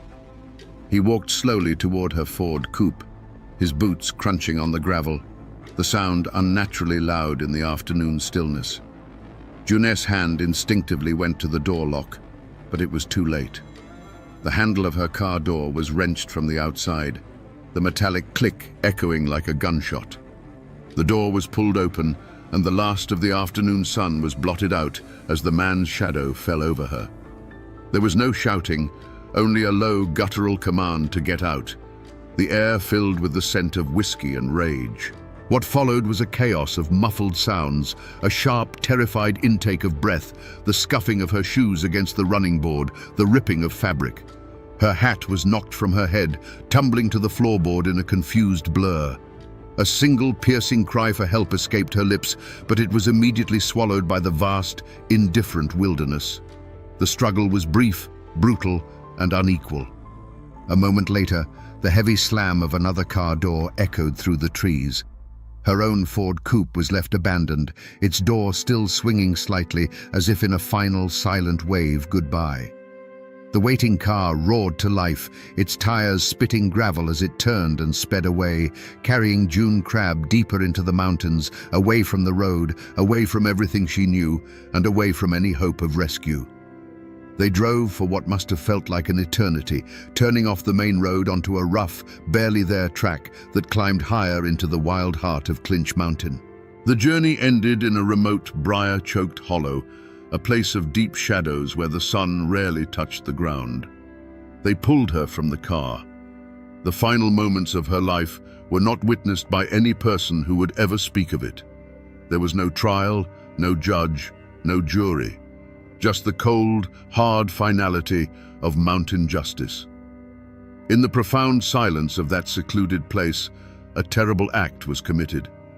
The only sound was a sudden, panicked flurry of wings as a flock of birds, startled by the violence below, erupted from the treetops and scattered into the darkening sky. Then, an awful, profound quiet settled back over the hollow. The men left as they had come, two ghosts melting back into the twilight, confident that the mountain would hold their secret forever. They left behind a life extinguished, a promise broken.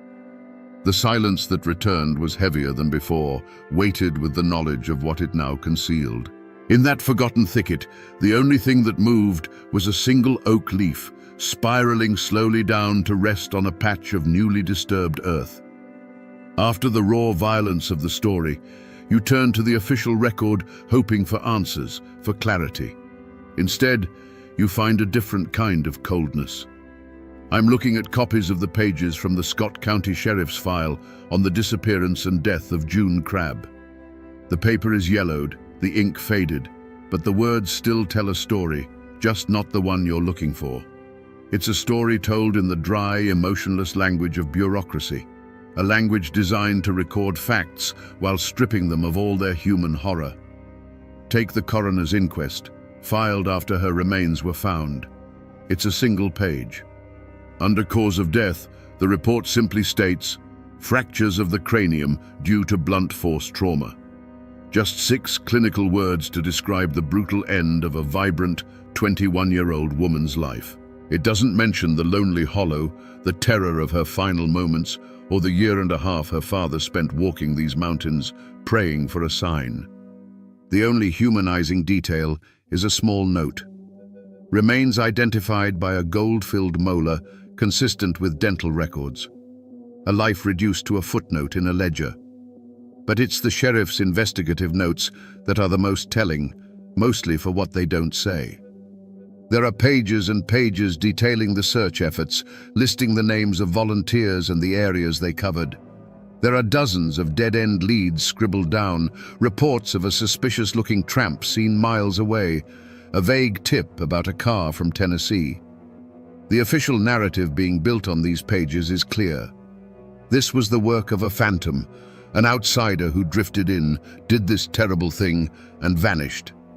Yet as you read through the file, a glaring omission becomes a roar. The name of the powerful local family, the name everyone in the county was whispering, appears nowhere in these pages. Not once. There's no record of the son being questioned, no mention of the public incident at the church social. The official record is a perfect portrait of a blind eye being turned.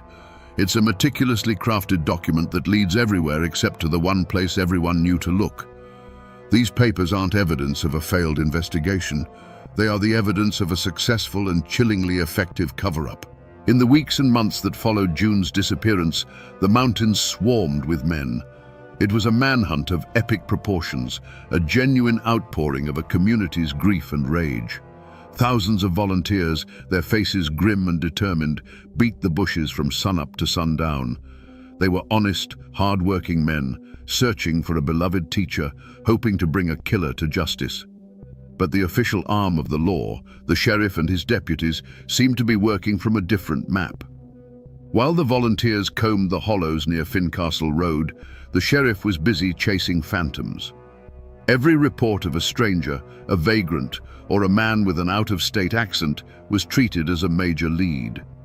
Posses were dispatched on wild goose chases, riding 20 miles in the wrong direction to question some poor, itinerant worker who couldn't have possibly been involved. They created a grand spectacle of a law enforcement agency working tirelessly to hunt down an outside evil. It was a brilliant piece of theater. It kept the community busy and directed the collective anger safely away from anyone with a powerful local name. After her body was found, the performance had to move from the mountains to the courthouse. A grand jury was convened, not to seek the truth, but to officially bury it. For days, witnesses were brought in, but they were the ones who had seen a suspicious tramp near the railroad tracks or an unfamiliar car on a distant road.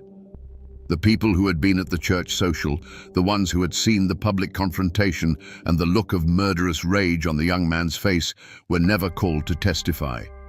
The questions were carefully chosen, the path of inquiry meticulously routed around the truth. The verdict wasn't delivered in a packed courtroom by a jury foreman. It was delivered on the courthouse steps by the county prosecutor, a man who knew which families buttered his bread. He stood before the small crowd of reporters and heartbroken townspeople, his face a perfect mask of solemn regret. He announced that after an exhaustive investigation, the grand jury had found insufficient evidence to issue an indictment. He spoke of trails gone cold and the tragic reality of motiveless, random violence. With those few legal phrases, the case was officially closed. Justice had not been blind. It had been deliberately blindfolded. The law had pursued its course, but it was a course designed to lead to a dead end. As the crowd dispersed in a quiet, defeated murmur, the men from the powerful family, who had been watching from the back, could turn and walk away. The hunt was over. The law had pursued its quarry, and in the end had declared the monster to be a ghost, allowing the real flesh-and-blood killer to retreat back into the safety of the shadows, protected by a wall of money, power, and fear. Every story eventually ends in a quiet place like this. Him standing in an old church graveyard on a hill overlooking the valley, where the wind whispers through cedar trees, and the only sound is the crunch of my boots on fallen leaves. Most of the headstones are old, tilting, and covered in a soft green carpet of moss. But June Crabb's grave is not hard to find. Her family and those who remembered tended to it for years. It's a simple, modest stone with a small carved lamb at the top, a symbol of innocence. The dates carved into the weathered marble tell the whole tragic story. 1907, 1928, 21 years, a life that had barely begun. You stand here before this quiet stone, and you feel the weight of all that lost potential. The students she would have taught, the family she never had. It's a place of profound and lingering sadness. But the story doesn't end with this single stone. Because just 100 yards away, up on the crest of the hill, where the most prominent families are buried, there is another plot. It's a grand affair, marked by a large, polished granite monolith, the family name carved in big, proud capital letters for all the world to see. And there, in the shadow of that monument, is another grave. It's the grave of the young man who could never accept the word no. His dates tell a different story. He lived a long, full life, dying of old age, surrounded by family. They lie so close now, separated by a small patch of grass and an immeasurable gulf of sin. He, the perpetrator, under a proud stone proclaiming his family's legacy. She, the victim, under a humble marker of a life stolen away. You can't help but notice the cruel irony. Enemies in life, neighbors in death, resting in the same Appalachian soil. Looking from his grave back to hers, you're left with a haunting question. The law couldn't touch him. The community was too scared to. But what happened after? What was it like to live out those 60 or 70 years knowing what you had done? What shadows followed him home from that courthouse, and did they ever leave him be? After the courthouse doors closed and the official story was written, A heavy, suffocating silence fell over Scott County. For the Crabb family, it was the silence of a home hollowed out by grief. The light simply went out of their house. Junet's father, a man who had tirelessly walked every inch of these mountains searching for his daughter, was a broken man. He had lost his child, and then he had been forced to watch as her killer walked free, shielded by the very system that was supposed to protect them. They had no recourse, no appeal.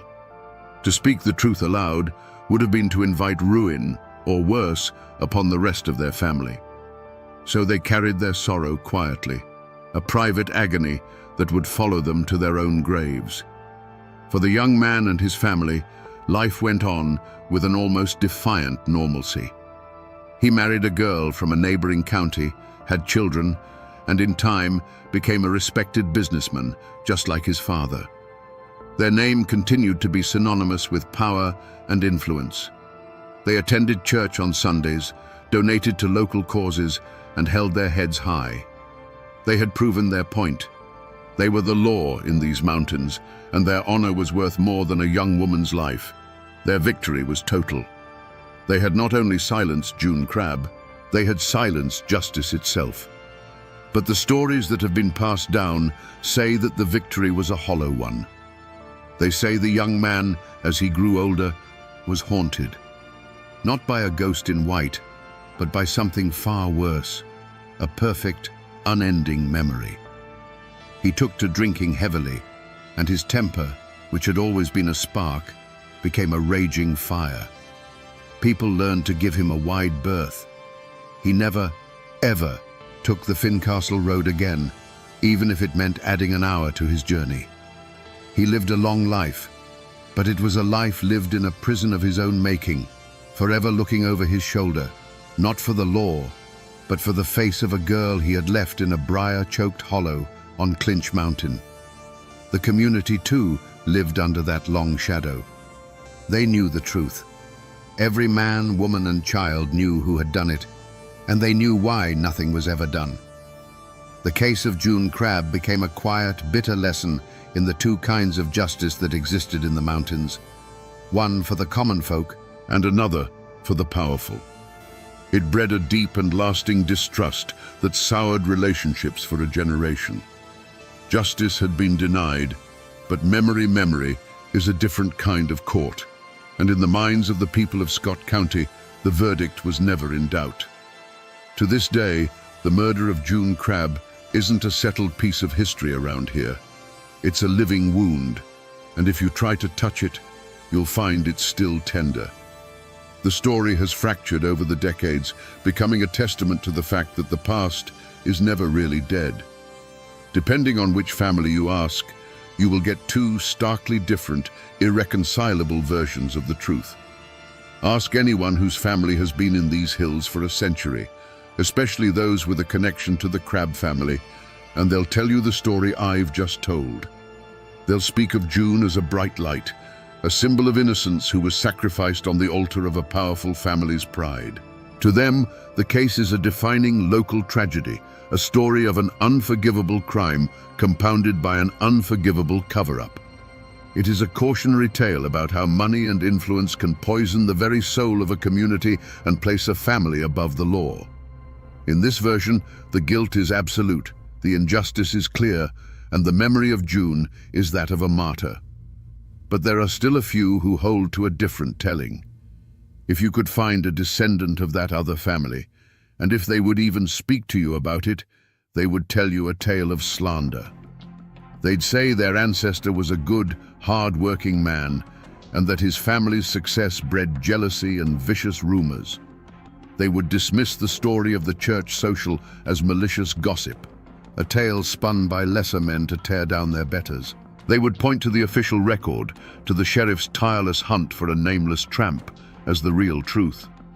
In their version, their family is the victim, unfairly maligned for generations by a lie that took root and grew into an unkillable weed. And there you have it. Two stories, two histories, occupying the same small patch of earth. One is a story of absolute guilt, preserved in the whispers of generations of ordinary people. The other is a story of absolute innocence, preserved by a family's defiant pride and backed by the clean, empty pages of the official record. The real, objective truth of what happened in that hollow probably died with the last person who was there. What we're left with are conflicting legacies. It's no longer just a question of what happened. It's a question of who you believe, and the answer says as much about you as it does about the past. When official justice fails in a place this isolated, the people find their own way to keep the truth alive. The story doesn't die. It just changes form. It escapes the dry, dusty pages of the official record and seeps into the local folklore. The hard edges of fact begin to soften and blur, and slowly, surely, a true crime story transforms into a full-blown Appalachian legend. Ask around today about June Crab, and some of the old-timers will tell you about the ghost of Fincastle Road. They say if you drive that lonely stretch of pavement late on a September evening, just as the fog is starting to settle in the hollows, you should watch the shoulder of the road carefully. They say you might see her, a figure in a simple dress, her face pale in the headlights, forever walking that final mile, trying to get home. Some even claim to have heard a single terrified cry carried on the wind, a sound that the mountains swallowed once and have been echoing ever since. But more than just a ghost story, her tragedy became a cautionary tale, a lesson whispered from mothers to daughters for generations. Her name became a warning about the dangers that can hide behind a neighbor's smile, a warning about the deadly fragility of a powerful man's pride.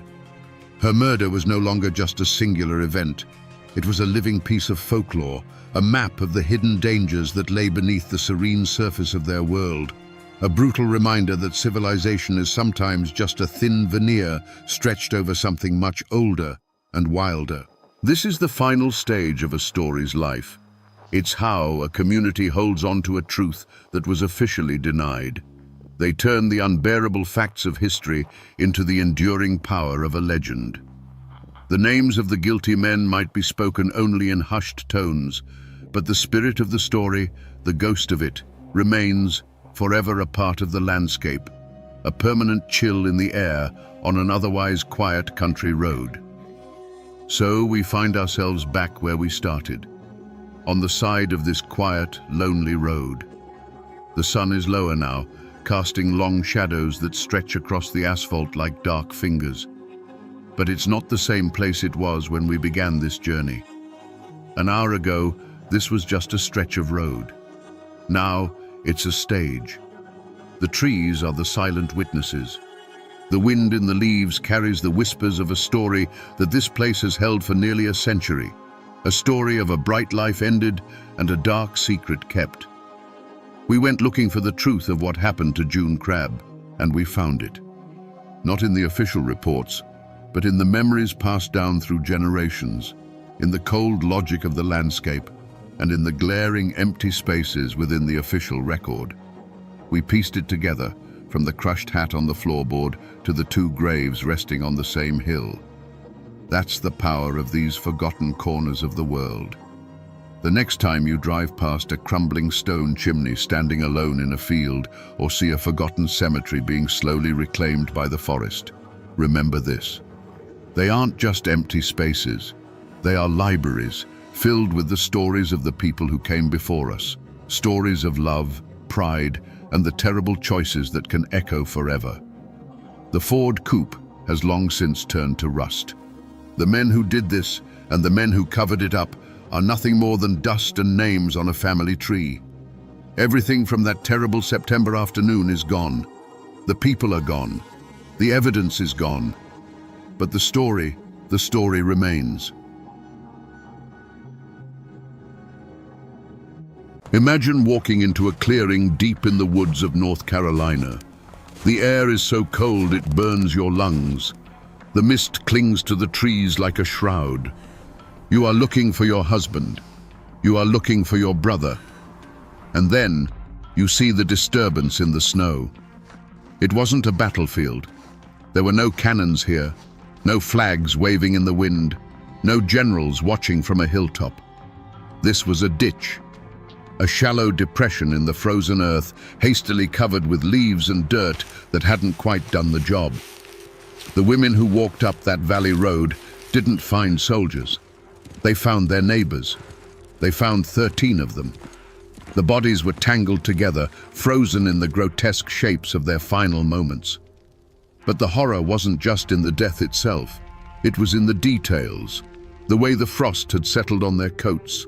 The way the local wildlife, wild hogs, desperate for food in the harsh winter, had already found the site before the families did. What happened in this ravine wasn't a battle, it was an execution. And the men holding the rifles weren't foreign invaders speaking a different language. They were men who knew the names of the people they were killing. They had bought corn from them. They had sat in the same churches. This event, known today as the Shelton Laurel Massacre, is often a footnote in the massive history of the American Civil War. We are taught about Gettysburg. We are taught about the grand strategies of Lee and Grant. We are taught about a war fought between the North and the South.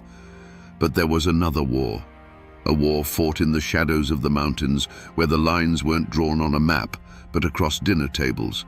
A war where the enemy wasn't the man in the blue uniform, but the man living 1 mile down the creek. To understand why 13 men were left in a ditch to be eaten by the wilderness, we have to stop looking at the history books and start looking at the geography. Because in Madison County, the mountains didn't just trap the fog, they trapped the hate.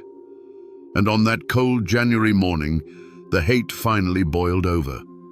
Madison County, North Carolina, is a place carved by geology and time. It's a labyrinth of steep mountains and deep, isolated valleys, what the locals call hollers. In the 1860s, traveling just 10 miles could take an entire day. This geography didn't just shape the land, it shaped the people. It bred an independence that bordered on outright defiance. This was not the Confederacy you see in movies. There were no sprawling plantations with white columns, no fields of cotton stretching to the horizon. The rugged terrain couldn't support that kind of agriculture. Instead, life was lived on small, family-run farms clinging to the mountainsides. Here, people grew what they needed to survive, and they owed allegiance to no one but themselves and their kin. Crucially, this meant the institution of slavery had very little foothold. Most families in Madison County owned no slaves at all, so when North Carolina seceded from the Union in 1861, many people in these mountains asked a simple, dangerous question. Why?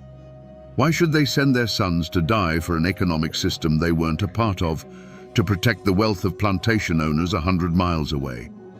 Their loyalty wasn't to a flag sewn in Richmond, it was to the soil under their feet and the Union their grandfathers had fought for.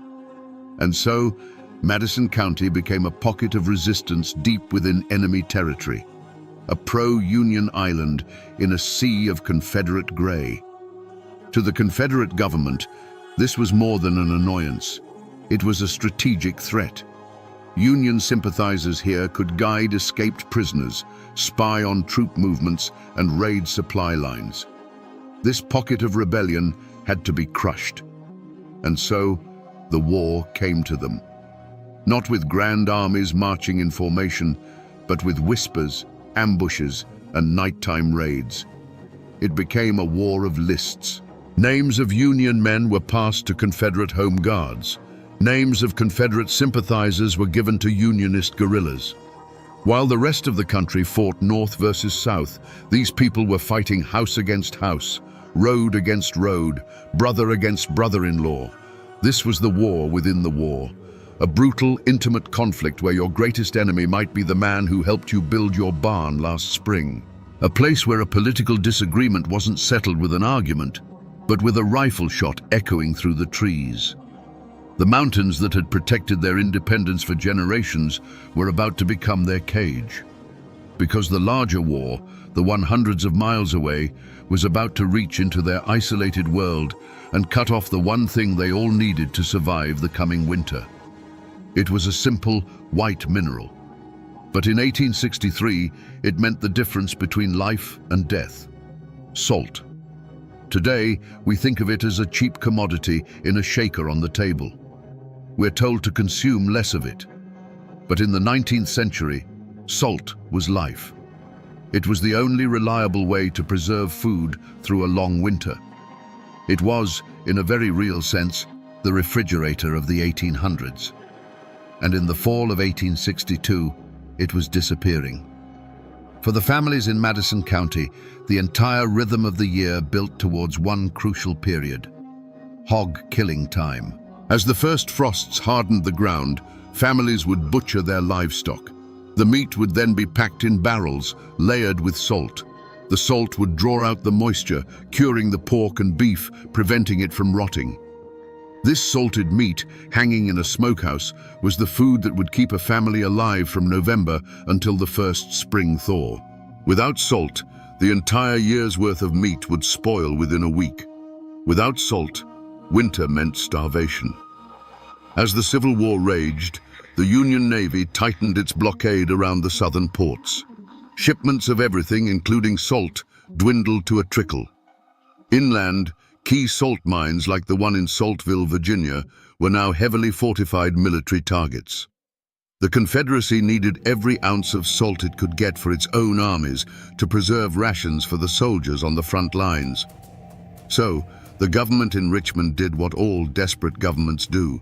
It seized control of the supply. What little salt made its way into the mountains of North Carolina was now a strategic weapon. It was distributed by Confederate officials, and it was given almost exclusively to families loyal to the cause. If your husband was fighting for the Confederacy, you got salt. If he was known to be a Union man or was hiding in the woods to avoid the draft, your family got nothing. Imagine the quiet panic spreading through the Unionist homes in Shelton Laurel. They had the livestock, they had the smokehouses, they had the knowledge passed down through generations, but they didn't have the one ingredient that made it all work.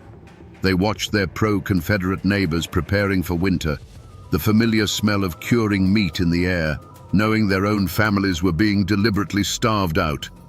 It was a cold, calculated strategy. Force the Union men out of hiding. Break the back of the resistance not with bullets, but with hunger. By January of 1863, the situation was dire. The window for preserving meat was closing. The whispers in the valley grew more desperate. They could appeal to the local authorities, but the authorities were the ones denying them. They could watch their families grow weaker day by day, or they could take the salt by force. When the law denies you the means to survive, you stop obeying the law. And about 60 men, armed with rifles and a righteous fury born of desperation, decided to do just that. Their target was the county seat, the town of Marshall. They came down from the mountains like ghosts, emerging from the frozen woods that surrounded the town of Marshall. 60 men, their faces hardened by the cold and a desperate resolve. This wasn't an army, it was a posse, and they fell upon the town with a fury that had been simmering for months. Marshall was the heart of Confederate authority in Madison County.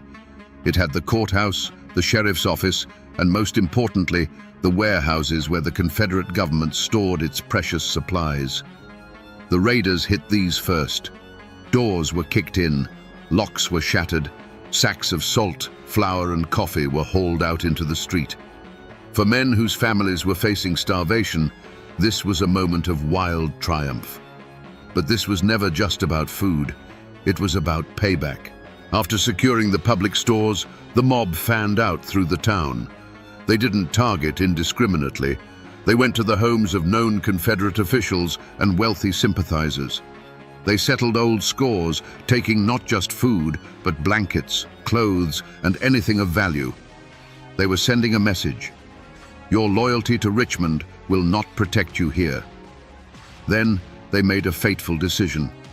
They went to the home of Colonel Lawrence Allen, the commander of the 64th North Carolina Regiment.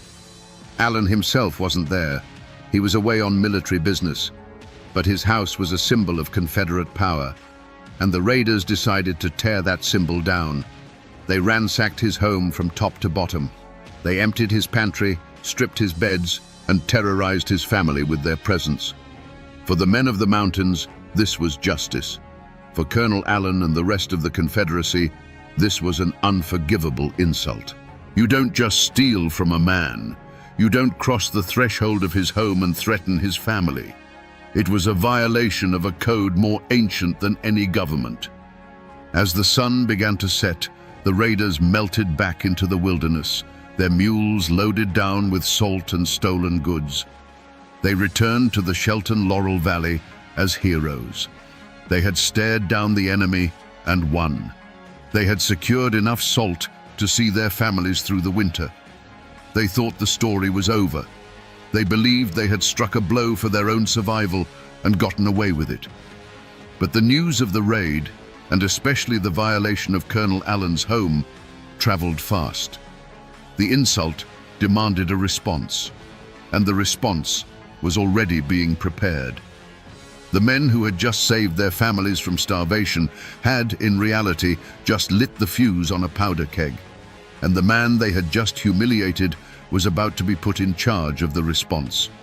The response from the Confederacy was swift and decisive, but they didn't send an army of strangers from Virginia or Georgia. That would have been a mistake. Strangers wouldn't know the terrain, wouldn't know the families, wouldn't know who was loyal and who was a traitor. No, to hunt men in the mountains of Madison County, you needed mountain men. So they sent the 64th North Carolina Regiment. The 64th was a unit composed almost entirely of men from western North Carolina and eastern Tennessee. Many of them knew Madison County like the back of their hand. They knew the hidden paths, the remote cabins, the family names. They also knew the politics. This wasn't an abstract mission to them. They were Confederates who held a deep, personal animosity for their Unionist neighbors. They called them Tories, traitors, and bushwhackers. They saw them as a cancer that needed to be cut out. And the man they put in charge of the operation was none other than Colonel Lawrence Allen, the very same man whose house had been ransacked. The mission was now personal. Joining Colonel Allen was Lieutenant Colonel James Keith. Keith had a reputation for brutality. He was a man who believed in total war, who saw any sympathy for the Union as treason deserving of the ultimate punishment. Under the command of these two men, the 64th wasn't just a military unit. It was a weapon of vengeance. Word spread through the pro-Confederate communities that the army was coming to clean house, and suddenly people were eager to help. They didn't send strangers to restore order. They sent the neighbors, and they sent them with a list of names. As the several hundred soldiers of the 64th marched towards Madison County, they weren't just following orders. They were on a mission to settle a blood feud. They were empowered by the Confederate government to use any means necessary to suppress insurrection and restore order. It was a blank check for violence. The men in Shelton Laurel, who had celebrated their successful raid a few days earlier, now heard the rumors. The army was coming. Not just any army, but Allen's men, Keith's men. They knew what that meant. The salt they had fought for suddenly felt like a curse. Many of them fled, disappearing deeper into the caves and forests of the Blue Ridge, places they had known since they were boys. They thought that if the soldiers couldn't find them, their families would be safe. It was a fatal miscalculation, because the 64th wasn't just coming for the raiders. They were coming for everyone. The invasion began not with a battle cry, but with the quiet, methodical tramp of boots on frozen ground. The soldiers of the 64th Regiment poured into the Shelton Laurel Valley, their grey uniforms a stark, unnatural presence against the winter landscape. They moved with a grim purpose, splitting into smaller units, each with a list of names and a map of the local homesteads. They found what they expected to find. The men were gone. The cabins were occupied only by women, the elderly, and those too old or infirm to flee. The soldiers' questions were met with a wall of silence. These were mountain people. You didn't betray your own, especially not to armed men who were once your neighbors. Frustration quickly curdled into rage. If the traitors wouldn't show themselves, then the 64th would burn them out. The campaign shifted from a manhunt to an exercise in collective punishment. The first thing to go was the food. Soldiers stormed into smokehouses and barns, bayoneting sacks of grain, overturning barrels of salted meat, the very meat the raiders had risked their lives for. What they couldn't carry or spoil, they set on fire. Then came the livestock. A family's milk cow, a priceless source of sustenance, was shot in its pen. Hogs and chickens were killed where they stood. This wasn't about foraging for the army. It was about erasing a family's ability to survive the winter. It was a sentence of slow starvation. Black smoke began to rise from the valley floor, thick and oily. Barns, full of hay and corn shucks, went up like torches. The sound of splintering wood and the terrified cries of animals echoed off the mountainsides. From a distance, it looked as if the entire valley was on fire. For the families watching from their cabin doorways, this was a vision of the apocalypse. Everything they had worked for, generations of labor, was being turned to ash in a matter of hours. Their world was being systematically unmade, and there was nothing they could do. What force can a lone woman with a half-empty pantry raise against 100 men with rifles and torches? By the end of the day, the soldiers were no closer to finding the men they were hunting. The valley was a smoking ruin, but the fugitives remained hidden in the cold embrace of the mountains. Colonel Allen and Lieutenant Colonel Keith now faced a choice. They could admit defeat and leave the valley, having inflicted only material damage, or they could escalate. They could change their tactics. They still believed the women knew where the men were hiding. And if burning their homes and killing their livestock wouldn't make them talk, they would have to find another way, a more direct way. The violence now turned inward. It moved from the barns and the fields into the cramped, cold cabins. The soldiers of the 64th, their faces smeared with soot and their patience worn thin, began a new phase of their operation, the interrogation. They didn't ask questions politely. They dragged the women out of their homes into the freezing air, their bare feet stinging on the icy ground. They'd hold a mother and scream questions at her, demanding to know which cave her husband was hiding in, which rock shelter her brother had fled to. When she refused to answer, they turned on the things she loved. They would press the cold steel of a bayonet against a wooden cradle, a silent, chilling threat. They would hold a torch menacingly close to the only blanket a family owned. It was a war of nerves, a campaign of psychological terror designed to break the will of people who had very little left to lose. The soldiers' cruelty became more inventive, more personal. According to witness accounts that would later surface, they subjected some of the elderly to agonizing forms of torture. One 85-year-old woman was allegedly hung by her thumbs from a tree branch, the soldiers trying to force a confession from her lips until she passed out from the pain. The methods were brutal, designed to inflict maximum suffering without the finality of a gunshot. But the women of Shelton Laurel did not break. These were people forged from hardship, whose entire lives were a testament to resilience. They stared back at the soldiers with a silent, defiant contempt. They gave them nothing. The silence in the valley held, a shield against the invaders. For the men hiding in the mountains, the sounds of this new phase of the invasion were an agony worse than any physical threat to themselves. They could hear the distant screams. They could see the smoke from their own chimneys and know that soldiers were inside. They had fled to protect themselves, believing their absence would shield their families. Now they understood the horrifying truth. Their hiding was the very thing causing their families to suffer. Every minute they stayed in the safety of the wilderness, another minute of terror was inflicted upon their wives, their mothers. The choice became unbearable. They could stay hidden and listen to their world being tortured apart, piece by piece. Or they could surrender. They could walk out of the forest, offer themselves up, and hope, pray, that their sacrifice would buy their families safety. One by one, and in small groups, they began to make their decision. They walked out of the tree line, not with rifles raised, but with hands held high. They emerged from the rhododendron thickets and the dark mouths of caves, their faces gaunt from hunger and cold. This wasn't a surrender in battle. It was a trade. Their lives for their families' safety. Some of the men gave themselves up directly to the soldiers. Others were tracked down.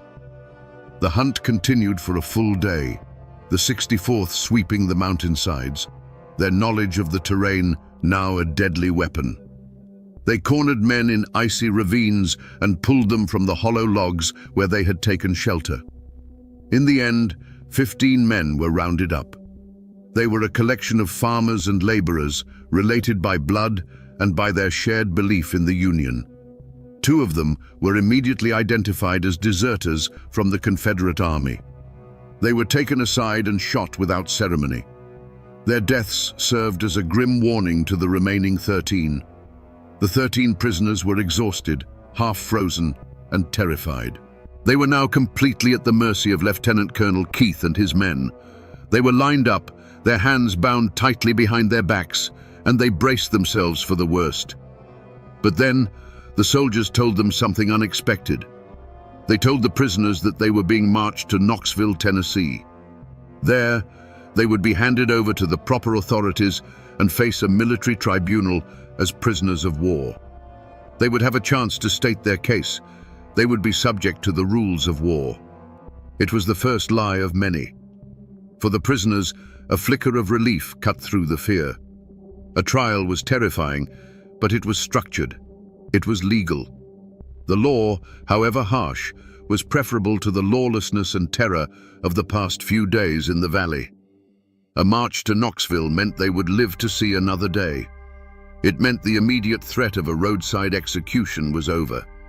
They believed the worst was behind them. They had no way of knowing that their captors had no intention of marching them to Knoxville. The promise of a trial was just a tool, a way to keep them compliant, to prevent them from making a desperate break for freedom on the long road ahead. The small, weary column of men was formed up, surrounded by the grey uniforms of the 64th. As they were prodded forward, out of the Shelton Laurel Valley they called home. They were not walking towards justice. They were walking towards a ditch. They just didn't know it yet. The march began. 13 prisoners, their hands bound, stumbled through the snow, surrounded by a company of armed soldiers. Every step took them further away from their homes and deeper into the hostile, frozen wilderness. The only sounds were the crunch of boots on the icy trail and the biting wind whistling through the bare trees. The journey was brutal. The prisoners were already weak from days of hiding with little food. They had no warm coats, no proper boots. The cold seeped into their bones, a relentless, aching misery. The soldiers offered them no comfort, no rest, no water, no food. They were prodded along with rifle butts, forced to keep a punishing pace. Imagine being one of those men. You are walking, but you don't know your true destination. You are surrounded by men who, just yesterday, were burning your home and terrorizing your family. You try to read their faces, searching for a sign of mercy or a hint of their true intentions, but you find nothing but a cold, hard indifference. With each mile, the landscape grew more remote, more desolate. They left the familiar paths of Shelton Laurel and entered a wilder part of the mountains. The psychological game was as exhausting as the physical march. The soldiers' promise of a trial in Knoxville was a single fragile thread of hope the prisoners clung to. It was the only thing that kept them from collapsing in the snow, from giving up. At one point during the march, a captain on Colonel Allen's staff, a man named Bascom Deaver, rode up to the column. He looked at the weary, shivering prisoners. He later claimed he told Lieutenant Colonel Keith that these men were prisoners of war and must be treated as such. He insisted they be taken to the proper authorities. Keith allegedly nodded, assuring him they would be. It was another layer to the deception. But the soldiers in the ranks knew better. They whispered among themselves. They knew Keith. They knew the rage that had been building in the regiment since the raid on Marshall. They knew this was not a march of justice. It was a funeral procession. As the day wore on, the sky grew dark, the clouds hanging low and heavy. The column reached a fork in the road. One path led west towards Tennessee and the promise of Knoxville. The other path led deeper into the woods towards nothing. The soldiers stopped. An order was given, and the column of men was herded down the wrong path. The fragile thread of hope finally snapped. At that crucial fork in the road, the command structure of the 64th Regiment fractured. Colonel Lawrence Allen, the man whose home had been ransacked and who had led the initial invasion, was not present for this final act. He had ridden ahead, leaving the prisoners in the sole custody of his second-in-command, Lieutenant Colonel James Keith. This moment is critical. With Allen gone, the thin veneer of official military conduct vanished. Colonel Allen, for all his anger, was a man who still seemed to operate within a certain framework. He was a politician, a man conscious of appearances and the rules of engagement. Lieutenant Colonel Keith was a different kind of man entirely. By all accounts, Keith was a hardliner, a zealot. He was a man who viewed the Unionist mountaineers not as misguided countrymen, but as vermin to be exterminated. He saw the rules of war as an inconvenience, a weakness that prevented true justice from being done. He had been given a mission to suppress insurrection, and he intended to interpret those orders in the most final way possible. The decision to turn off the main road was his and his alone.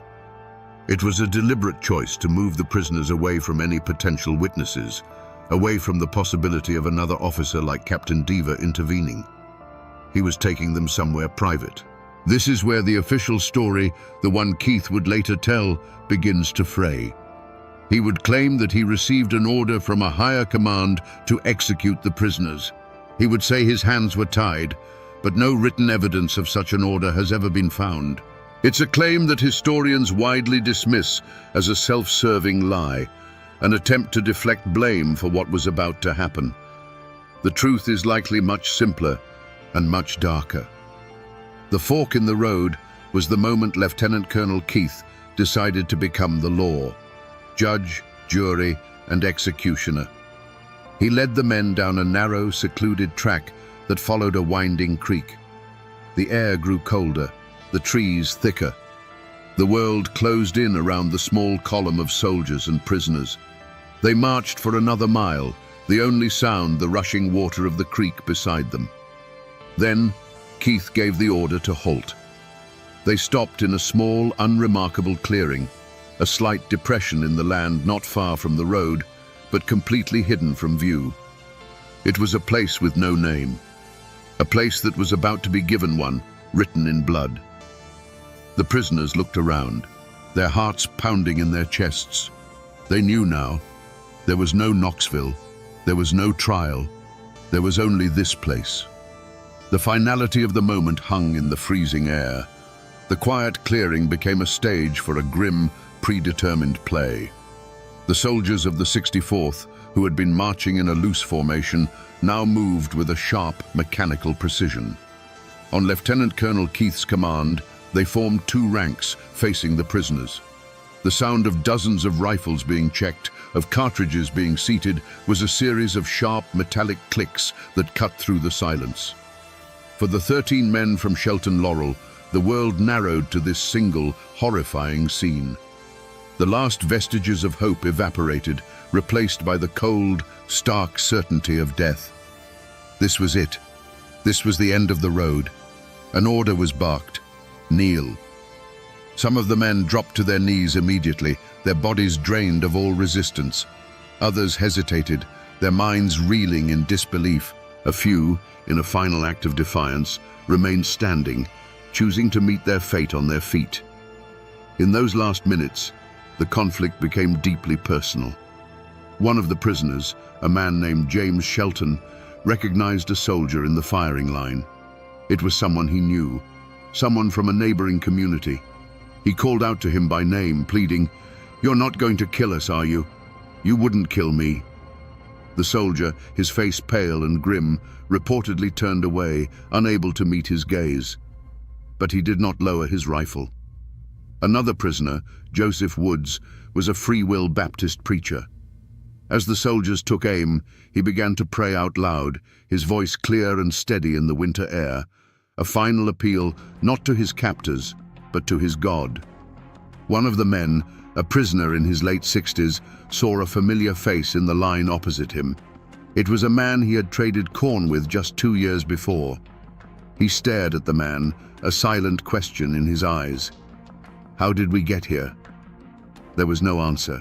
This wasn't an anonymous execution of faceless enemies. It was a settling of accounts between people who knew each other's families, who walked the same roads, who understood the same mountain dialect. It was the brutal, logical conclusion of a war that had turned neighbor against neighbor. The men in the firing line were not just soldiers following orders, they were participants in a community's self-destruction. Lieutenant Colonel Keith stood to the side, his expression unreadable. He had brought them here. He had made the decision. Now, all that was left was to give the command. He raised his hand. The prayers of the preacher were cut short. The forest held its breath. The hand dropped. The command to fire shattered the silence of the clearing. A single deafening roar of gunpowder erupted from the line of rifles. For an instant, the world was nothing but a flash of orange light and a wall of concussive sound that slammed into the trees and echoed back across the valley. A thick cloud of acrid white smoke billowed out, momentarily obscuring the scene. It smelled of sulfur and hot metal, a chemical stench that clung to the damp winter air. Through the haze, the dark shapes of the kneeling men crumpled and fell. They collapsed into the snow, not as individuals, but as a single, tangled mass. But it wasn't over. Some of the men in the firing line, perhaps unnerved by shooting neighbors at point-blank range, had flinched. Their aim had been poor. Wounded men were still moving, their groans of agony now audible in the ringing silence that followed the first volley. Lieutenant Colonel Keith would not tolerate an untidy execution. Another order was given. The front rank of the firing squad reloaded, their hands moving with a practiced, detached efficiency. Ramrods slid down barrels. Percussion caps were fitted. It was a cold, mechanical process, a stark contrast to the human suffering just yards away. A second volley crashed through the clearing, then a third. It was a messy, brutal affair. The soldiers continued to fire until all movement ceased. The crisp white snow in the small depression was now trampled and stained, a testament to the violence that had just unfolded. The execution, which had been ordered with cold precision, had descended into a chaotic slaughter. When the final shot had been fired, a new kind of silence fell. It was heavier than before. It was the absolute, profound quiet that only exists in the immediate aftermath of extreme violence. The soldiers stood in their ranks, the barrels of their rifles still smoking, their faces impassive or perhaps stunned by what they had just done. The war within the war had reached its climax. 13 men from Shelton Laurel lay dead in a ditch, executed without trial, without charges, without mercy. Their crime was not treason. Their crime was being on the wrong side of a feud in a place where the law had ceased to exist. Now, all that was left was to hide the evidence. There were no prayers said over the bodies, no final words, no rites of passage. The act of burial, a sacred ritual in every human culture, was reduced to a crude, pragmatic task: disposal. Lieutenant Colonel Keith ordered his men to cover up their work. The small clearing where the men fell was already a natural depression in the land, a shallow ditch. The soldiers used their rifle butts and their boots to push dirt and snow over the bodies. They grabbed fistfuls of frozen leaves and dead branches, scattering them on top. It was a hasty, careless effort. They didn't dig a proper grave. It would have taken too long, and the ground was hard as iron. Their goal wasn't to provide a respectful final resting place. It was to obscure the scene just enough so that a casual passerby wouldn't immediately notice it. They were hiding a war crime.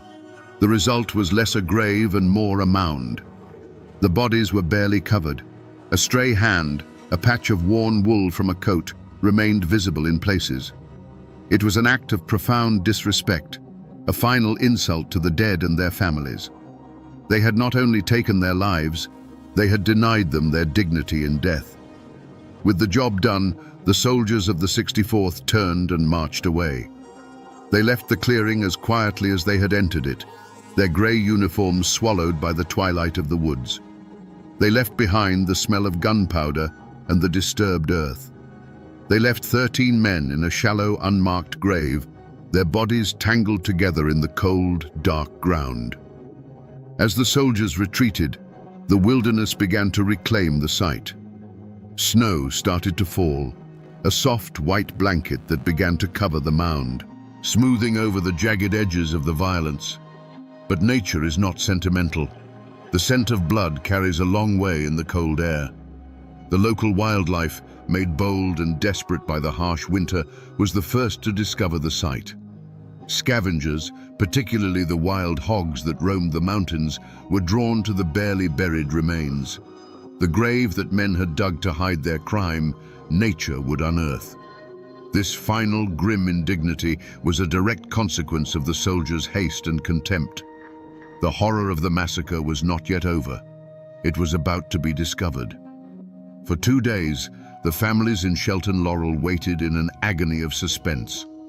The soldiers had left the valley, but their men had not returned. The official story, the lie about a trial in Knoxville, was the only thin reed of hope they had. But a deep, cold dread had settled over the community. Finally, they couldn't wait any longer. A group of women, the wives, mothers, and sisters of the captured men, set out to follow the path the soldiers had taken. They were led by the wife of one of the victims and a few elderly men who had been spared from the roundup. They walked for miles through the snow, their hearts heavy with the fear of what they might find. They found the site not by sight, but by the signs of disturbance. The trampled snow, the unnatural mound of earth and leaves, and the horrifying evidence of scavenging animals. The scene that confronted them was a vision from a nightmare. The work of the hogs had undone the soldiers' hasty burial. The women stood at the edge of the shallow grave, looking down at a scene of utter devastation. Their hope, which they had nurtured for 2 days, died in that frozen clearing.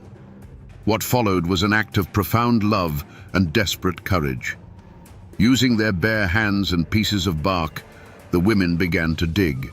They clawed at the frozen earth, pushing aside the snow and leaves, their fingers raw and numb from the cold. They had to uncover their dead. They had to know. One by one, they identified their loved ones. A familiar patch on a coat, the worn leather of a boot, the face of a husband, a son, a brother, now a frozen mask of its final agony. The clearing was filled with the sounds of their grief, cries of anguish that the cold mountains seemed to swallow whole. There were no hearses, no coffins. There was only a single rickety ox cart that they had brought with them. Working together, these women, their bodies trembling with shock and sorrow, lifted the frozen, stiffened bodies of the 13 men out of the ditch and loaded them onto the cart. It was a slow, agonizing journey back to Shelton Laurel. A funeral procession of women leading an ox cart piled high with the dead, their grief a silent, terrible weight in the winter air. They had found their men. They had brought them home. The massacre was no longer a rumor or a military secret. It was a physical reality, lying in the heart of their community. And as the story of what these women had found spread from valley to valley, grief began to harden into a cold, diamond-hard rage. The truth was out, and the truth demanded an accounting. The story of the Shelton Laurel massacre, carried by word of mouth and desperate, hastily written letters, finally escaped the confines of the Blue Ridge Mountains. It traveled down to the lowlands, to the county seats, and eventually all the way to the state capital in Raleigh. And when it reached the desk of North Carolina's Governor Zebulon Vance, it landed like a bombshell. Governor Vance was no stranger to the brutalities of war.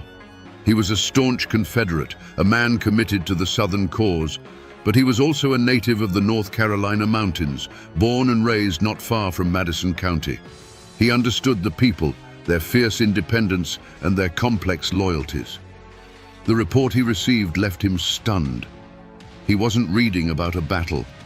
He was reading about the summary execution of 13 civilians, captured and disarmed, killed by North Carolina soldiers under the command of a North Carolina officer.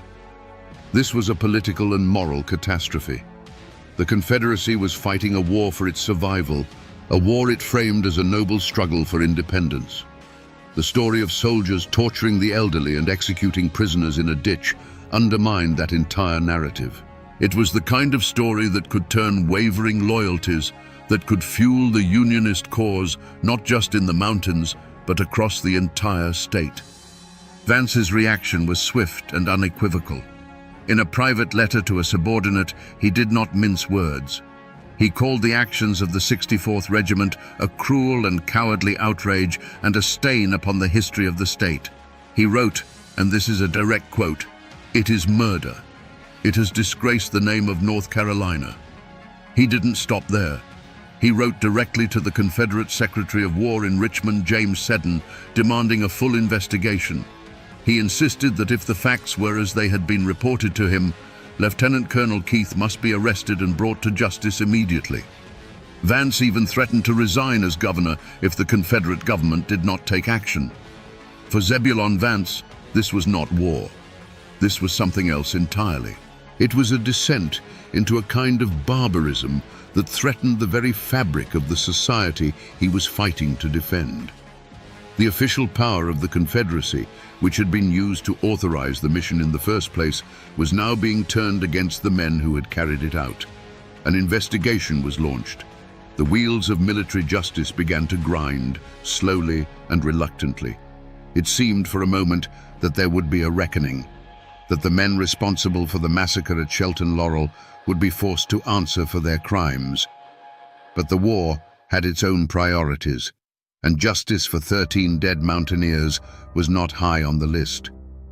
The investigation that Governor Vance demanded began with a flurry of activity. Affidavits were taken, witnesses were interviewed. The horrifying details of the raid, the interrogations, and the final execution were officially entered into the Confederate record. Lieutenant Colonel James Keith was formally arrested and charged with murder.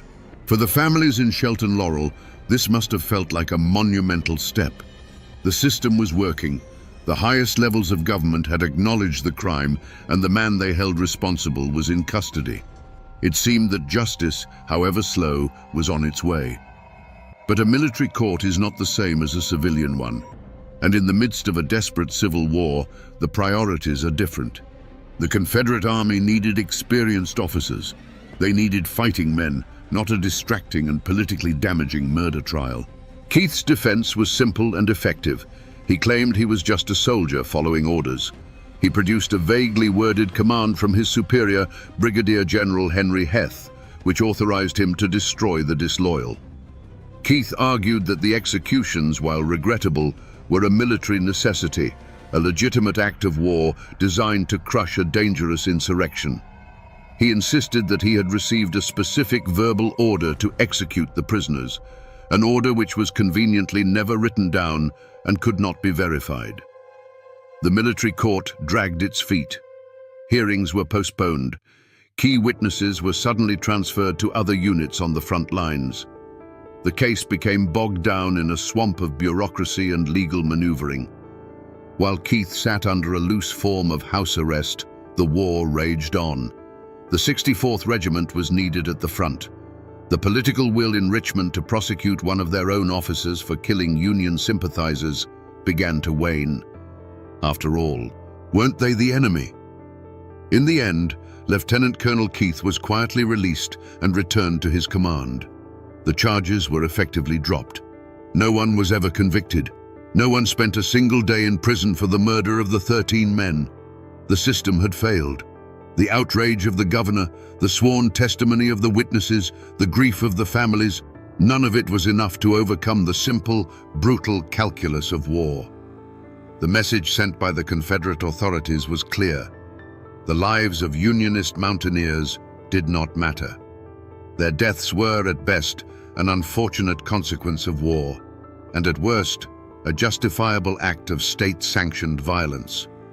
The official channels of justice were closed. The war would eventually end, and the Confederacy would cease to exist. But for the people of Madison County, the verdict from the military court was not the end of the story. It was the beginning of a new one. If the government would not provide justice, they would find it for themselves. When Lee surrendered at Appomattox and the Confederate armies dissolved, the soldiers of the 64th Regiment put down their rifles and returned to their farms. For them, the war was over. They believed that the chaos of the conflict, followed by the formal end of hostilities, had granted them a kind of amnesty. They had survived. They thought they were safe. They were wrong. The war was over for the country, but it was not over for the families of Shelton Laurel.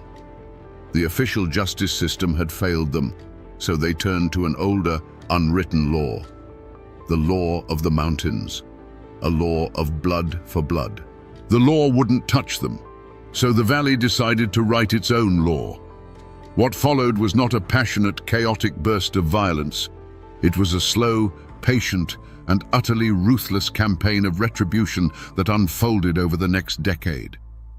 The men who had stood in that firing line, who had pulled the triggers, were now the hunted. One by one, they began to die.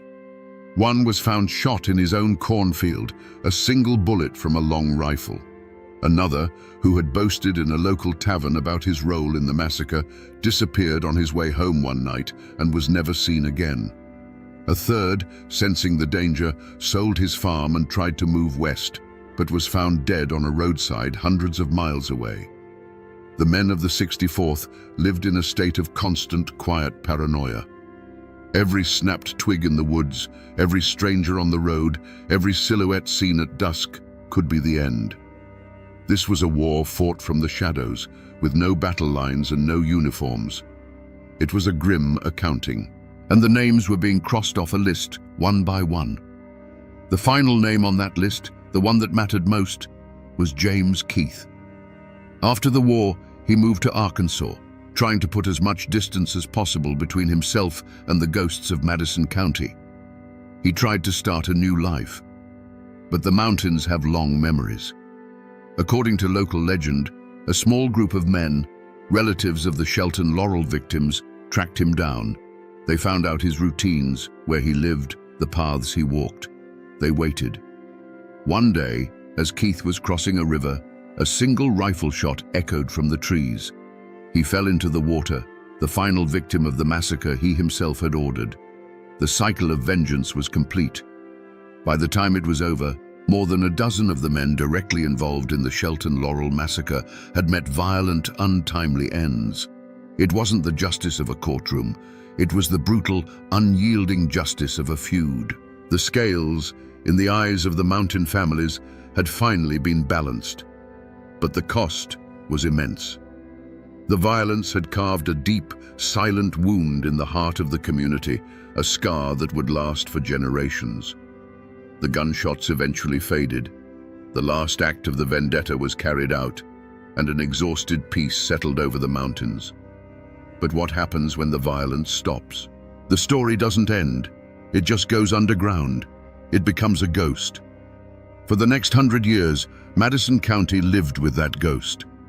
The story of the massacre and the subsequent revenge gave the county a new name, a label whispered in neighboring communities and printed in sensationalist newspaper articles.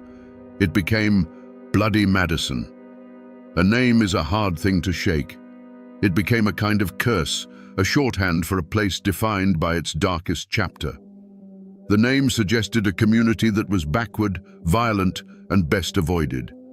It was a reputation that clung to the county like the mountain fog, shaping how the outside world saw it and eventually how it saw itself. But inside the county, especially in the isolated hollows of Shelton Laurel, the reaction was the opposite. There was no boasting, no storytelling. There was a profound and heavy silence. The event was too raw, too personal. The wounds were too deep. Families who had lost men in the massacre lived just down the road from the descendants of those who had sympathized with the Confederacy. To speak of it was to risk reopening those wounds, to reignite feuds that had been settled with so much bloodshed. And so, the community locked it away. It became a secret that everyone knew, but no one spoke of aloud. The first generation knew the faces of the dead. The next generation knew the stories, but told them only in hushed tones. By the third generation, the specifics began to fade, but the feeling remained, a sense of a dark, unspoken history, a sadness that seemed to linger in the very soil. The silence was a scab over a wound that had never truly healed. The land itself seemed to remember. The small clearing where the men were executed became a place that locals instinctively avoided, a haunted space on the mental map of the community. The stories became whispers, then legends, then fragments of folklore passed down, their sharp edges worn smooth by time. It wasn't until the mid-20th century that historians and descendants began to carefully break the silence. They pieced together the story from old letters, military records, and the fading memories of the elderly. They sought to replace the curse of bloody Madison with the truth of what happened. They gave the victims their names back, and in doing so, began the slow, painful process of lancing the wound that had festered for a century. The story of Shelton Laurel is a powerful reminder that the end of a war is not the beginning of peace.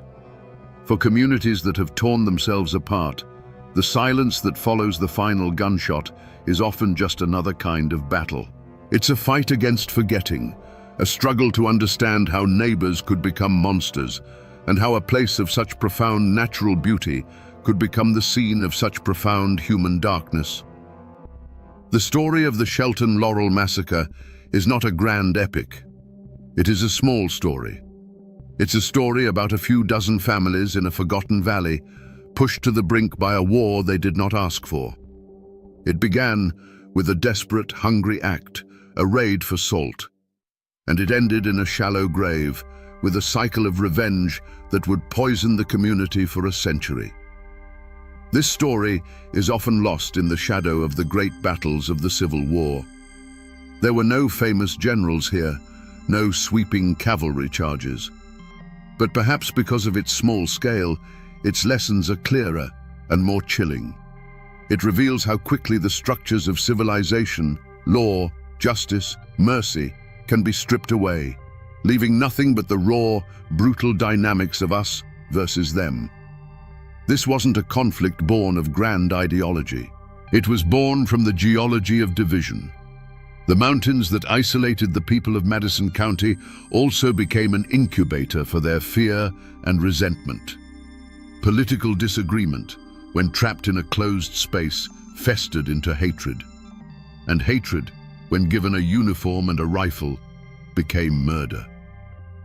The men who pulled the triggers at Shelton Laurel were not monsters from a distant land. They were neighbors.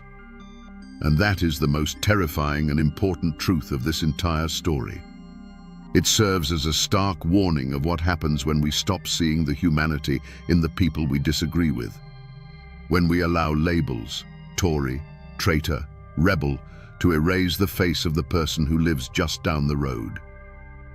Today, the Shelton Laurel Valley is quiet. The forests have reclaimed the old homesteads. The streams run clear. The ditch where 13 men were killed is now just a gentle depression in the earth, indistinguishable from any other, unless you know exactly where to look. The mountains remain, silent witnesses to the fury that once consumed this place. They stand as a permanent, solemn reminder, a reminder that the most dangerous wars are not always fought between nations, but within communities. A reminder that the deepest wounds are not inflicted by strangers, but by the people we once called our own. And a reminder that the line between a neighbor and an enemy is a fragile thing, terrifyingly easy to erase. The judge pronounced the sentence, 1 year in the county jail. A dead silence fell over the packed Virginia courthouse. Then, the patriarch of the most powerful clan in these mountains, Floyd Allen, rose to his feet. His eyes blazed as he uttered the words that would become a signal for slaughter. "Gentlemen, I ain't a-goin'." A split second later, the courtroom exploded in a firestorm of bullets. When the gun smoke cleared, the judge, the sheriff, and the prosecutor lay dead. The newspapers called it an act of savage barbarism. But was it a cold-blooded ambush, or the last desperate stand of a man defending his honor? Today, we will try to find the truth behind the 90 seconds of hell that forever scarred these mountains. To understand the blood that was spilled, you first have to understand the world that was about to be lost. This was Hillsville, Virginia, at the dawn of the 20th century. Tucked deep in the Blue Ridge Mountains, this wasn't just a town, it was a fortress of tradition, a kingdom unto itself. Here, the hollows held the morning mist like secrets, and the rugged peaks stood as silent guardians against a world that was changing too fast. This was a land governed not by laws written on paper in some distant capital, but by the unwritten code of the mountains. The people here were cut from a different cloth. They were the descendants of Scottish-Irish settlers, a folk as hard and unyielding as the rock beneath their feet. They were fiercely independent, deeply suspicious of outsiders, especially the Flatlanders and their government. For them, the ultimate authority wasn't a judge or a sheriff, it was the family, the clan. Loyalty was the highest virtue, and honor was a currency more valuable than gold. An insult to one was an insult to all, and a man was expected to defend his name with a steady hand and a loaded gun. And in this world of shadow and stone, no clan cast a longer shadow than the Allens. They were the embodiment of the mountain spirit, powerful, proud, and absolutely uncompromising. They weren't just a family, they were a force of nature, with dozens of kin and supporters who looked to them for leadership, protection, and justice. When the Allens spoke, Carroll County listened. At their head stood the patriarch, 56-year-old Floyd Allen. Don't picture some simple farmer. Floyd was a titan of the mountains, a wealthy landowner, a savvy businessman who owned a general store and a sawmill. He was known for his immense strength, his quick temper, and a will made of iron. He never backed down from a fight, and he never broke a promise. To the people of Carroll County, he was more than a man. He was their king. The Allens lived by a simple, terrifying creed, an oath that was whispered with a mix of fear and admiration across the county. It was the foundation of their power and the very core of their identity. No Allen will ever go to jail. This wasn't just a boast. It was a declaration of sovereignty, a promise that they would answer to their own code of honor before they ever answered to the laws of the Flatlanders.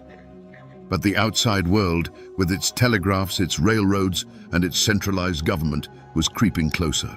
The authority of the state was pressing in on this isolated kingdom, seeking to replace the ancient law of the clan with the modern law of the land. The world of the Allens and the world of Judge Thornton Massey were two massive millstones, grinding slowly, inevitably, toward each other. It was only a matter of time before someone got crushed between them.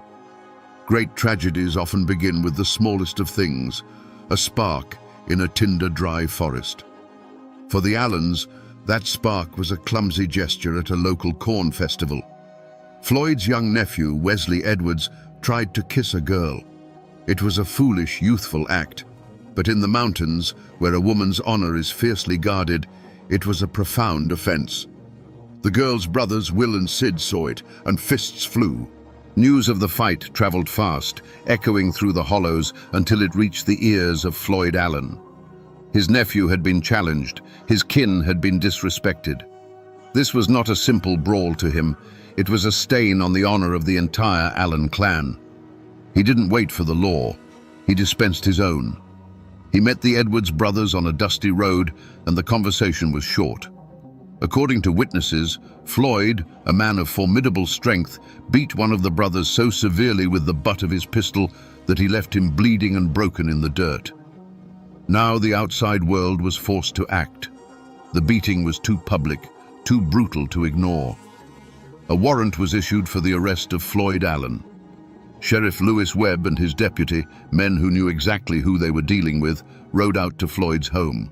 They were met on the porch by the patriarch himself, not with his hands up, but with a rifle cradled in his arms. In a tense standoff, Floyd made his position clear. He had been insulted, he said, and he would not be dragged from his home like a common criminal. This was the moment the line was truly crossed. Floyd Allen looked the law in the eye and did not blink.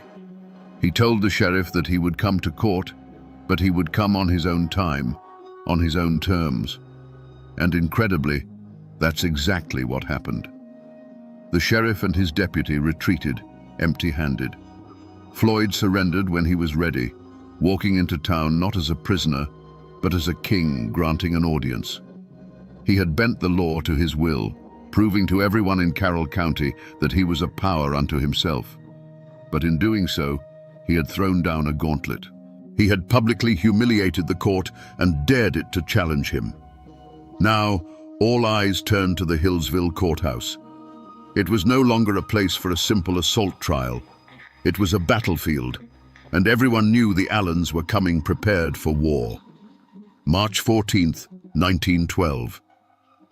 The Hillsville courthouse was not a hall of justice. It was a powder keg, and Judge Thornton Massey had just lit the fuse. As the sentence, 1 year in jail, hung in the electrified air, Floyd Allen rose. He looked not at the judge nor the jury, but at the entire system that dared to put a chain on him.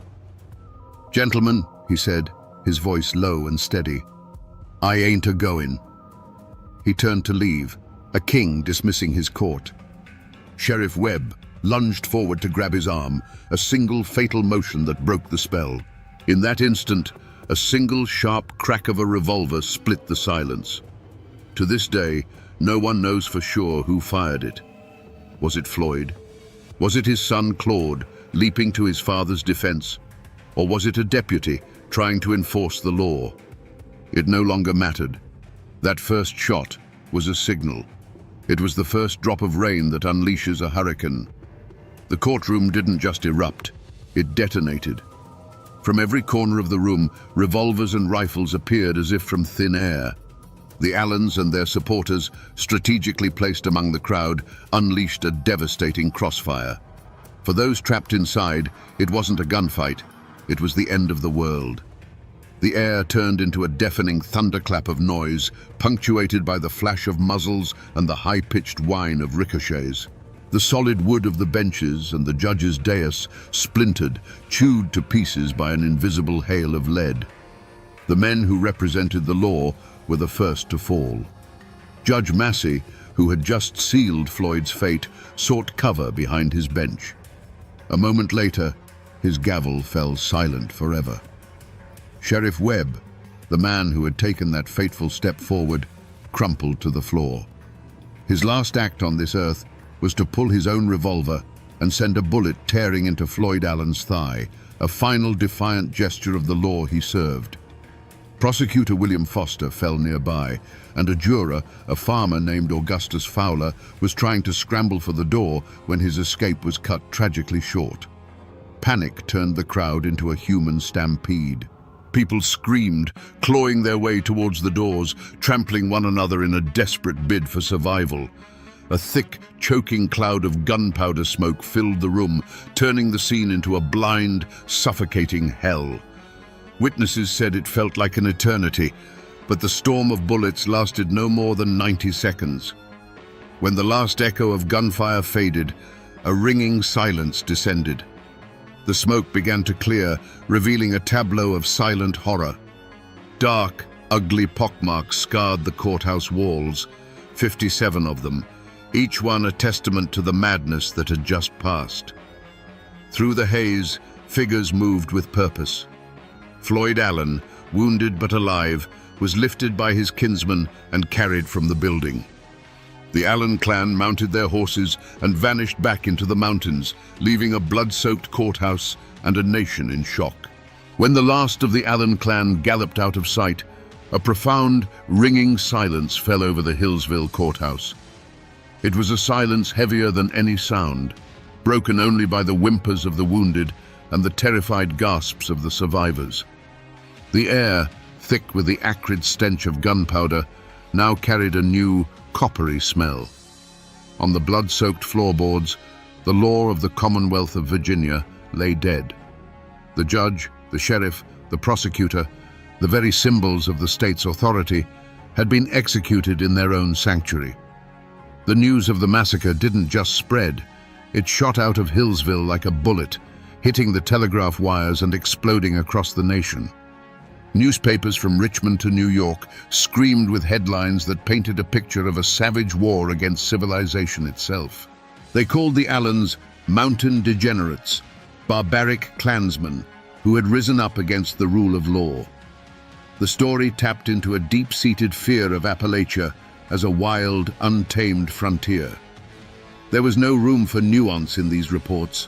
There was only shock, horror, and a thunderous call for vengeance. The response from the state was swift and absolute. Governor William Hodges Mann declared that the assassins would be hunted down if it took all the resources of the Commonwealth. He mobilized the state militia, but he also called in a force more feared and perhaps more suited to the task, the Baldwin Felts Detective Agency. These were not ordinary lawmen. They were ruthless, efficient bounty hunters, veterans of the brutal coalfield wars, known for their willingness to meet violence with greater violence. They were the modern world's answer to the Mountain Clan, a hired army that understood the language of the gun. The great hunt began. The mountains, which had always been the Allens' fortress, had now become their cage. The Baldwin Felts detectives, methodical and relentless, swarmed into Carroll County. They brought with them the tools of the modern age, photographs of the wanted men, a network of informants, and the promise of a hefty reward that could turn a neighbor into a betrayer. They combed every hollow, searched every cabin, and squeezed the community with a grip of fear. For the Allens, there was nowhere left to run. One by one, the fugitives were captured or surrendered. The net tightened until finally, acting on a tip, detectives found their ultimate prize. Hiding in a lumberjack's shack, wounded and exhausted, were Floyd Allen and his son, Claude. The king of Carroll County, the man who swore he would never see the inside of a jail, was now in shackles. The wolf hunt was over. The wolves were caged. And now they would face the victor's justice. The trial of the Allen clan was never going to be held in Hillsville. The influence of their name was too strong, the memory of the massacre too raw. To ensure a conviction, the state moved the proceedings to the city of Wytheville. But this change of venue did more than just move the trial. It ripped the Allens out of their world and placed them in the heart of their enemies. It wasn't a trial, it was a reckoning. The courthouse was surrounded by armed militia. Reporters from across the country filled the press benches, eager to send back sensational stories of the Appalachian savages.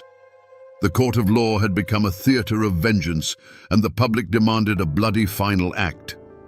In the center of this storm sat Floyd and Claude Allen.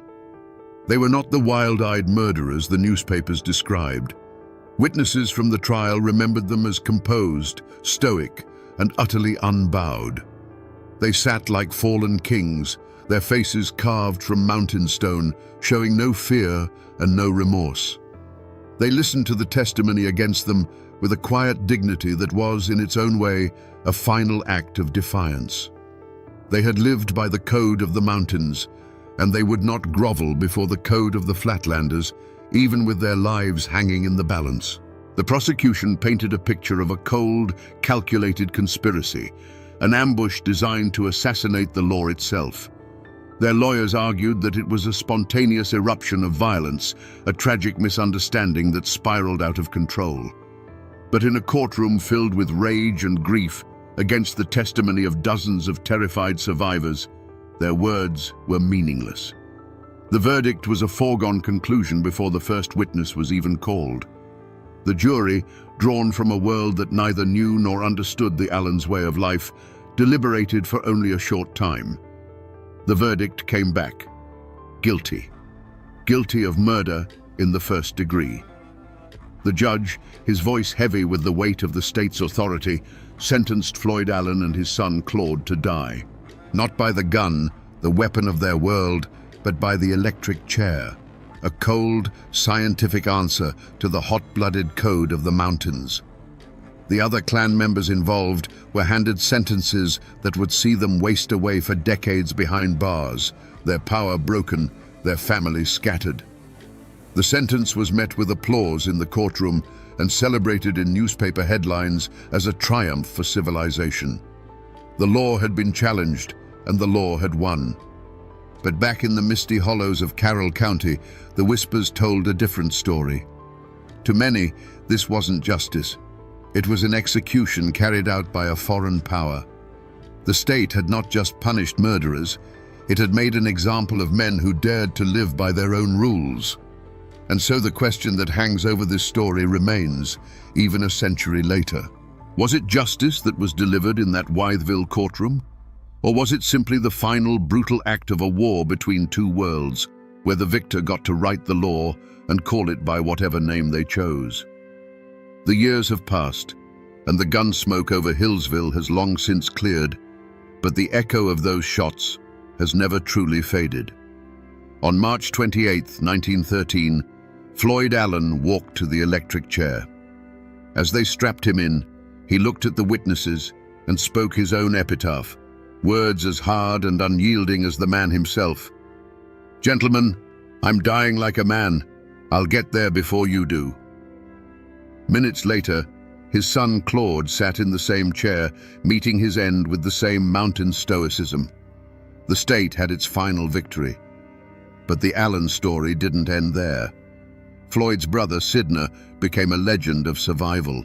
Riddled with 11 bullets during the shootout, he not only lived, but escaped, hiding in the mountains for months. When he was finally caught, he was sentenced to 35 years in prison, but he outlasted the outrage. He was eventually pardoned, a man who stared death in the face and walked away. The other clan members served their long sentences, returning to a world that had moved on, forever branded by those 90 seconds of violence. If you go to Hillsville today, you won't see the original courthouse. It was torn down decades ago, but for years its replacement stood on the same ground, and the old-timers would tell you that the spirit of that day lingered. They said that for a long time you could still trace the bullet holes in the old building's walls, silent mouths speaking of the chaos. The graves of Floyd and Claude Allen can still be found in a family cemetery, their stones a quiet, somber testament to the clan's vow. They are not just graves, they are a landmark, a place where the past feels close enough to touch. The rest of the world has largely forgotten the Carroll County Courthouse massacre. It's become a dusty footnote in the history books. But here, in these mountains, it is not forgotten. It has seeped into the soil and become folklore. The story is told not as history, but as a cautionary tale about pride, honor, and the terrible price of defiance.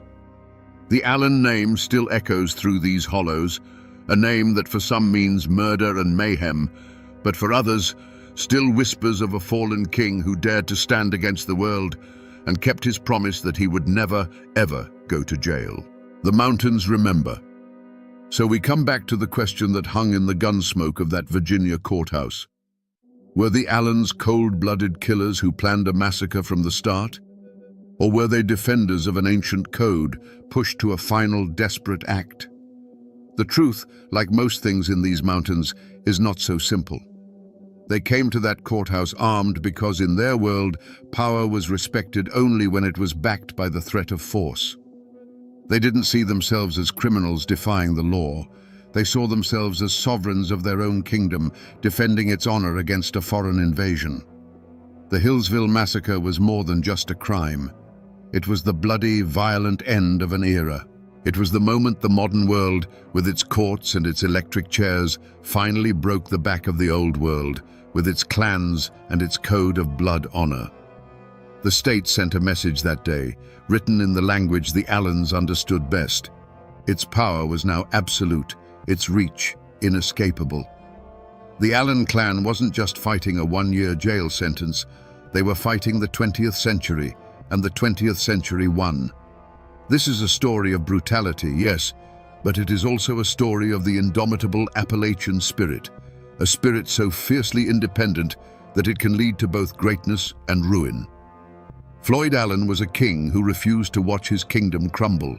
He and his family were not heroes, but their tragic, violent story has become a dark legend, a warning of what happens when pride and honor demand a price that can only be paid in blood.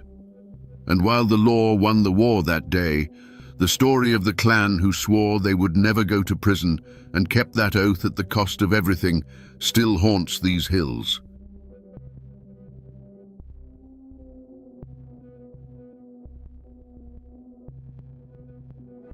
On a bright May morning in 1866, a young woman named Laura Foster packed a small bundle of clothes, told her father she was running off to be married, and rode her father's mare into the misty folds of the Blue Ridge Mountains.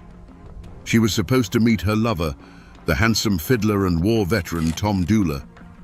But Laura Foster never arrived at their meeting spot. She was swallowed whole by the wilderness, leaving behind only whispers and a riderless horse that wandered home days later. What happened to Laura Foster on that hillside? Was it a simple crime of passion, the tragic end to a tangled love affair? Or was it something more sinister, a conspiracy of silence, a dark secret protected by an entire mountain community, a truth so twisted it would be immortalized in a folk song that haunts us to this day?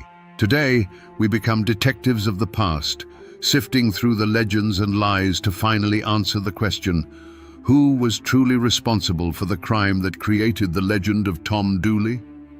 To understand what was lost, you have to understand the world that was. Wilkes County, North Carolina in 1866 was a land of breathtaking beauty and brutal hardship. The Civil War had ripped through these mountains, leaving not just economic ruin, but deep scars on the souls of the men who returned. They came back from the battlefields and prison camps to a world of poverty and uncertainty, their pockets empty and their hearts full of ghosts. This was a place of fierce clan loyalty, where disputes were settled by family and honor was a currency more valuable than cash. The air in these hollows was thick with pride, resentment, and unspoken tensions, a perfect tinderbox waiting for a single, fatal spark. At the center of this world was Laura Foster. By all accounts, she was a simple country girl, known throughout the valley for her striking beauty and a gentle nature. She lived a quiet life on her father's farm, her world defined by the seasons and the hard work of the land. Her dream was a common one, but for her, it was everything. To marry the man she loved, Tom Dooley. She was desperately, foolishly in love. A love so powerful, it blinded her to the dangerous currents swirling just beneath the surface of their lives. She was a wildflower, beautiful and vibrant, unknowingly blooming on the edge of a cliff. Then there was Thomas Dooley, the man they call Tom Dooley.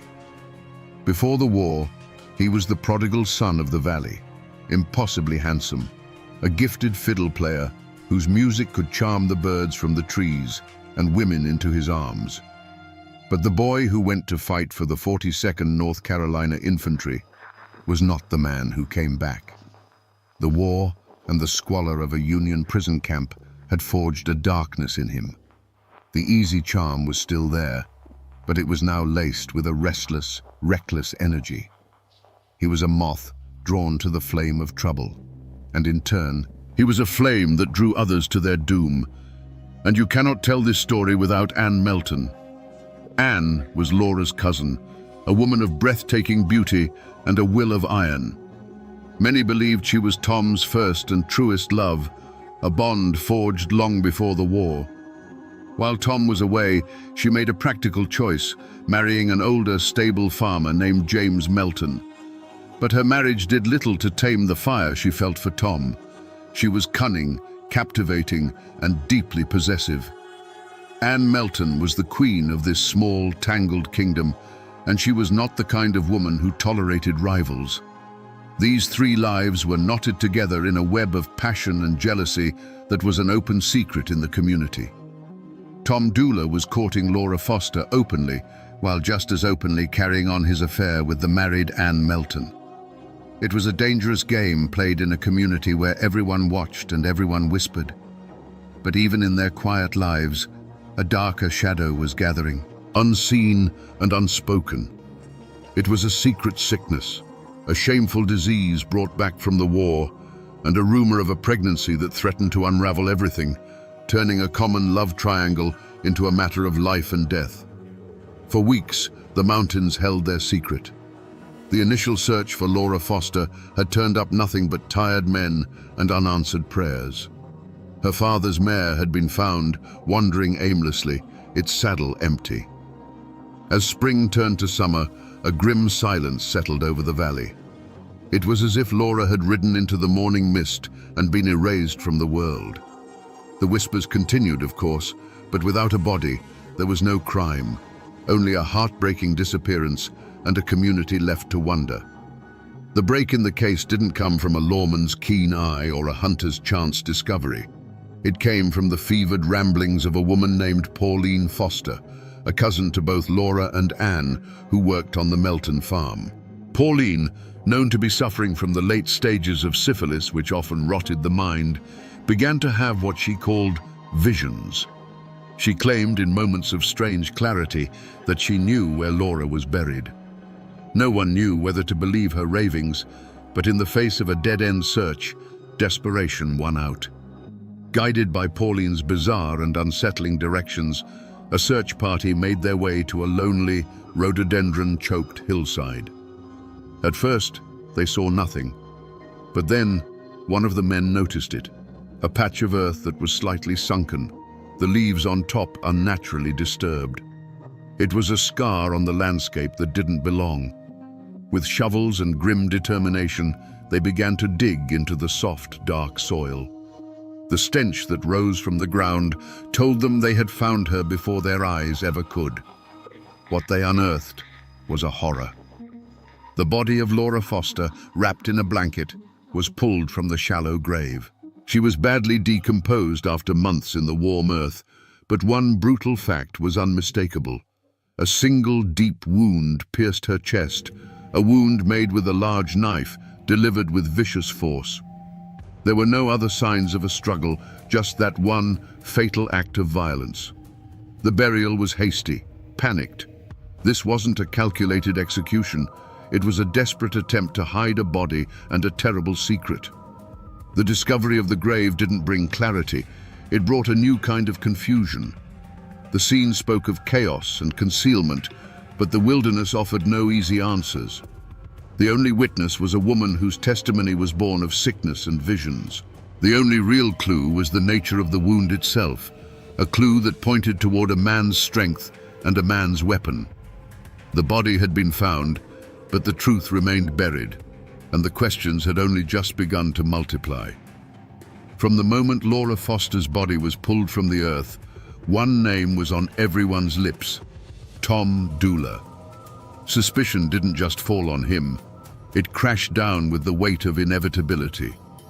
He was the man she was running away to meet, the last person known to have plans with her. In the tight-knit world of Wilkes County, where everyone knew everyone else's business, the tangled love affair between Tom, Laura, and Ann Melton was common knowledge. Tom was the central figure, the sun around which these women orbited, and when one of them was extinguished, all eyes naturally turned to him. The motive seemed painfully obvious, a story as old as the mountains themselves. The community saw a man trapped between two women, a reckless philanderer who had finally gotten in too deep. The whispers claimed Laura Foster was pregnant with Tom's child, an entanglement that would have forced his hand and ruined his chances with Ann Melton, the woman many believed he truly loved. An even darker rumor circulated that Tom had given Laura a foul disease, syphilis, and she had threatened to expose him, bringing shame and ruin upon them all. In either version of the story, Laura Foster had become a problem, an obstacle to be removed. The circumstantial evidence was damning.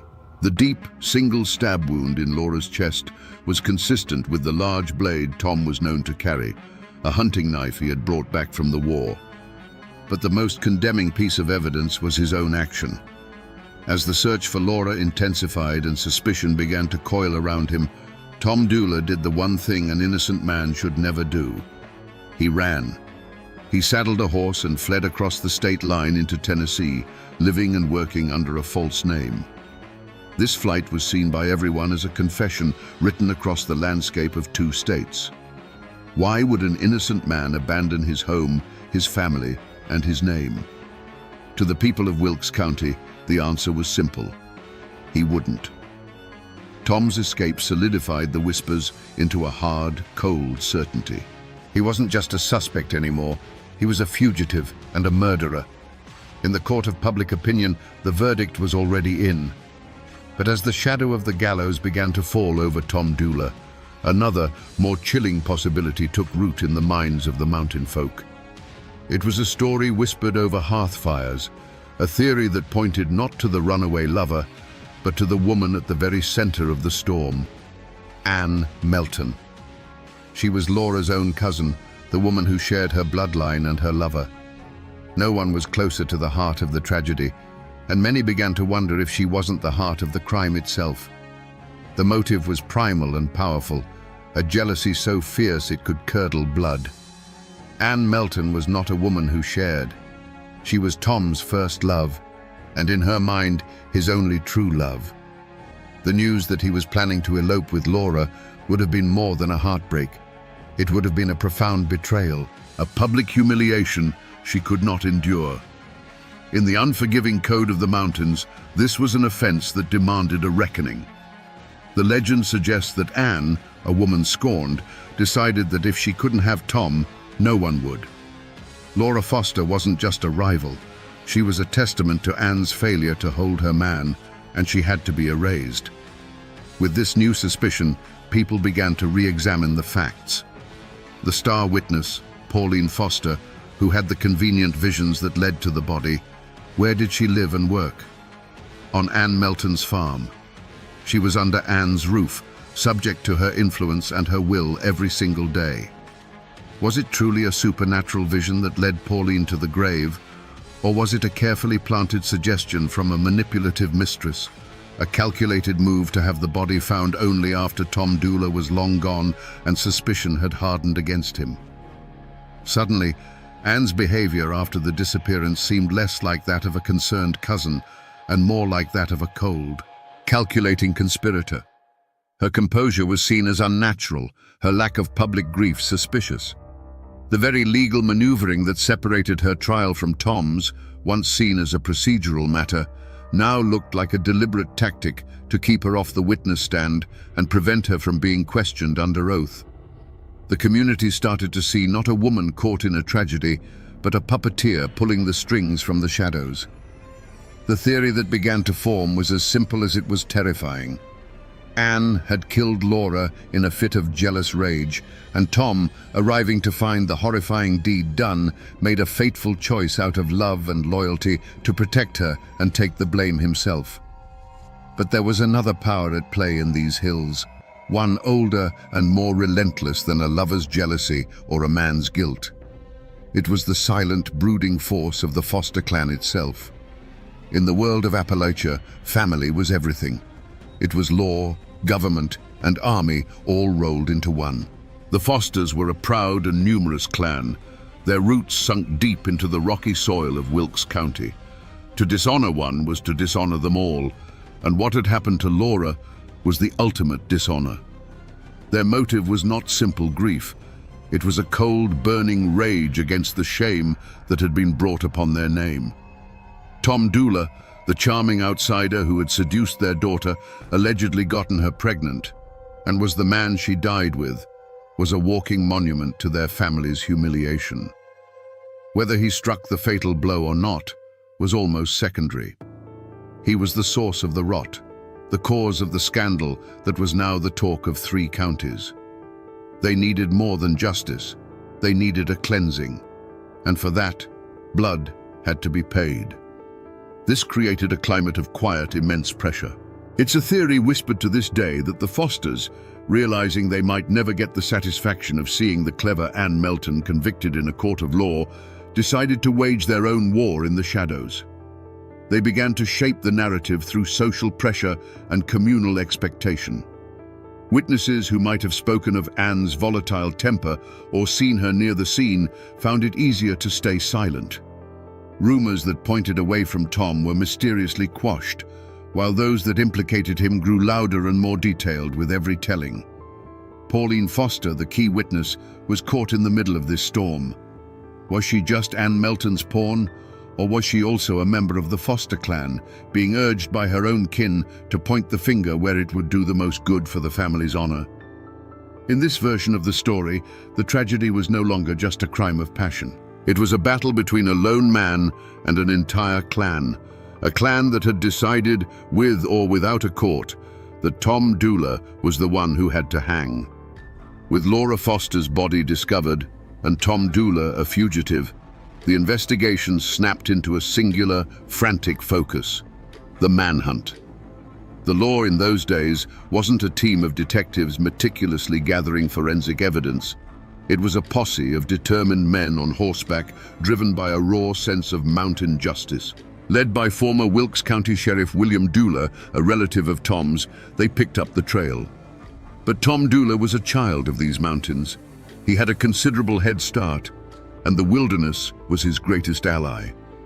He vanished into the green labyrinth of the Appalachians like a ghost into the fog.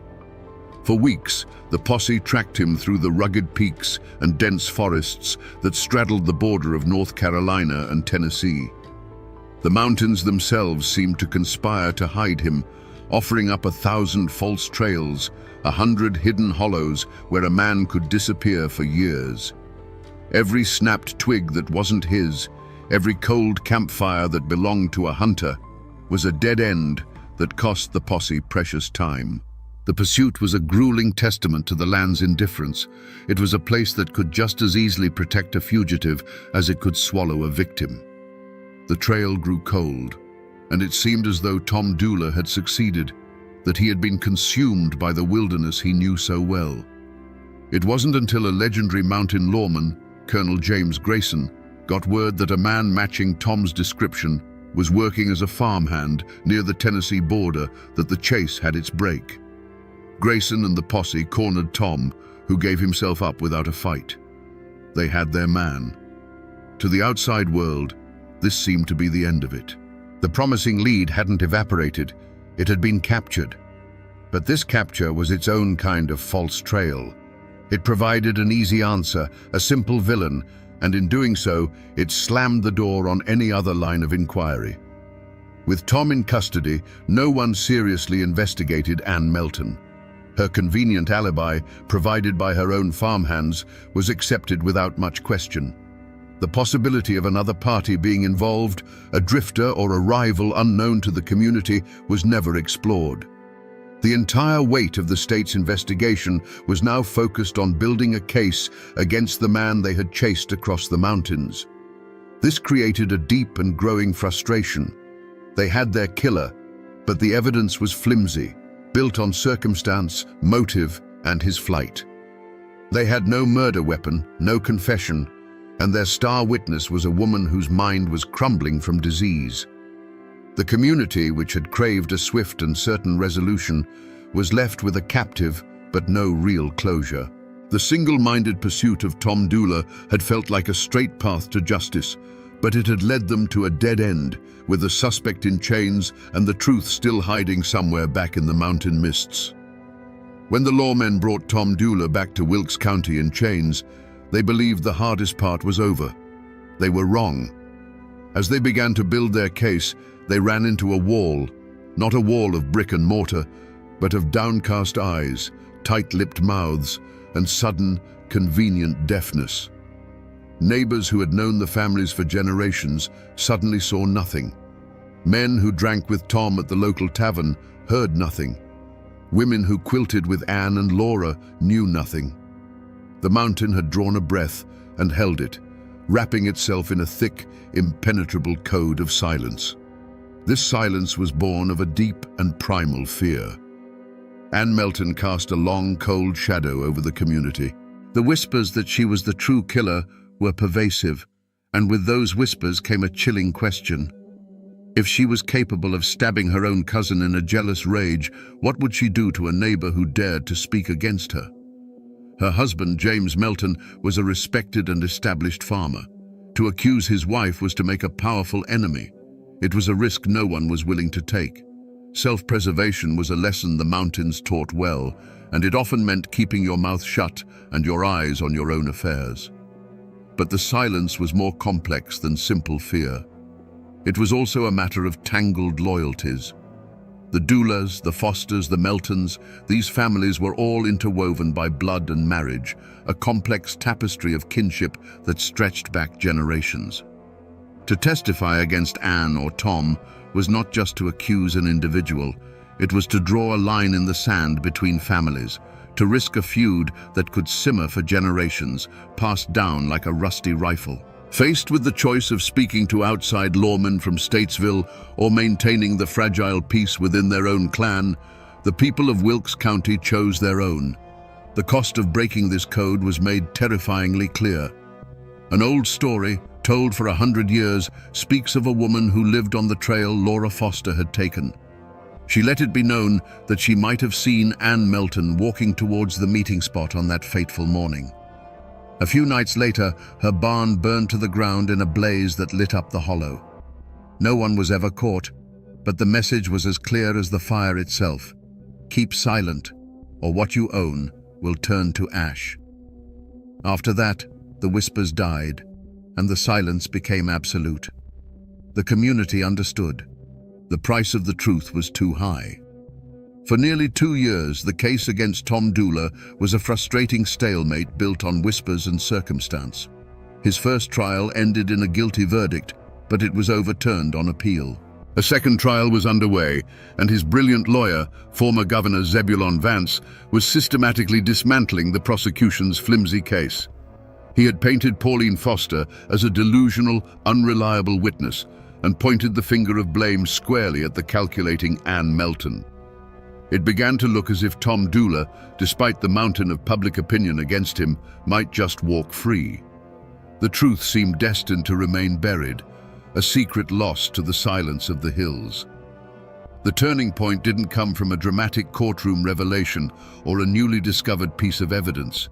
It came from a slip of paper, a desperate note scrawled in a jail cell. As his second trial drew to a close and the possibility of acquittal seemed within reach, Tom Doula did something inexplicable. He took a pencil and a scrap of paper and wrote 4 simple, devastating words. I and Ann Melton.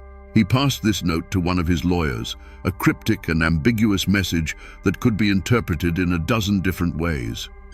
Was it a confession? A last-ditch effort to implicate the woman he felt had betrayed him? Or was it, as many have come to believe, the key to a hidden truth? The most enduring theory is that this note was Tom's attempt to articulate a complex reality, that he and Ann Melton were both involved, but not in the way anyone suspected. The note wasn't a confession of murder, but a confession of conspiracy. It was his way of saying that the plan had never been to kill Laura, but for Tom and Ann to run away together, and that Laura had somehow gotten caught in the crossfire of their own desperate escape plan. This tiny, forgotten clue, preserved in the state archives, throws the entire accepted narrative into chaos. It suggests a truth far more complicated than a simple love triangle murder. It points not to a lone killer, but to a shared plot, a pact between 2 lovers that went horribly wrong. The note changes everything. It reframes Tom's flight not as the act of a guilty murderer, but as the panicked escape of a man caught in a catastrophe of his own making. It was the moment the legend cracked, revealing a deeper, darker, and more tragic story beneath the surface. The trial was no longer just about who killed Laura Foster.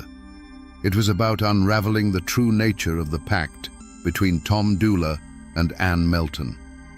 The courtroom in Statesville held its breath. Governor Vance's powerful defense had cast a deep and profound doubt on the state's case. Tom Dula, the man everyone had condemned, now seemed like a victim himself, a pawn in a game played by a far more cunning mind. Acquittal felt not just possible, but likely. It was in this moment of rising hope that Tom Dula's own hand sealed his fate. The cryptic note, "I and Anne Melton," was seen by the jury not as a complex clue, but as a simple, damning confession of partnership. The ambiguity that Tom may have intended was lost. The prosecution finally had the link they needed. But the jury's verdict is not the end of this story. For the true unmasking didn't happen under the authority of a judge, but in the enduring judgment of the mountain people, a verdict whispered from one generation to the next. And in that court, the true killer was, and always has been, Anne Melton. She was the dark heart of the tragedy, the hand that held the knife. She was the architect of Laura Foster's death and Tom Dula's downfall. Tom's note was not a confession of his own guilt in the murder, but his last, desperate attempt to point towards hers without fully betraying the woman he still, inexplicably, loved. He couldn't bring himself to write the words "Anne killed her," but he could link their names together in the crime, a final, futile gesture towards a truth he knew would be buried with him. He was admitting his part in the conspiracy of silence, in the cover-up, and in the tragic aftermath, hoping someone would see the truth between the lines. Her motive was a poison as old as humanity itself, a possessive, all-consuming jealousy. Anne Melton had shared Tom Dula, but she had never accepted it. When she learned that Tom and Laura were not just courting, but were planning to elope, to build a life together far from her influence, it was a betrayal she could not stomach. It was an intolerable public declaration that she had lost. The legend, which many hold as gospel, says that Anne, under the pretense of making peace, lured her cousin Laura to that secluded hillside. There, the womanly truce turned into a bitter confrontation, and Anne's simmering rage exploded into a single, brutal act of violence. Tom Dula's only crime that day was one of love and loyalty. He arrived at the meeting spot not to kill Laura, but to run away with her, or perhaps to finally break things off. Instead, he found Anne, spattered with blood, standing over the lifeless body of her cousin. In that horrifying moment, faced with an impossible choice, he chose Anne. He chose to protect the woman who had been his first love, the captivating, manipulative woman who held his heart in a vice. His crime was not murder, but the digging of a shallow grave and the weaving of a lie that would cost him his life. The court of law would hang Tom Dula. But the court of the mountains knew better. They unmasked a killer far more frightening than a reckless young man, a beautiful, jealous woman who let the man she claimed to love swing from a rope for a crime she committed. The true climax of this story is not a guilty verdict, but the chilling realization that the real monster walked free, leaving a ghost and a legend in her wake. Let us now go back to that hillside, not as speculators, but as silent witnesses to the truth the mountains have held for over a century. The sun was warm that morning, filtering through the leaves of the old oak trees. Laura Foster arrived first, her heart aflutter with a mix of hope and nervous fear. In her hands, she clutched a small bundle of clothes, everything she needed to start a new life with the man she loved. She believed she was there to meet Anne for a final, difficult conversation, a truce, or a parting of ways between cousins before she and Tom disappeared together forever. She was a lamb, walking trustingly into the slaughterhouse. When Anne arrived, the air grew thick with a tension the warm sun could not touch. The conversation started with forced pleasantries, but the venom was not far beneath the surface. We will never know the exact words that were spoken, but we can hear their echoes. Anne's voice, once familiar, likely turned to ice. Accusations flew like stones, words of betrayal, of stolen love, of shame and jealousy. The beautiful clearing, meant to be the starting point of a new life, became a courtroom with only one judge and one executioner. There was a sudden, violent movement, a flash of steel in the dappled sunlight. It was not followed by a blood-curdling scream, but by a sharp, surprised gasp from Laura, a sound of disbelief more than pain. That sound was cut short, replaced by a soft thud as her body crumpled onto the blanket of leaves. The small bundle of clothes fell from her grasp, spilling a pathetic collection of folded dresses and girlish dreams onto the forest floor. In an instant, the birds in the surrounding trees fell silent. The wind itself seemed to die, and the woods were plunged into a profound and unnatural stillness. The hot rage in Anne's veins cooled to a chilling dread. She stood for a long moment, breathing heavily, the knife now feeling cold and alien in her hand. She looked down, not at her cousin, but at a problem that had been solved, creating a far greater one in its place. Laura's eyes were open, staring blankly at a sky she could no longer see.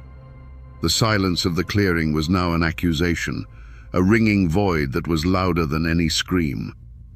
Sometime later, Tom Doola walked into that clearing. He carried his fiddle in one hand and a shovel in the other, ready to dig a fire pit for the camp where he and Laura would spend their first night of freedom. He saw Anne first, standing like a stone statue.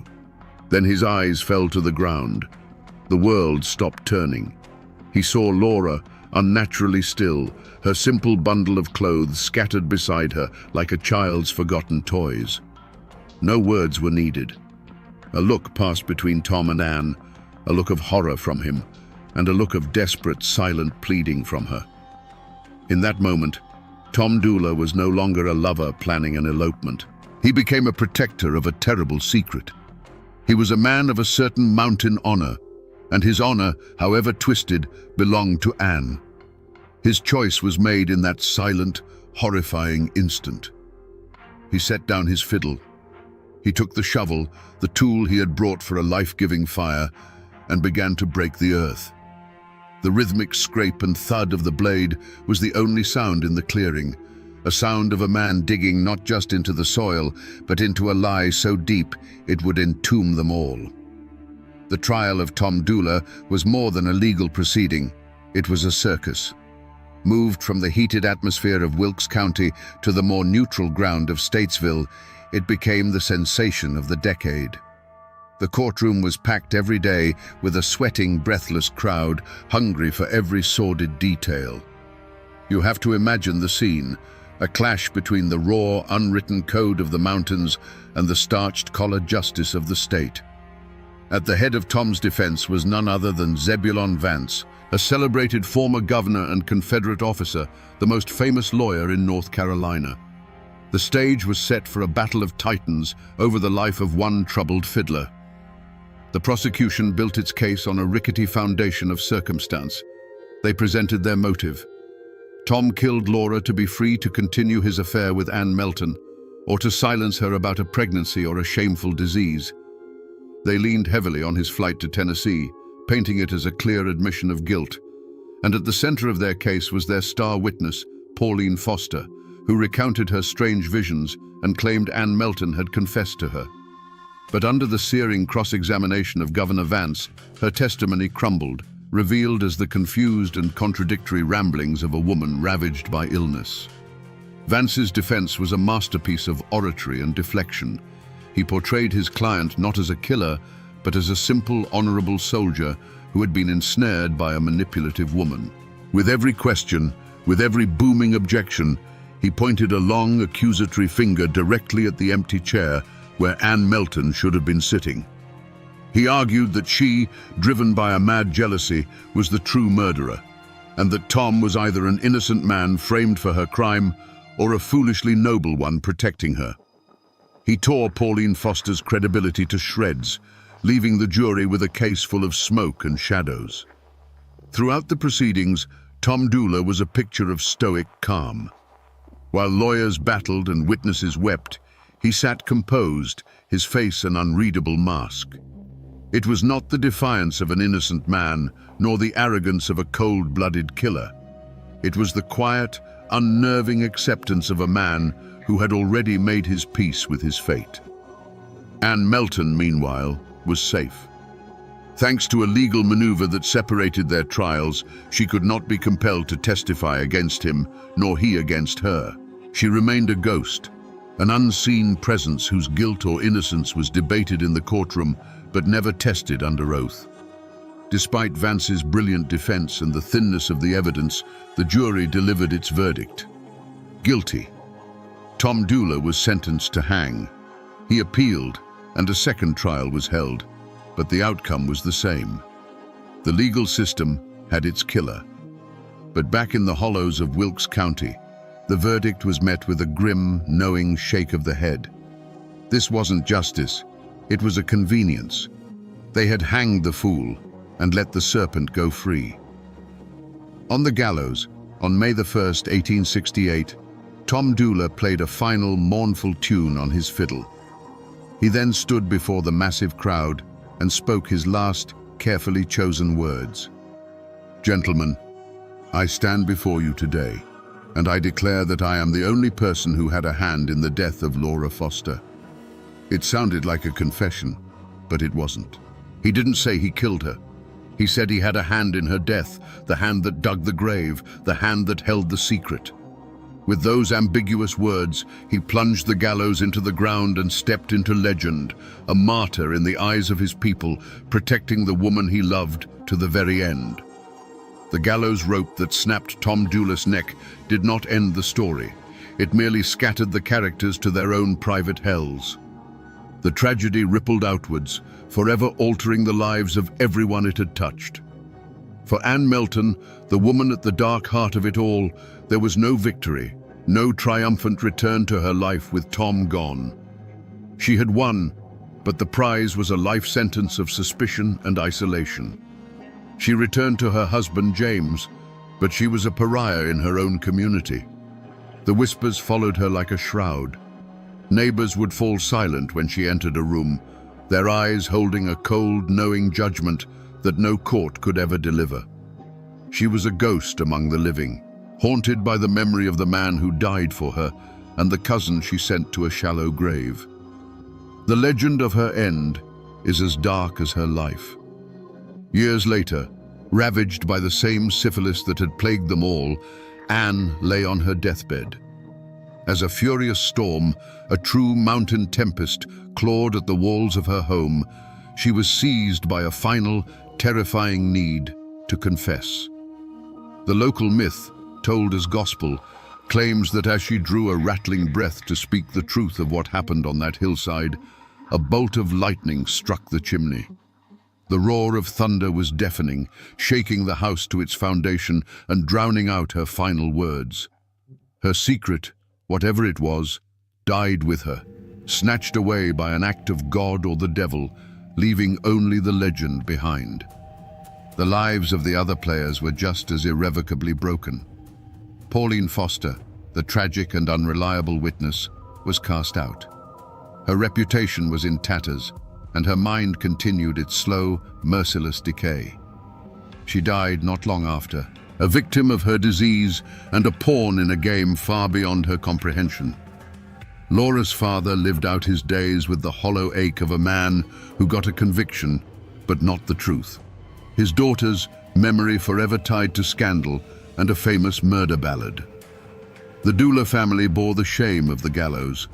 They retrieved Tom's body and buried him in their family plot, his grave marked by a simple fieldstone that is still visited to this day. They never believed he was a murderer, but a fool who died for a wicked woman's love. They lived with the stigma, their name now synonymous with the most infamous crime in North Carolina history. Even the men who were merely actors in the final drama were marked by it. Governor Zebulon Vance went on to serve as a U.S. Senator, but the Dula case remained one of his most famous, a rare and public loss in a celebrated career. Colonel James Grayson, the lawman who captured Tom, was further cemented as a folk hero, the man who always got his man. But for the families at the heart of the story, there was no glory, no moving on. The crime left a wound on the soul of Wilkes County, a scar that would be passed down through generations. a cautionary tale of love, jealousy, and the devastating price of silence. The rope that hanged Tom Dooley didn't silence his story. It just gave it a voice that would echo for a century and a half. The traces of this tragedy have not vanished. They are etched into the very soil of Wilkes County, tangible reminders that this is not just a legend, but a true story of love and death. You can still visit Tom Dooley's grave today. It's a simple plot of family land marked by a weathered stone, where visitors often leave small tokens, a coin, a flower, a guitar pick, offerings left for the ghost of a handsome fiddler. Miles away, Laura Foster lies in a different cemetery, her final resting place far from the man she died for, their separation in death as permanent as it was in life. But the most powerful remnant is not made of stone, it's made of music. Long before the lawyers and the newspapers, the people of the mountains preserved the story in the only way they knew how. They sang about it. The original folk ballad of Tom Dooley was a raw, haunting piece of oral history passed down through generations. Its verses were often darker and more complex than the famous version, with lines that pointed the finger directly at Anne Melton, capturing the community's true belief. It was this local ballad that kept the memory alive, a flickering candle in the dark hollows of time. Then, in 1958, a clean-cut group of folk singers called the Kingston Trio recorded their version. They simplified the narrative, smoothed out the rough edges, and turned a sordid Appalachian murder into a romantic, chart-topping hit. Their song, with its catchy rhythm and mournful refrain, blasted the story across the world. It cemented the name Tom Dooley in the popular imagination and ensured that this small-town tragedy would achieve a strange and lasting immortality. The song is the story's living ghost, a tune that drifts on the radio waves, its tragic origins unknown to most who hum along.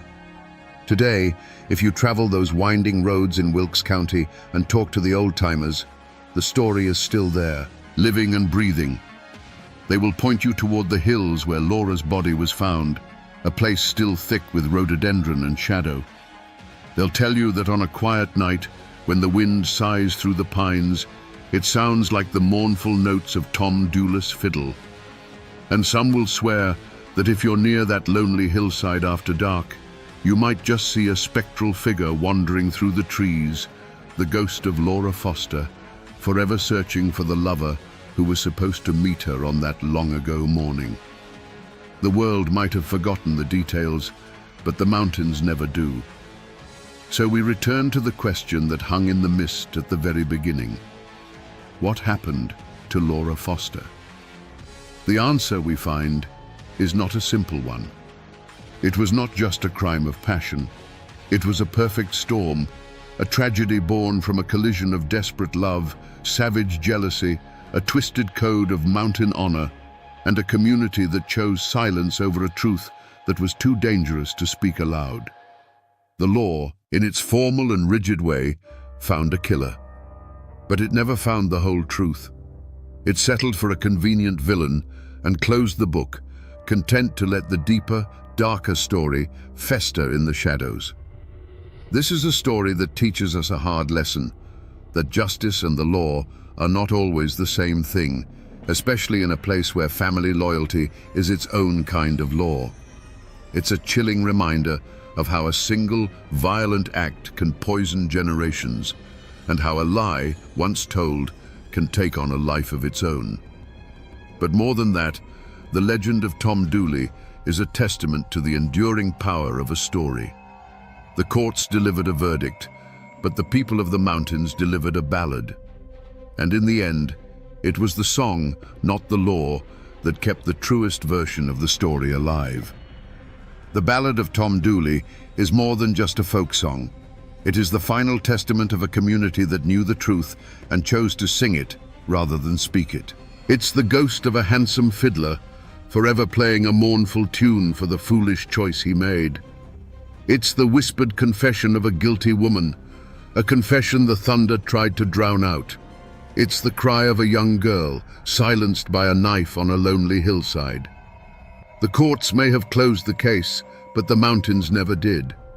And now, my friends, you know the rest of the story.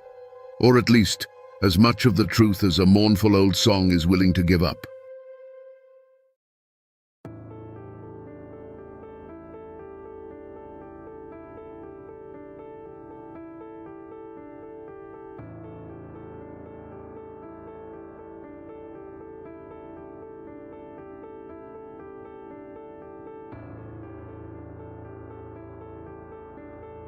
Here, on the banks of the Nolichucky River, the water still speaks in the old tongue of the mountains. It tumbles over rocks that have seen empires rise and fall, and it whispers through trees that remember a time when this was the very edge of the world. It was here, in this misty East Tennessee Valley, that a man came and took the river's name for his own, branding himself into the landscape forever. They called him Nolichucky Jack. But was he a hero, a rebel, or a king in buckskin? Today, we're going to follow the current back in time, because these waters hold a story of fire, blood, and ambition that shaped the very soul of Appalachia. Let's go back to 1773. Imagine this valley not as a quiet, settled place, but as the raw, bleeding edge of a new continent. This was a world of towering hardwoods and shadow-filled hollows, where the law was whatever a man could enforce with a long rifle and a steady hand.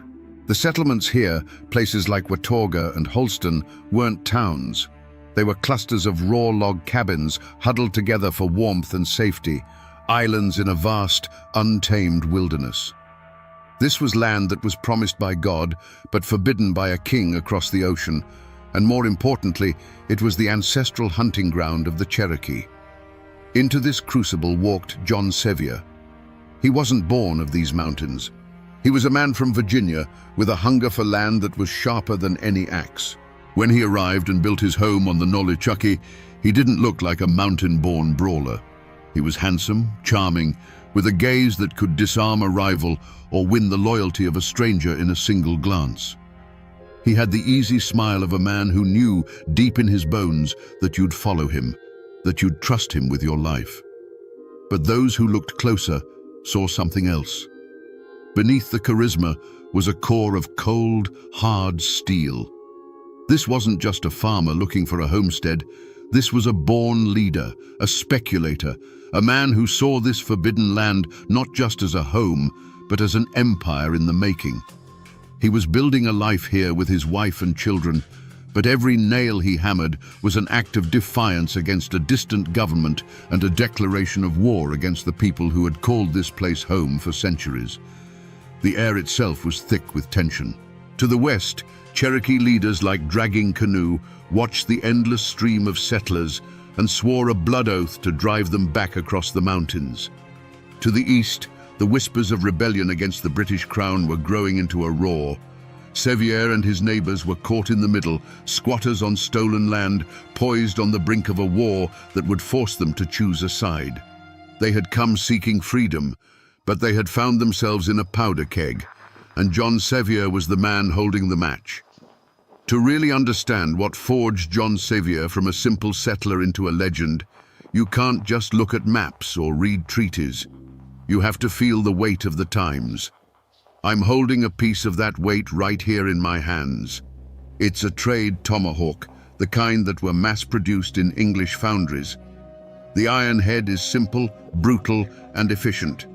The hickory handle is smooth from a century of handling. It feels cold, balanced, and deadly. But this isn't just an antique weapon. This is a political document written in steel. When the revolution began, the British had a strategy for their southern frontier: turn the mountains red. They funneled weapons like this one to the Cherokee and other tribes, encouraging them to attack the rebellious settlements. For the British, it was a calculated move in a global war. But for the families living in those isolated cabins, it meant this object became a symbol of their worst nightmares. It was the face of a war that didn't happen on distant battlefields, but on their own doorsteps. This simple tool forces us to ask a visceral question, one that cuts through the pages of history. What happens when the world outside your thin wooden walls is consumed by fire and screams? What does a man like John Sevier do when he's looking over the palisade of a besieged fort and sees a young woman running for her life with a weapon just like this one slicing through the air right behind her? When the revolution finally broke, it wasn't a glorious affair of flags and cannons on the frontier. It was a wave of pure terror. The British strategy was simple and brutal. They would unleash their allies, the Cherokee, upon the settlements. The war had come to the mountains, and it came on silent, moccasined feet, armed with English steel.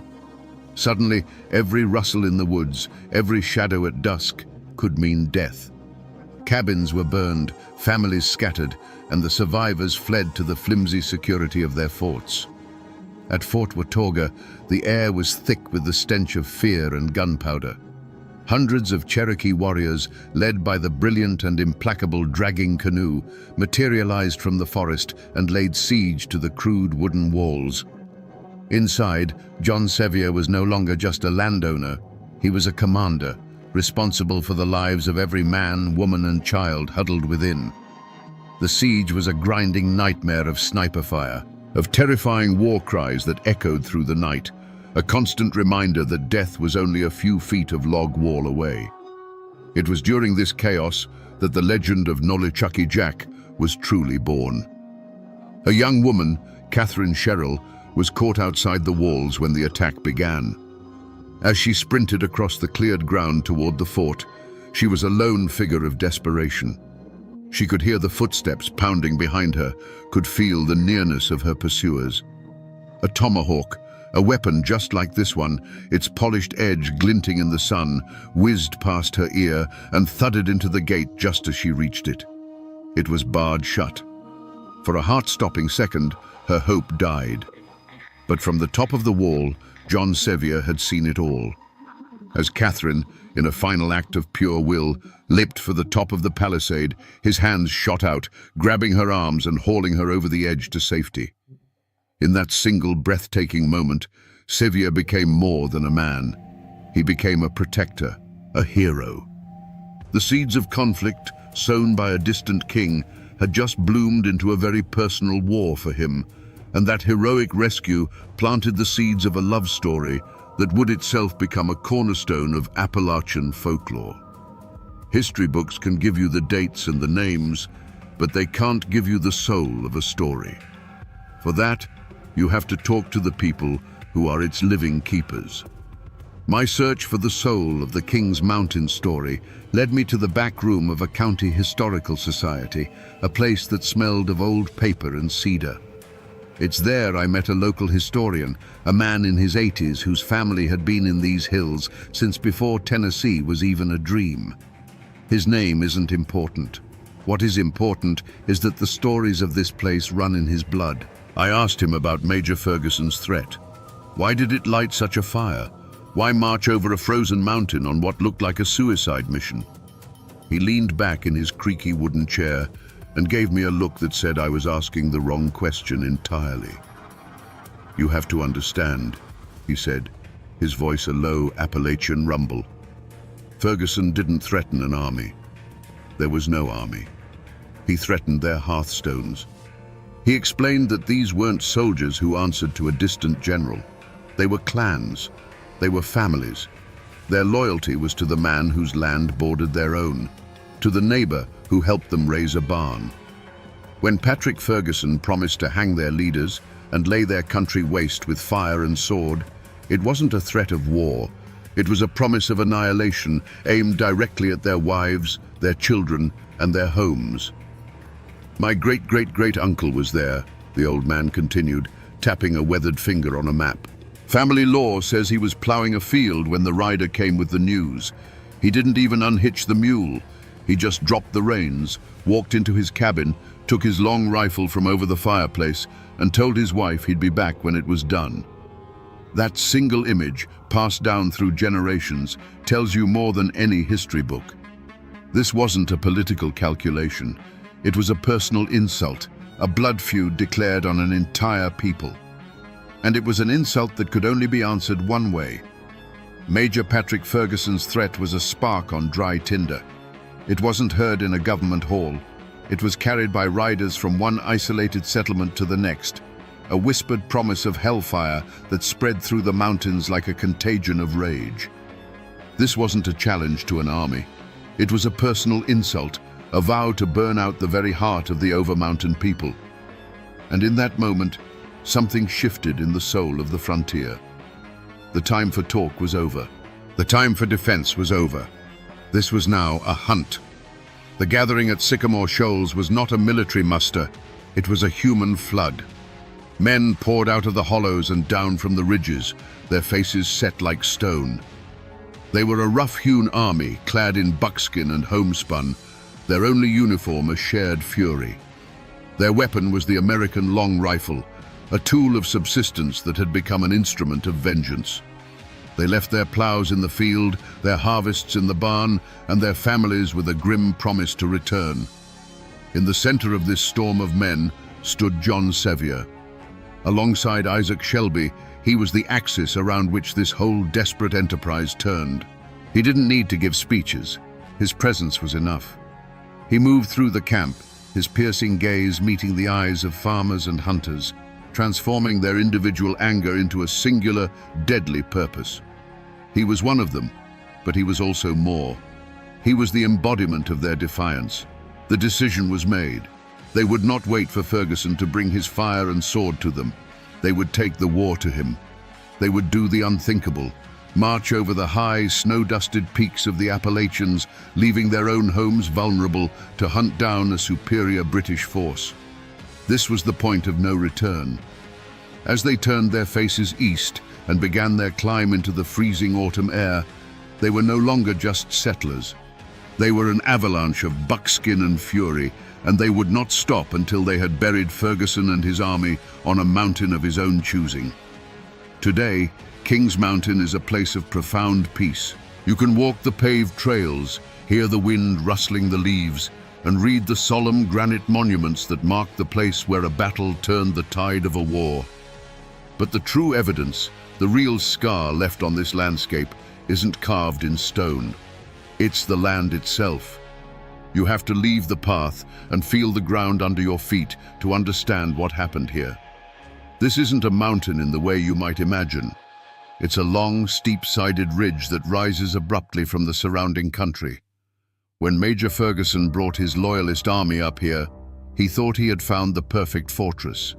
From this high ground, he could see in every direction, and he believed no army could assault such a steep, rugged slope.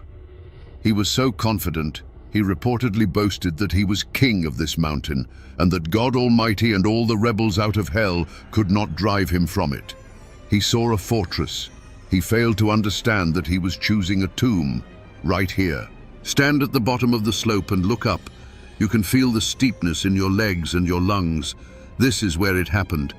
Ferguson's men were arrayed on the cleared summit, a perfect target against the skyline. But the Overmountain men didn't attack in formation. They used the dense woods on these slopes for cover, melting between the very trees that still stand here today. Each of these ancient oaks, each of these weathered rock outcroppings, became a silent testament to the chaos of that day. This whole ridge became a killing jar, and the Overmountain men were about to seal the lid. It began with a sound that was not quite human.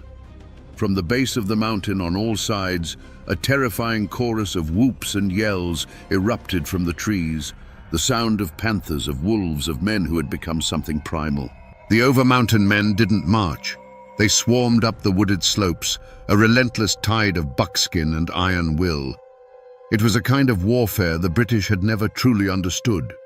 For every volley of musketry the Loyalists fired down the hill, hitting little more than bark and shadow. A dozen puffs of white smoke would answer from the trees below. The crack of the long rifles was sharp, personal. Each one was a sentence of death delivered from an unseen judge.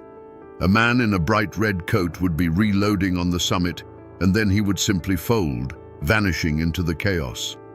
The Loyalists charged with bayonets, a wave of disciplined steel meant to break any line, but there was no line to break. The frontiersmen just melted back into the forest, letting the charge pass, only to rise up on their flanks and rear, their rifles speaking again and again. The fortress had become a slaughter pen. Above the din, Major Ferguson's silver whistle could be heard, a shrill, piercing note trying to impose order on pure chaos. He rode his white horse back and forth across the summit, a magnificent, defiant target rallying his crumbling lines. For an hour, the mountain was consumed by a storm of lead and fury. The air grew heavy and acrid with the smell of gunpowder. The roar of battle was continuous, a deafening drumbeat of rifle fire, screams and war cries. Then, suddenly, the silver whistle fell silent. The man on the white horse, who had seemed invincible just moments before, reeled in his saddle. He swayed for a moment, a stunned look on his face, before sliding to the ground. With his fall, the last bit of fight drained from the loyalist force. White handkerchiefs began to appear, tied to the ends of ramrods and held aloft in surrender. The shooting didn't stop immediately. The raw fury that had carried them over a frozen mountain demanded a final terrible price. But soon, a new sound replaced the gunfire, the triumphant, breathless roar of men who knew they had just broken the back of the British war in the south. After the gunsmoke clears, the ink begins to flow. This is a copy of the official report on the Battle of King's Mountain, written by the commanders and sent to the Continental Congress. It's written in the formal, looping script of the 18th century, and its language is as detached as the battle itself was intimate and brutal. It talks of troop movements, of casualties, and of objectives secured. It describes the battle in a single, sanitized phrase: a sharp conflict. A sharp conflict. Those three words are the cold ashes left over from a raging fire. There is no mention in this dry report of the war cries that echoed through the trees, or the raw fury of men avenging a threat against their homes. The official record doesn't tell you about the terror in the eyes of the loyalists as they were swarmed from all sides, or the grim satisfaction of the frontiersmen as they won. The paperwork of war is always a ghost of the real thing, a sterile summary that strips away the blood and the humanity. And this is where the story of John Sevier takes its most important turn. In this document, he is a hero of the new United States, a loyal officer serving the cause of liberty. But what this paper trail doesn't show is what was happening in Sevier's own mind. He had just seen how power was won, not in distant congresses, but by the will of determined men with rifles in their hands. As he rode home over the mountains, a hero of continental fame, he wasn't just thinking about the war he had won, he was thinking about the kingdom he was about to build. The official record sealed his legend as a patriot, but it was a title he was already preparing to betray. The hero returned from King's Mountain not just to a home, but to a vacuum of power. North Carolina, broke and exhausted from the war, ceded its western lands to the federal government, effectively abandoning the over-mountain settlements. Left without courts, laws, or protection, the people did what they had always done. They took matters into their own hands. In 1784, they declared themselves a new, independent state, the state of Franklin, and there was only one man they would trust to be its governor, John Sevier. For a brief, shining moment, Nolichucky Jack was a king in his own right, ruling over a renegade republic carved out of the wilderness. But the law, however distant, has a long memory. North Carolina quickly regretted its decision and reasserted its claim, creating chaos. Two governments now claimed the same land. The conflict became a bitter personal feud between Sevier and a man named John Tipton, a former brother-in-arms from Kings Mountain who now led the North Carolina Loyalist faction.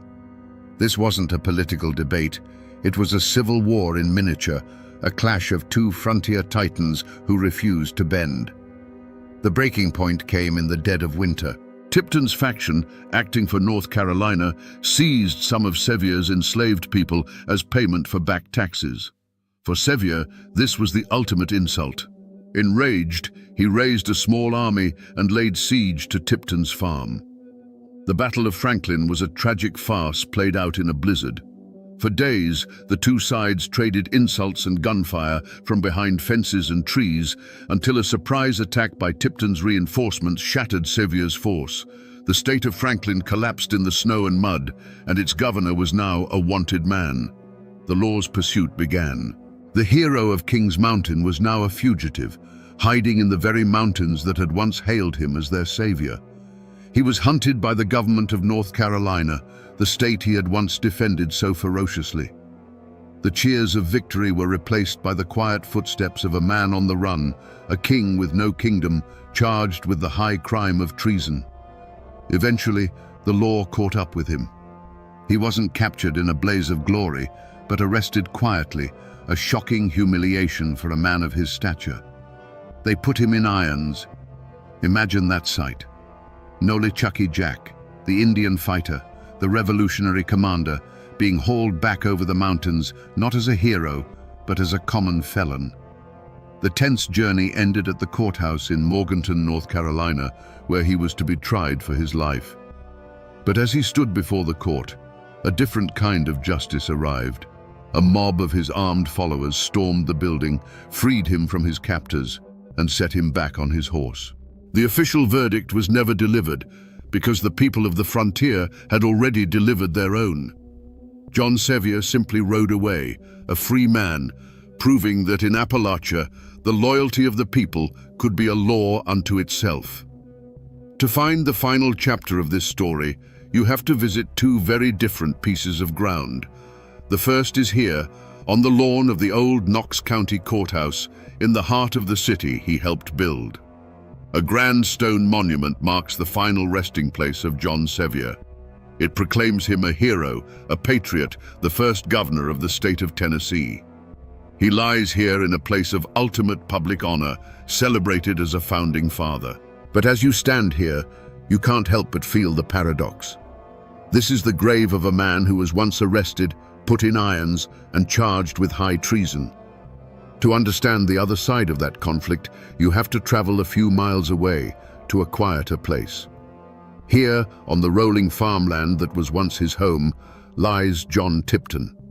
His grave is simple, solid, unyielding, much like the man himself who stood for the law when it was unpopular and faced down the most famous man on the frontier. He rests on the very land he defended, the homestead that Sevier himself once besieged. They lie just a county apart now, enemies in life, neighbors in death. The man who upheld the law rests on his private farm, while the rebel who defied him is enshrined in the town square. This stark contrast, written in granite and soil, is the final, silent testament to their long and bitter feud. It forces us to ask the most crucial question of all. What happened in the years after the guns fell silent? How did the fugitive Nolichucky Jack not only escape justice, but rise from the ashes of his failed state to become the most powerful man in Tennessee? The long shadow of his failed state hung over John Sevier, but he was a man who thrived in the half-light. After his dramatic rescue, he was still technically a fugitive, a traitor in the eyes of North Carolina. But in the mountains and hollows of his homeland, he was simply Nolichucky Jack, their leader, protected by a fierce loyalty that no law could penetrate. He was a political ghost they couldn't exorcise. So what does a man do when his kingdom has crumbled and his enemies hold all the legal cards? He finds a new game to play. And this is where Sevier's story takes a dark, secretive turn. A desperate man, he began a clandestine correspondence with Spanish diplomats.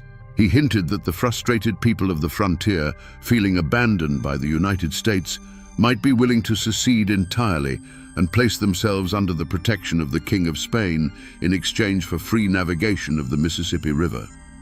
Was it genuine treason? Or was it the shrewdest political bluff in American history? A move designed to force the young United States to finally pay attention to its western frontier. The truth is buried with him, but it shows a man willing to risk everything to protect his interests and regain his power. Meanwhile, North Carolina faced a dilemma. They couldn't arrest Sevier. his followers would simply free him again. They couldn't ignore him. His influence was too great. They couldn't defeat him, so they did the only thing they could. They embraced him. In a stunning act of political pragmatism, they issued a full pardon for his treason. Then they went a step further. They elected the rebel leader to their own state senate. It was a masterstroke. By bringing him into the system, they neutralized him as an outlaw. But they had underestimated Nolichucky Jack. He wasn't neutralized. He was legitimized. He took his seat in the government that had once hunted him and used his new position, combined with his undiminished popularity back home, to fight for the one thing he always wanted, a new state. But this time, done the right way. He outmaneuvered every opponent, trading his buckskin jacket for a politician's coat without ever losing the grit of the frontiersman. When Tennessee was finally granted statehood in 1796, there was no debate, no question about who would lead it. The election of John Sevier as its first governor wasn't a political victory. It was a coronation. The rebel king was dead. Long live the governor. And that's where the story gets complicated, because even today, John Sevier isn't one man. He's two. The first Sevier is the one written in stone and bronze, the man on the monument. This is Nolichucky Jack the hero, the father of Tennessee, the fearless Indian fighter who protected the fledgling settlements from annihilation. To this day, if you ask the descendants of the Overmountain men, they will tell you he was a patriot who risked everything at Kings Mountain and a statesman who carved a civilization from a savage wilderness. This is the Sevier of public record and popular legend. But then there's the other John Sevier. This is the man whose story isn't written on monuments, but whispered in the shadows of history. To understand this Sevier, you have to stand on the other side of the Nolichucky River, on the land that was once the sovereign territory of the Cherokee Nation. From that perspective, Sevier wasn't a hero. He was the leading edge of an invasion. He wasn't a protector. He was a conqueror. Every acre of land he settled was an acre of land he took. His 35 battles weren't heroic skirmishes. They were a relentless campaign of ethnic cleansing. And it wasn't just about land for a home.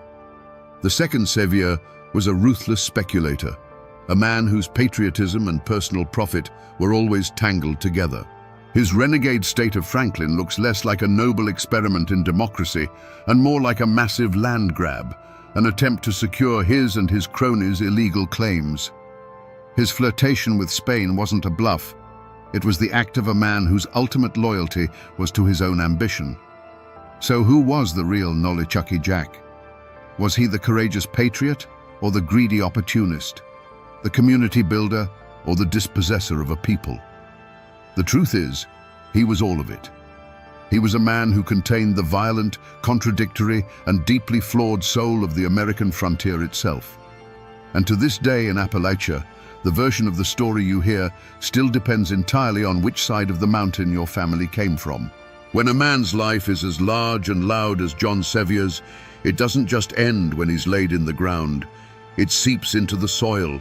It becomes part of the mist that hangs in the hollows.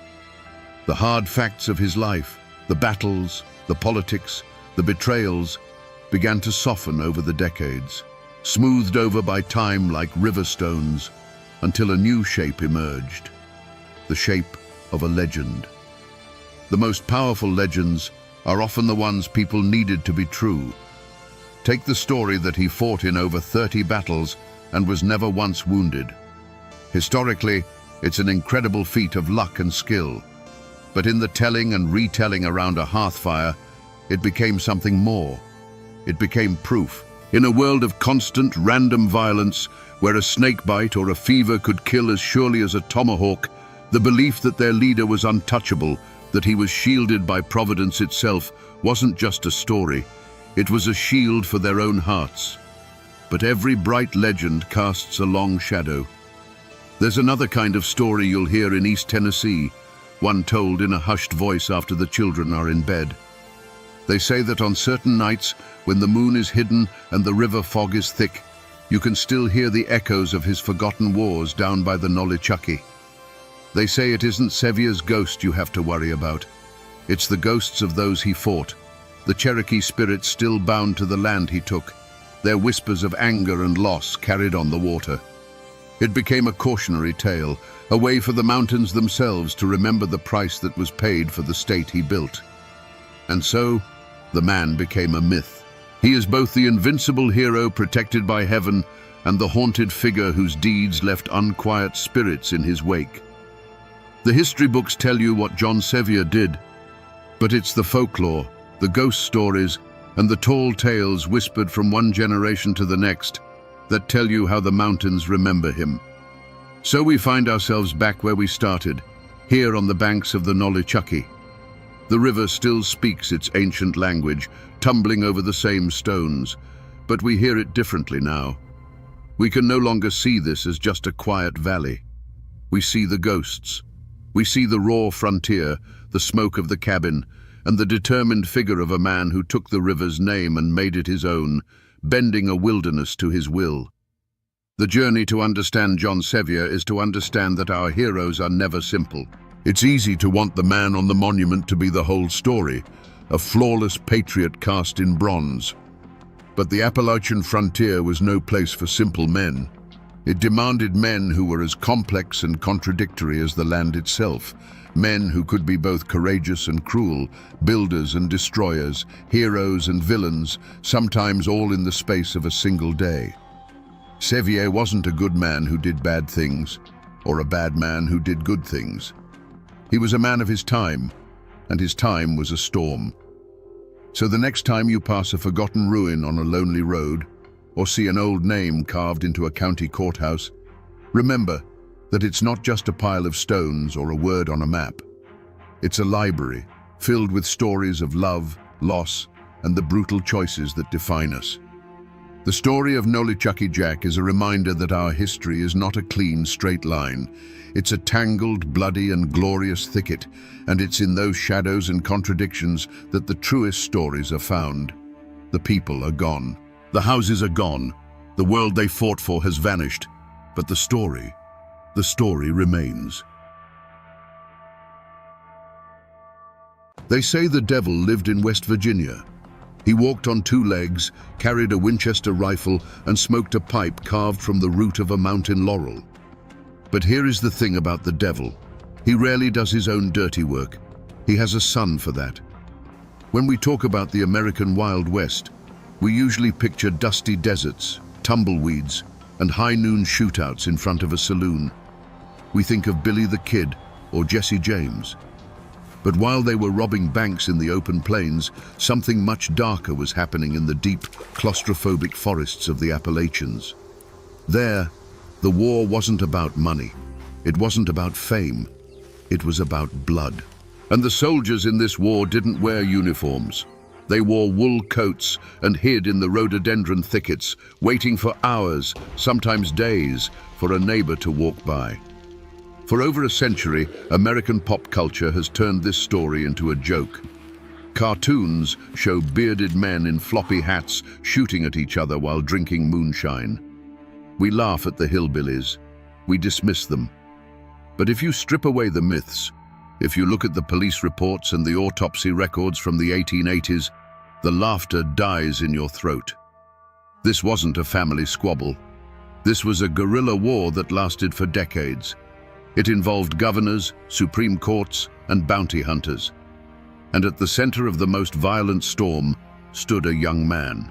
He wasn't the leader. That was his father, the infamous Devil Anse Hatfield. But this young man was the instrument, the executioner. His name was William Anderson Hatfield. But the mountains knew him simply as Cap. Imagine a man who could shoot the head off a squirrel at 50 yards without blinking. A man who, by some accounts, had more confirmed kills than any gunslinger in Tombstone or Dodge City. But unlike those Western outlaws who sought glory, Cap moved in silence. He was a phantom. One moment he was there, standing on a ridgeline. The next, he was gone, leaving only a footprint and a dead body. The story we are about to tell is not the cartoon version. It is the story of a man bred for violence who treated the dense forests of the Tug Fork River Valley like a chessboard. It is a story of ambush, arson, and a brutality so shocking it forced the United States government to intervene. But the most twisting part of this tale isn't the killing, it's what happened after.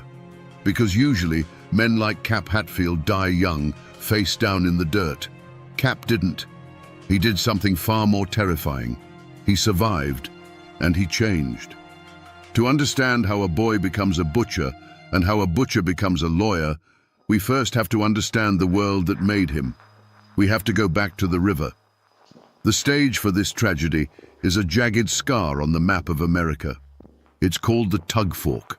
It's a tributary of the Big Sandy River, a winding, snake-like body of water that serves as the natural border between two states, West Virginia and Kentucky. In the late 1800s, this wasn't just a state line, it was an iron curtain. On the West Virginia side, you had the Hatfields. They were prosperous, powerful, and politically connected. They ran the timber business. They were the kings of Logan County. Their patriarch, Devil Anse Hatfield, was a former Confederate officer, a man who had seen the horrors of the Civil War and decided that the only law that mattered was his own. On the Kentucky side lived the McCoys. They were just as proud, but generally poorer, and arguably more bitter. Their leader, Randolph Randall McCoy, was a man consumed by a sense of injustice, brooding over every slight, real or imagined. Now, you have to understand the geography to understand the violence. These aren't open fields.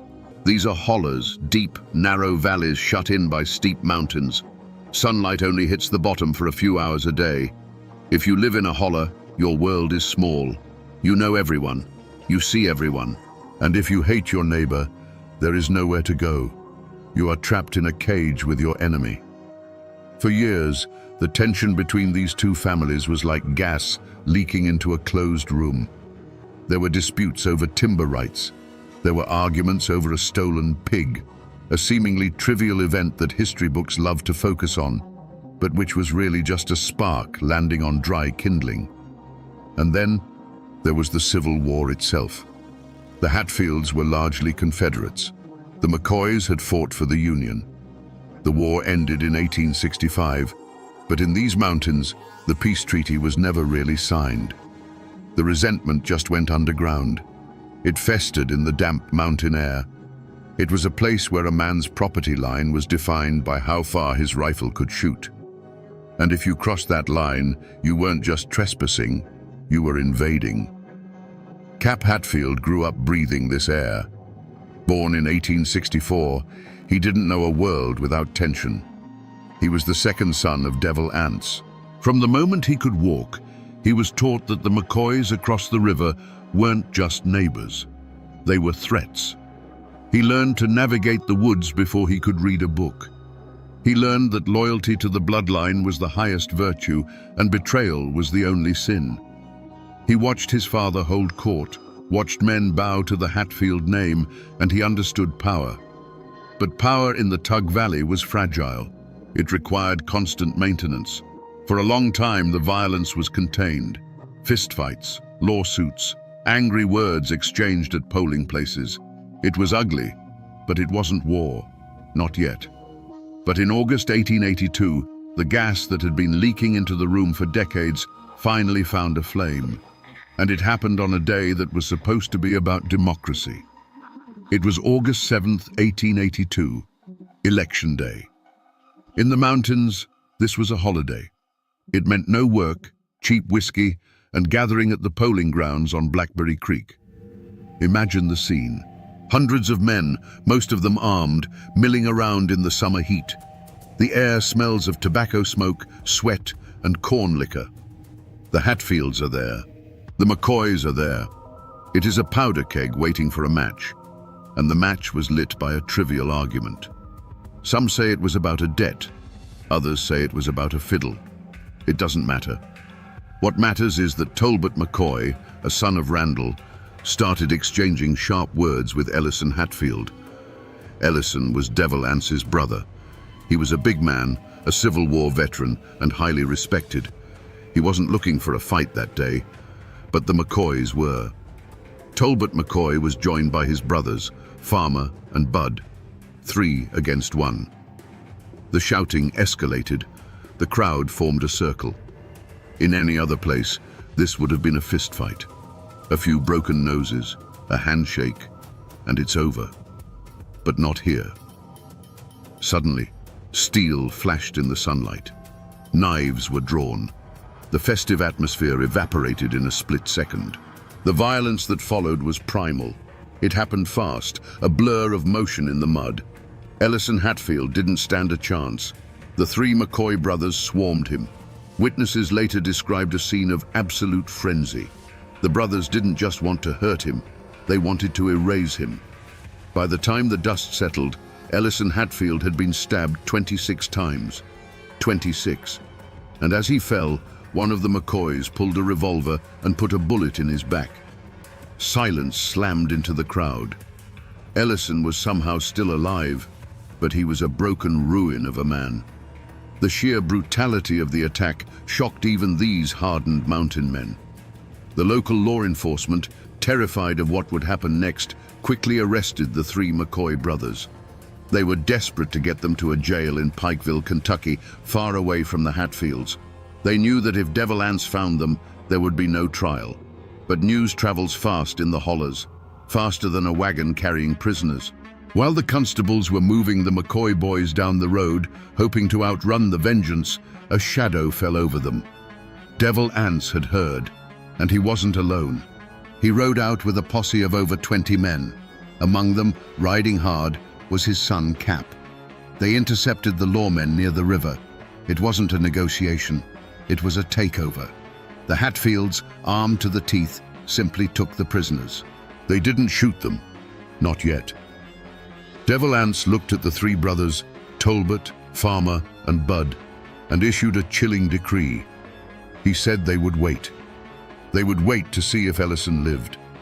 If Ellison survived his wounds, the McCoys would be handed back to the law. But if Ellison died, the boys would belong to the Hatfields. For 2 days, time stood still.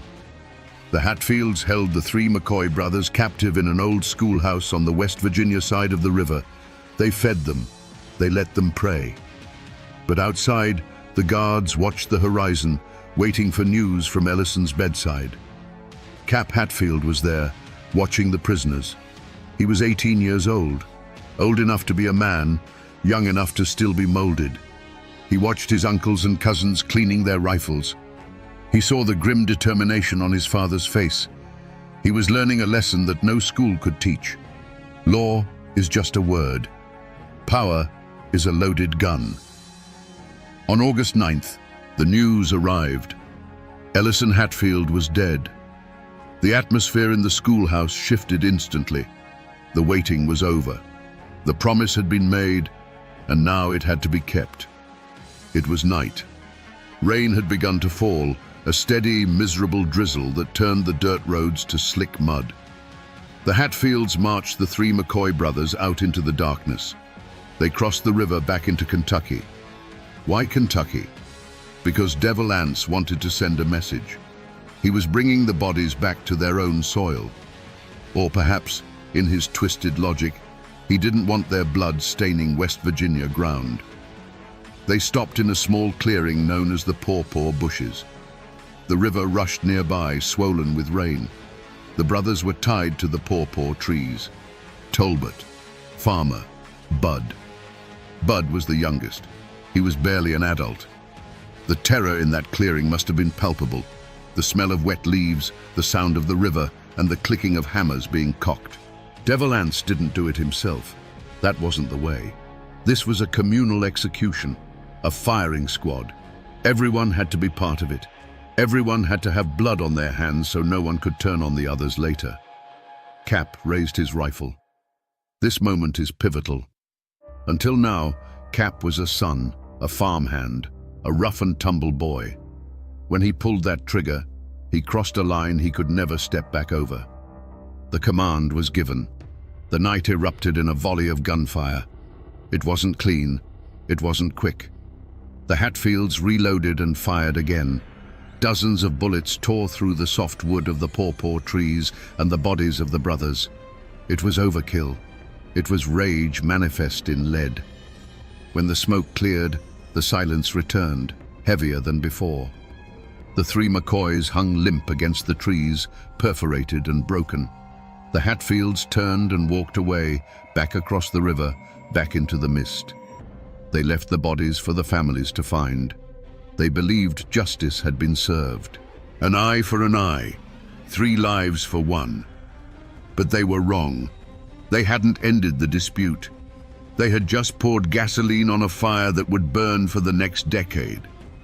And in the darkness of that night, as the smell of gunpowder clung to his coat, Cap Hatfield had changed.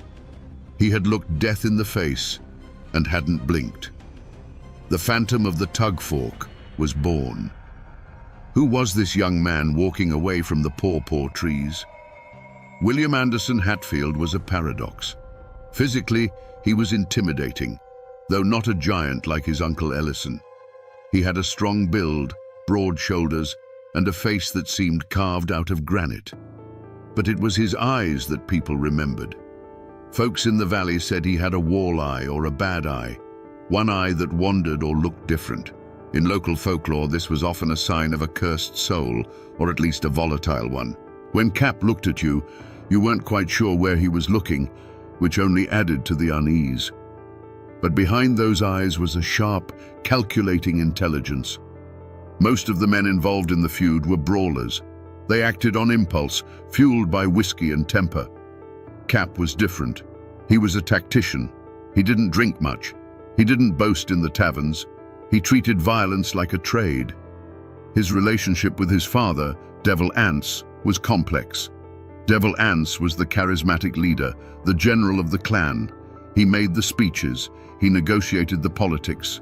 But Cap was his lieutenant, his enforcer. If Devil Anse was the brain, Cap was the trigger finger. There is a terrifying intimacy in that dynamic. A father grooming his son not to take over the family farm, but to be his bodyguard and assassin. Cap revered his father. He absorbed his father's paranoia. He believed, truly believed, that the Hatfields were the victims, constantly under siege by the McCoys and the Kentucky government. While his father gave the orders, Cap was the one checking the windage on the sites. He became a master of the ambush. He knew every cave, every deer trail, every ridge in the Tug Valley.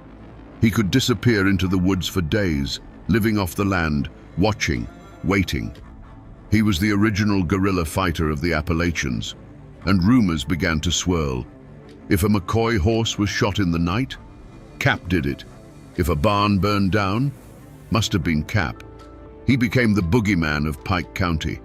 But for 5 long years after the pawpaw tree executions, the war went cold. It was a stalemate. The McCoys were grieving and disorganized. The Hatfields were secure in their West Virginia fortress. Cap got married. He had children. For a moment, it looked like he might just settle down and become a regular mountain man. He worked the timber. He farmed. But beneath the surface, the legal wheels were turning. The mother of the murdered boys, Sarah McCoy, never forgot. And Randall McCoy never forgave. They were petitioning the governor of Kentucky. They were hiring lawyers. They realized they couldn't beat the Hatfields with bullets. Not yet. They needed the law. And in 1887, a new player entered the game. A man who would turn Cap's world upside down. The quiet years were over. The bounty hunters were coming. The man who changed everything wasn't a McCoy. His name was Perry Cline.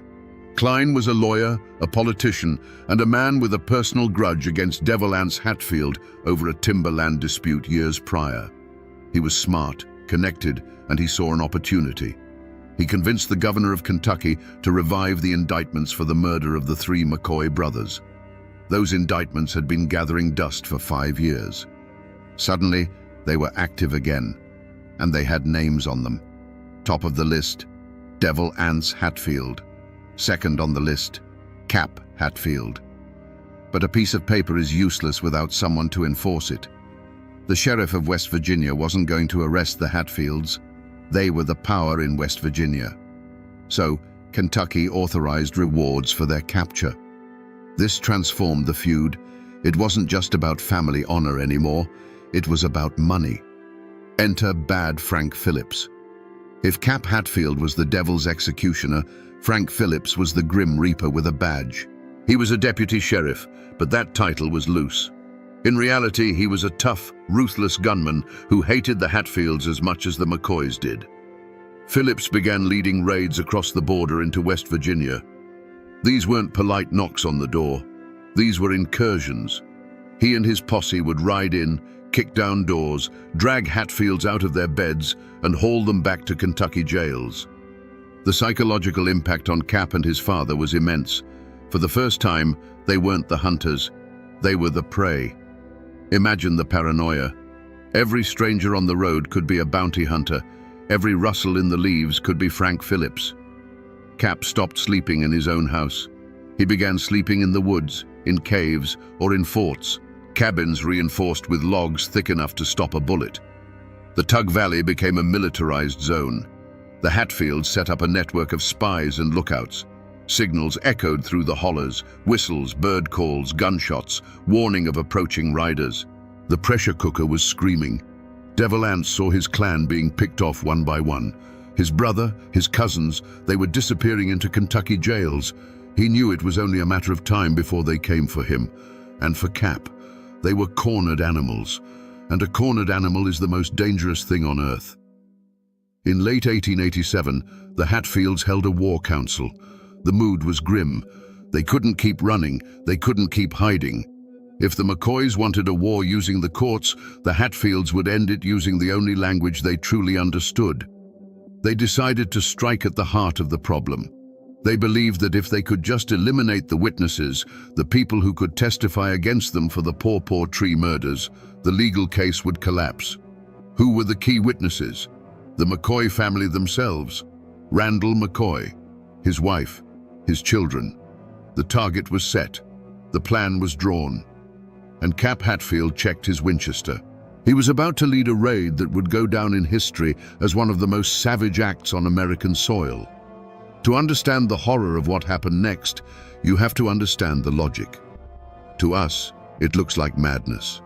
To them, it was a tactical necessity. It was December 1887. The mountains were buried under snow. The air was sharp enough to freeze your breath in your lungs. In the Hatfield stronghold, the inner circle gathered. Devil Anse, Cap, and a trusted, slightly unhinged associate named Jim Vance, Cap's uncle. Vance was older, meaner, and had a reputation for extreme violence that even some Hatfields found unsettling. The logic was simple. The Kentucky courts needed witnesses to convict them of the 1882 killings. If there are no witnesses, there is no trial. If there is no trial, there is no hanging. The witnesses lived in one cabin, Randall McCoy's cabin. It wasn't a crime of passion anymore. It was a hit, a calculated, premeditated extermination. They didn't just want to kill Randall. They wanted to send a message so terrifying that no bounty hunter would ever dare cross the Tug River again. Cap was 23 years old now. He was in his prime. He wasn't just following orders blindly. He was an active participant in the planning. He knew the terrain. He knew the approach. They gathered a group of about 9 men, a mix of family members and loyalists. They included a young man named Ellison Mounts, who was rumored to be the illegitimate son of the murdered Ellison Hatfield. He was not particularly bright, easily manipulated, and eager to please Cap and Vance. He would play a tragic role in this drama. The plan was specific: surround the cabin under the cover of darkness. Demand Randall McCoy surrender. If he didn't, burn it down. Think about that. Burn it down. They knew there were women and children inside. They knew Randall's wife Sarah was there. They knew his young daughters and sons were there, and they didn't care. This is the moment where any sympathy for the feud as a romantic struggle evaporates. This wasn't defending your home. This was a death squad. They checked their weapons: Winchesters, revolvers, shotguns. They packed torches and kerosene. As the sun set on New Year's Day, 1888, the group set out. They moved like ghosts through the frozen forest. No talking, no smoking, just the crunch of snow under boots and the rhythmic breathing of men marching toward murder. Cap walked near the front. His face was hidden by a slouch hat, his coat collar turned up against the wind. He was walking toward the defining moment of his life, the moment that would earn him the title, the Butcher. Across the river, the McCoy family was settling in for the night. They had no idea that the devil was coming for dinner. January 1st, 1888. Midnight. The cold was absolute. A cold so deep it felt like the world had died, and this was its ghost. The snow on the ground was a pale blue sheet under the moon, reflecting a dead light. Imagine the silence. It's a special kind of quiet that only happens in a deep freeze, when the very air seems to crackle. The only sounds were the soft crunch of 9 sets of boots on the snow and the ghostly white plumes of their breath. The McCoy cabin appeared in a clearing. It was a dark, solid shape against the snow, with a thin curl of smoke rising from its chimney. A single point of warmth in a frozen universe. A point they had come to extinguish. Cap moved with the quiet confidence of a predator. He was the field commander. With hand signals, he directed his men, 2 to the back, 2 to the side. He, Vance, and the others would take the front. They moved like wolves, using the trees and the long shadows for cover, closing the circle. Inside that cabin, the McCoys were asleep. Randall and his wife Sarah, their children. They were wrapped in blankets, dreaming, unaware of the ring of steel that was tightening around their home. The only warning came from the family dogs, who began to bark frantically at the unseen threat in the woods.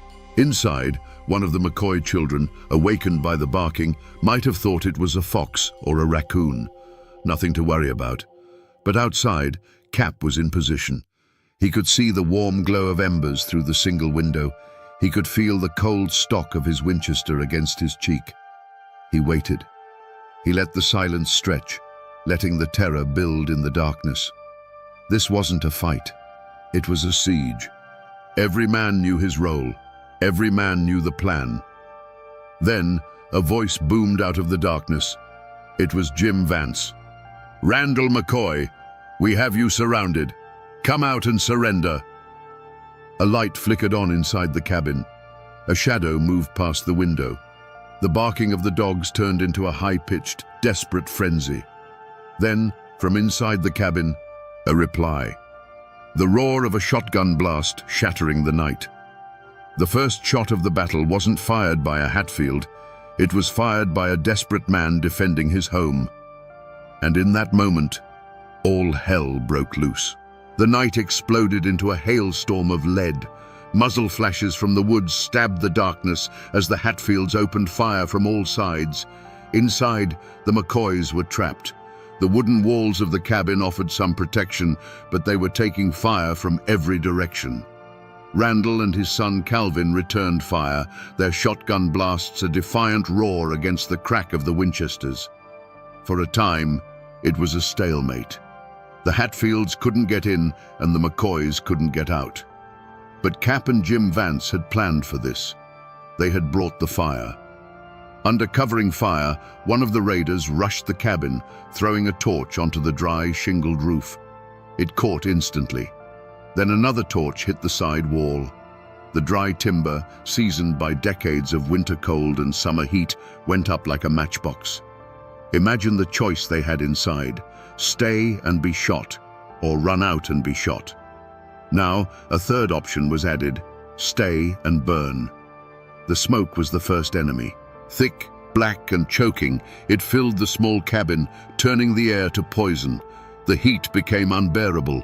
The wood of the walls began to groan and pop. In the chaos, Alifair McCoy, one of Randall's adult daughters, made a fatal decision. Desperate for air, or perhaps believing the attackers would spare a woman, she ran to the kitchen door and threw it open. A single shot cracked louder than the rest. Alifair stumbled back into the doorway and collapsed onto the floor. Seeing her daughter fall, Sarah McCoy screamed. It was a sound that cut through the gunfire, a sound of pure, primal grief. She rushed to her daughter's side. Then, according to testimony, she saw Cap Hatfield standing in the doorway. She screamed at him, "They've killed my daughter!" What happened next is a testament to the savagery of the night. One of the raiders, some say it was Cap himself, didn't shoot. He swung his rifle like a club. He brought the butt of it down hard on Sarah McCoy's head, and she collapsed, unconscious, next to the body of her daughter. It wasn't a battle anymore. It was an extermination. With the cabin now an inferno, Randall McCoy knew it was over. He made a desperate run for his life. He burst out the back, into the freezing darkness of his cornfield, and scrambled away as bullets whizzed past his head in the night. He didn't stop running. Another of Randall's sons, Calvin, was also shot and killed as he tried to escape the flames. The raid was over in less than an hour. The Hatfields melted back into the woods, their work done. They left behind a scene from a nightmare. The McCoy cabin was a roaring funeral pyre against the snow. Inside were the bodies of a son and a daughter. Outside lay a mother, beaten and left for dead. The raiders retreated across the river, believing they had finally broken the McCoys. They believed they had won.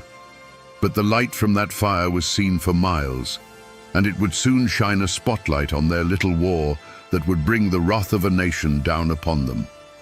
The New Year's massacre was not a secret kept by the mountains. The story of the burning cabin and the murdered family traveled down the telegraph wires, and it landed on the front pages of newspapers in a country that was suddenly fascinated and horrified. Imagine opening your morning paper in New York City or Chicago in January of 1888. You read about stock prices, politics, and then you see it. A headline about a vendetta in the mountains, war on the Tug Fork, savage clans in a fight to the death. Journalists, smelling a sensational story, descended on the region. They painted a picture of a primitive, lawless land stuck in a time warp. They called the Hatfields and McCoys American Montagues and Capulets, but with rifles instead of rapiers. This wasn't a local crime story anymore. It was a national scandal. The political pressure became immense. The governor of Kentucky, Simon Bolivar Buckner, was outraged. He saw the raid as an act of invasion by a foreign power. He accused West Virginia of harboring a nest of terrorists. In return, the governor of West Virginia, E. Willis Wilson, fired back. He accused Kentucky's Bad Frank Phillips and his posses of being illegal invaders, kidnapping West Virginia citizens without due process. The two states were on the brink of calling out their militias. It was a constitutional crisis. Could one state legally send armed men into another to capture its citizens? The case went all the way to the United States Supreme Court.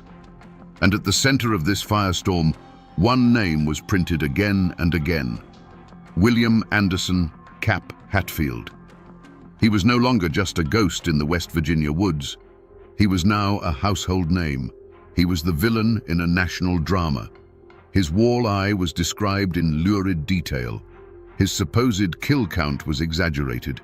He became the living embodiment of the savage mountaineer that the rest of America both feared and, in a strange way, was fascinated by. The bounty on his head skyrocketed. He was now public enemy number one. For Devil Anse, this was a disaster. He was a politician. He understood power. And he knew that the power of the press and the United States government was something his clan could not fight. But for Cap, it simply raised the stakes. The world was now watching. He couldn't surrender. To surrender meant a Kentucky jail and a Kentucky rope. His only option was to fight. Back in Kentucky, Frank Phillips was given a blank check. The political embarrassment was so great that he was told to end this, once and for all. Get the men responsible for the New Year's massacre, get Jim Vance, and most of all, get Cap Hatfield. Phillips gathered the largest posse yet. He armed them with the best rifles money could buy. This wasn't going to be another stealth raid. This was an invasion force. They crossed the Tug Fork, not in the dead of night, but in broad daylight. They were coming for a reckoning. The war came to the Hatfields on January 19, 1888. Frank Phillips and his posse of nearly 30 men were not hunting for rumors. They had a specific target list, and the first name on it was Jim Vance. They tracked him to his cabin. The fight was short and brutal. Vance, the old warrior, was cut down in a hail of bullets. Phillips had claimed his first major prize. The sound of that sustained gunfire echoed through the frozen valleys. For Cap Hatfield, hiding miles away, it was a death knell. He knew exactly what it meant. They had gotten Vance, and he was next. But Cap didn't run. Not yet. He gathered what men he could, his brother Johnsy, a few cousins and loyalists, and prepared to make a stand. He wasn't going to let them pick his family off one by one in their homes. He would meet them in the field. He chose his ground carefully, a place called Grapevine Creek. It was perfect defensive terrain. He positioned his men on a ridge overlooking the path that Phillips's posse would have to take. The creek itself acted as a natural moat, and the trees provided excellent cover. He funneled the attackers into a kill zone. It was a classic ambush. When Phillips and his men rode into the valley, they were confident, maybe even arrogant, after their easy victory over Vance. They rode straight into the trap. Cap gave the signal. The ridgeline exploded with fire. The posse was caught completely in the open. Men dove for cover behind rocks and trees. Horses screamed and bolted. For a few critical minutes, the Hatfields had complete superiority. They poured a relentless fire down on the pinned lawmen. But Frank Phillips was not an easy man to kill. He rallied his men. They had superior numbers and a grim determination. The skirmish turned into a full-blown battle that raged for hours. Bullets splintered the trees. Ricochets whined through the cold air. Men shouted orders and curses that were swallowed by the constant roar of the rifles. Cap was in his element. He moved from position to position, directing fire, calling out targets. He was a commander leading his troops in the heart of combat, but he was outmanned and outgunned. Slowly, methodically, Phillips's men began to advance, using flanking maneuvers to get around the Hatfield position. Cap realized the line was about to break. If they stayed, they would be surrounded and annihilated. He made the call: retreat. It became a running gun battle.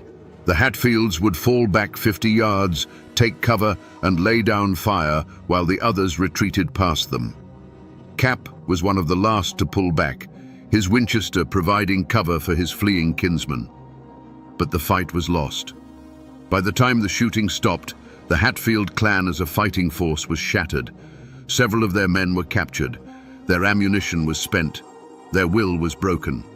The Battle of Grapevine Creek was over. The Hatfield war machine was smashed, and Cap Hatfield vanished.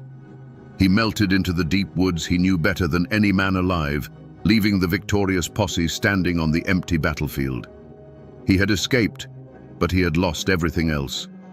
He was now alone, a king without a kingdom, hunted by the law and by the ghosts of the men he had killed. After Grapevine Creek, the law swept through the Tug Valley. They arrested Devil Ance's sons, his nephews, and his supporters. The Hatfield Empire crumbled in a matter of weeks. The only major player still at large was Cap. He became a ghost, a legend whispered around campfires. For months, Cap lived like a wild animal. He slept in caves and abandoned coal mines.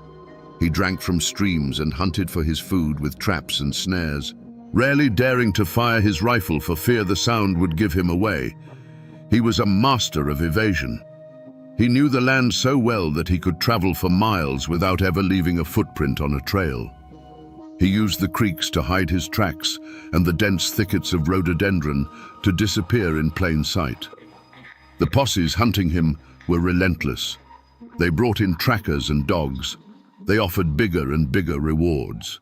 But Cap was always one step ahead. He was a shadow they could never quite catch. Stories of his cunning became local folklore. One tale claims he walked right into a town where a posse was headquartered. He had shaved his beard, wore different clothes, and adopted a limp. He walked right past the men hunting him, and they tipped their hats, never knowing death just brushed their shoulders. Another story says he was cornered in a cabin. The posse surrounded it, shouting for his surrender. Instead of shooting his way out, Cap waited until dark, then slipped out a loose floorboard and crawled on his belly for 100 yards through a muddy pigsty to get away. These stories might be exaggerated, but they speak to a core truth. Cap was not just a brute, he was a survivor. His intelligence was as sharp as his aim. But what was the psychological toll of this existence? Imagine the profound loneliness. His family was gone, either in jail or in hiding. He was cut off from everyone he had ever known. He was constantly cold, constantly hungry, and constantly looking over his shoulder. His world shrank to the immediate essentials: shelter, food, and the next sunrise. But even a ghost can't run forever. The world was changing around him. His father, Devil Anse, seeing his family destroyed, was forced to negotiate a kind of peace. He couldn't protect his son anymore. The old way of life was over. The feud was ending not with a bang, but with the slow, grinding machinery of the law. And the law was about to make its final, most dramatic statement. The men captured after the battle were being put on trial, and one of them was destined for the gallows. While Cap was a ghost in the mountains, his family members were ghosts in a courtroom. The trials of the captured Hatfields began in Pikeville, Kentucky. Imagine these men, who had only ever known the unwritten laws of the Hollows, suddenly thrust into the world of judges, juries, and lawyers. They were dressed in ill-fitting suits, looking bewildered and trapped under the gaslights of the courthouse. The prosecution needed a conviction for the New Year's massacre, and they found their perfect target in Ellison Cotton Top Mounts. Cotton Top was an outcast. He was known to be slow, simple-minded, and desperate for the approval of men like Cap and Jim Vance. He was the weak link. Under interrogation, he confessed. He claimed that he was the one who fired the shot that killed Alifair McCoy. Whether he actually did it, or if he was just saying what the lawmen wanted to hear, or if he was covering for Cap, we will never know. But his confession was a death sentence. The jury found him guilty of murder. The judge donned a black cap and sentenced him to hang by the neck until dead. The hanging was scheduled for February 18th, 1890. It was to be a public spectacle, the final chapter of the great American feud. Thousands of people flocked to Pikeville to witness it. They built a gallows in the center of town. It was a message from the state of Kentucky to the mountains of West Virginia. The law has a longer reach than any rifle. On the day of the execution, Cotton Top Mounts stood on the platform. He looked out at the sea of faces. His last words were reportedly, "The Hatfields made me do it." Then the black hood was pulled over his head. The noose was tightened. The chaplain said a final prayer, and the trapdoor sprang open. In that moment, as the rope went taut, the Hatfield-McCoy feud officially died. It had started with a knife fight and ended with a state-sanctioned execution. Somewhere in the woods, the news reached Cap Hatfield. He learned that one of his own men had been hanged by the law he so despised. And in that news, Cap, the master tactician, saw the future. He understood a fundamental shift in the nature of power. For his entire life, power came from the barrel of a gun. It was about loyalty, blood, and the willingness to kill. But the gun couldn't save Cotton Top. The clan couldn't save him. A piece of paper, a warrant, a verdict, a death sentence had proven to be more powerful than a whole army of mountain men. The game had changed. The rules were different now. And if he wanted to survive, he couldn't keep playing the old way. He had to learn the new rules. Running and hiding was a dead end. Fighting was suicide. Surrender meant the same rope that had strangled Ellison Mounts. So Cap Hatfield, the ghost of the Tug Fork, made a decision. It was a choice so unexpected, so completely out of character, that it shocked his friends and enemies alike. He decided to come in from the cold, but not in the way anyone expected. In the early 1890s, The man who was once the most wanted fugitive in 2 states walked out of the woods. He didn't turn himself into the law in Kentucky. He turned himself into the authorities in his home state of West Virginia. And a strange thing happened. Nothing. The political winds had shifted. The feud was over. West Virginia was tired of the bad press. They saw no benefit in prosecuting one of their own to satisfy Kentucky. They quietly granted Cap a pardon for his past crimes.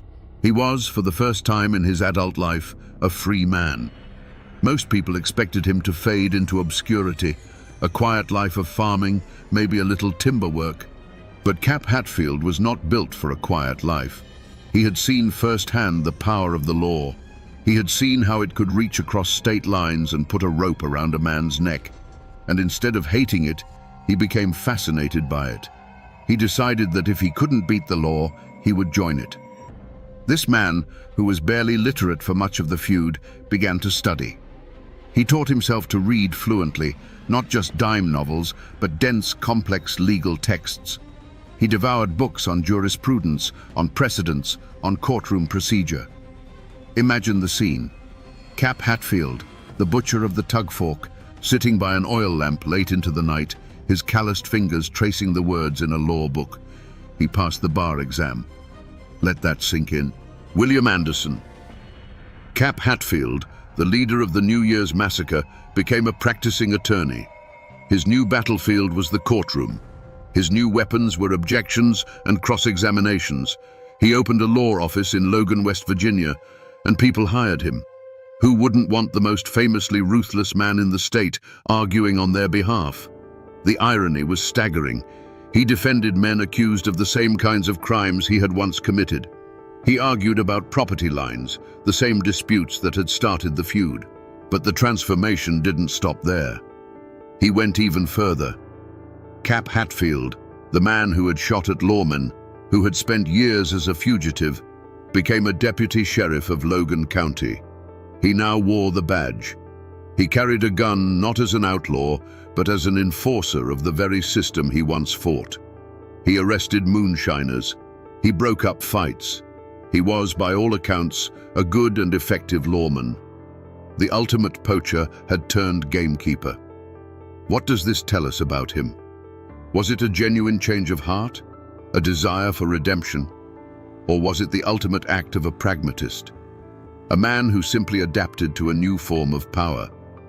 Perhaps he realized that in the 20th century, a man with a law book was more powerful than a man with a rifle.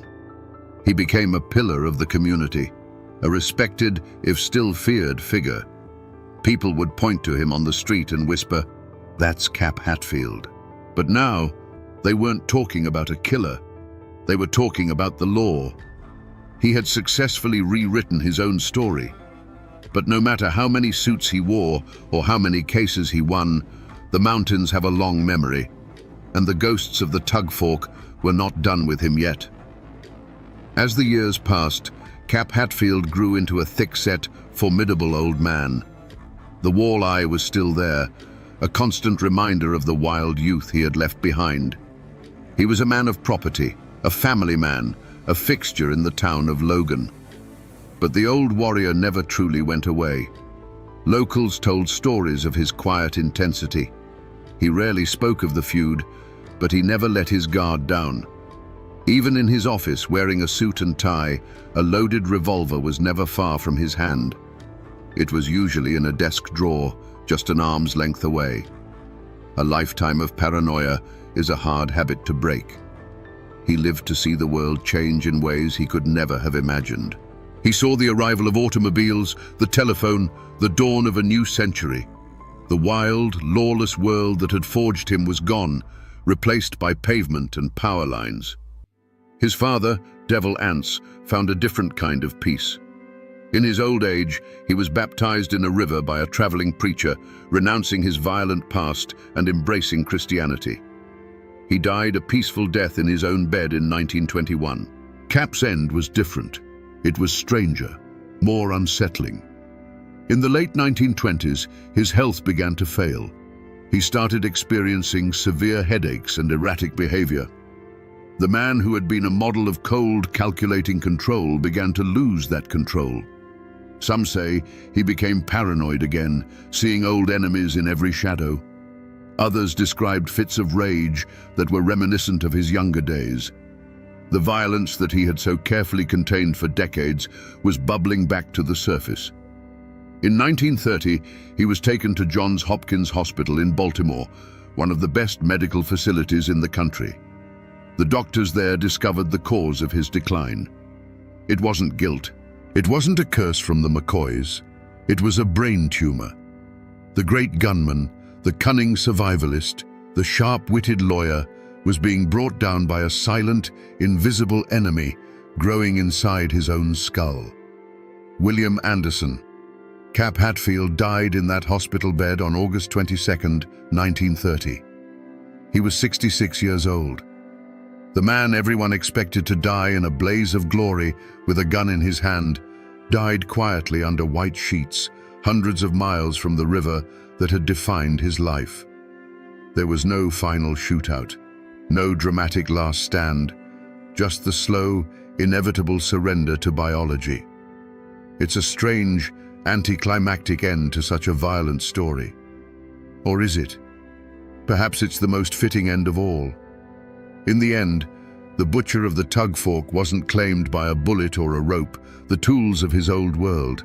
He was claimed by a disease, a modern affliction diagnosed by modern science. The new world he had worked so hard to join finally caught up with him in its own quiet, clinical way. So who was William Anderson Cap Hatfield? Was he a cold-blooded killer, a monster who burned people in their homes and clubbed a grieving mother with the butt of his rifle? Or was he a loyal son, a soldier in a brutal, forgotten war, doing what he believed was necessary to protect his family in a land where the law was a suggestion, not a guarantee? The truth is, he was probably both. Cap Hatfield was a product of a specific time and a specific place, a place of intense loyalty and even more intense hatred. He was born into a war he didn't start, and he was taught from childhood that the only justice you could rely on was the justice you made for yourself. He was the perfect weapon for that world. His story is more than just the tale of one man. It's a window into the dark, violent heart of a nation still healing from a civil war. It reminds us that the Wild West wasn't just in the deserts of Arizona. It was in the deep, shaded hollows of Appalachia, where family lines were battle lines, and a man's last name could be a death sentence. And yet, the most astonishing part of his life is not the killing. It's the second act, the transformation from guerrilla fighter to country lawyer. The fact that he was able to put down the rifle and pick up a law book and be successful at both is a deeply American story. It speaks to our national belief in reinvention, the idea that you can leave your past behind, that you can be born again, not through religion, but through sheer force of will. But can you ever truly wash that much blood off your hands? Did the suit and the tie and the legal arguments ever quiet the ghosts of New Year's night?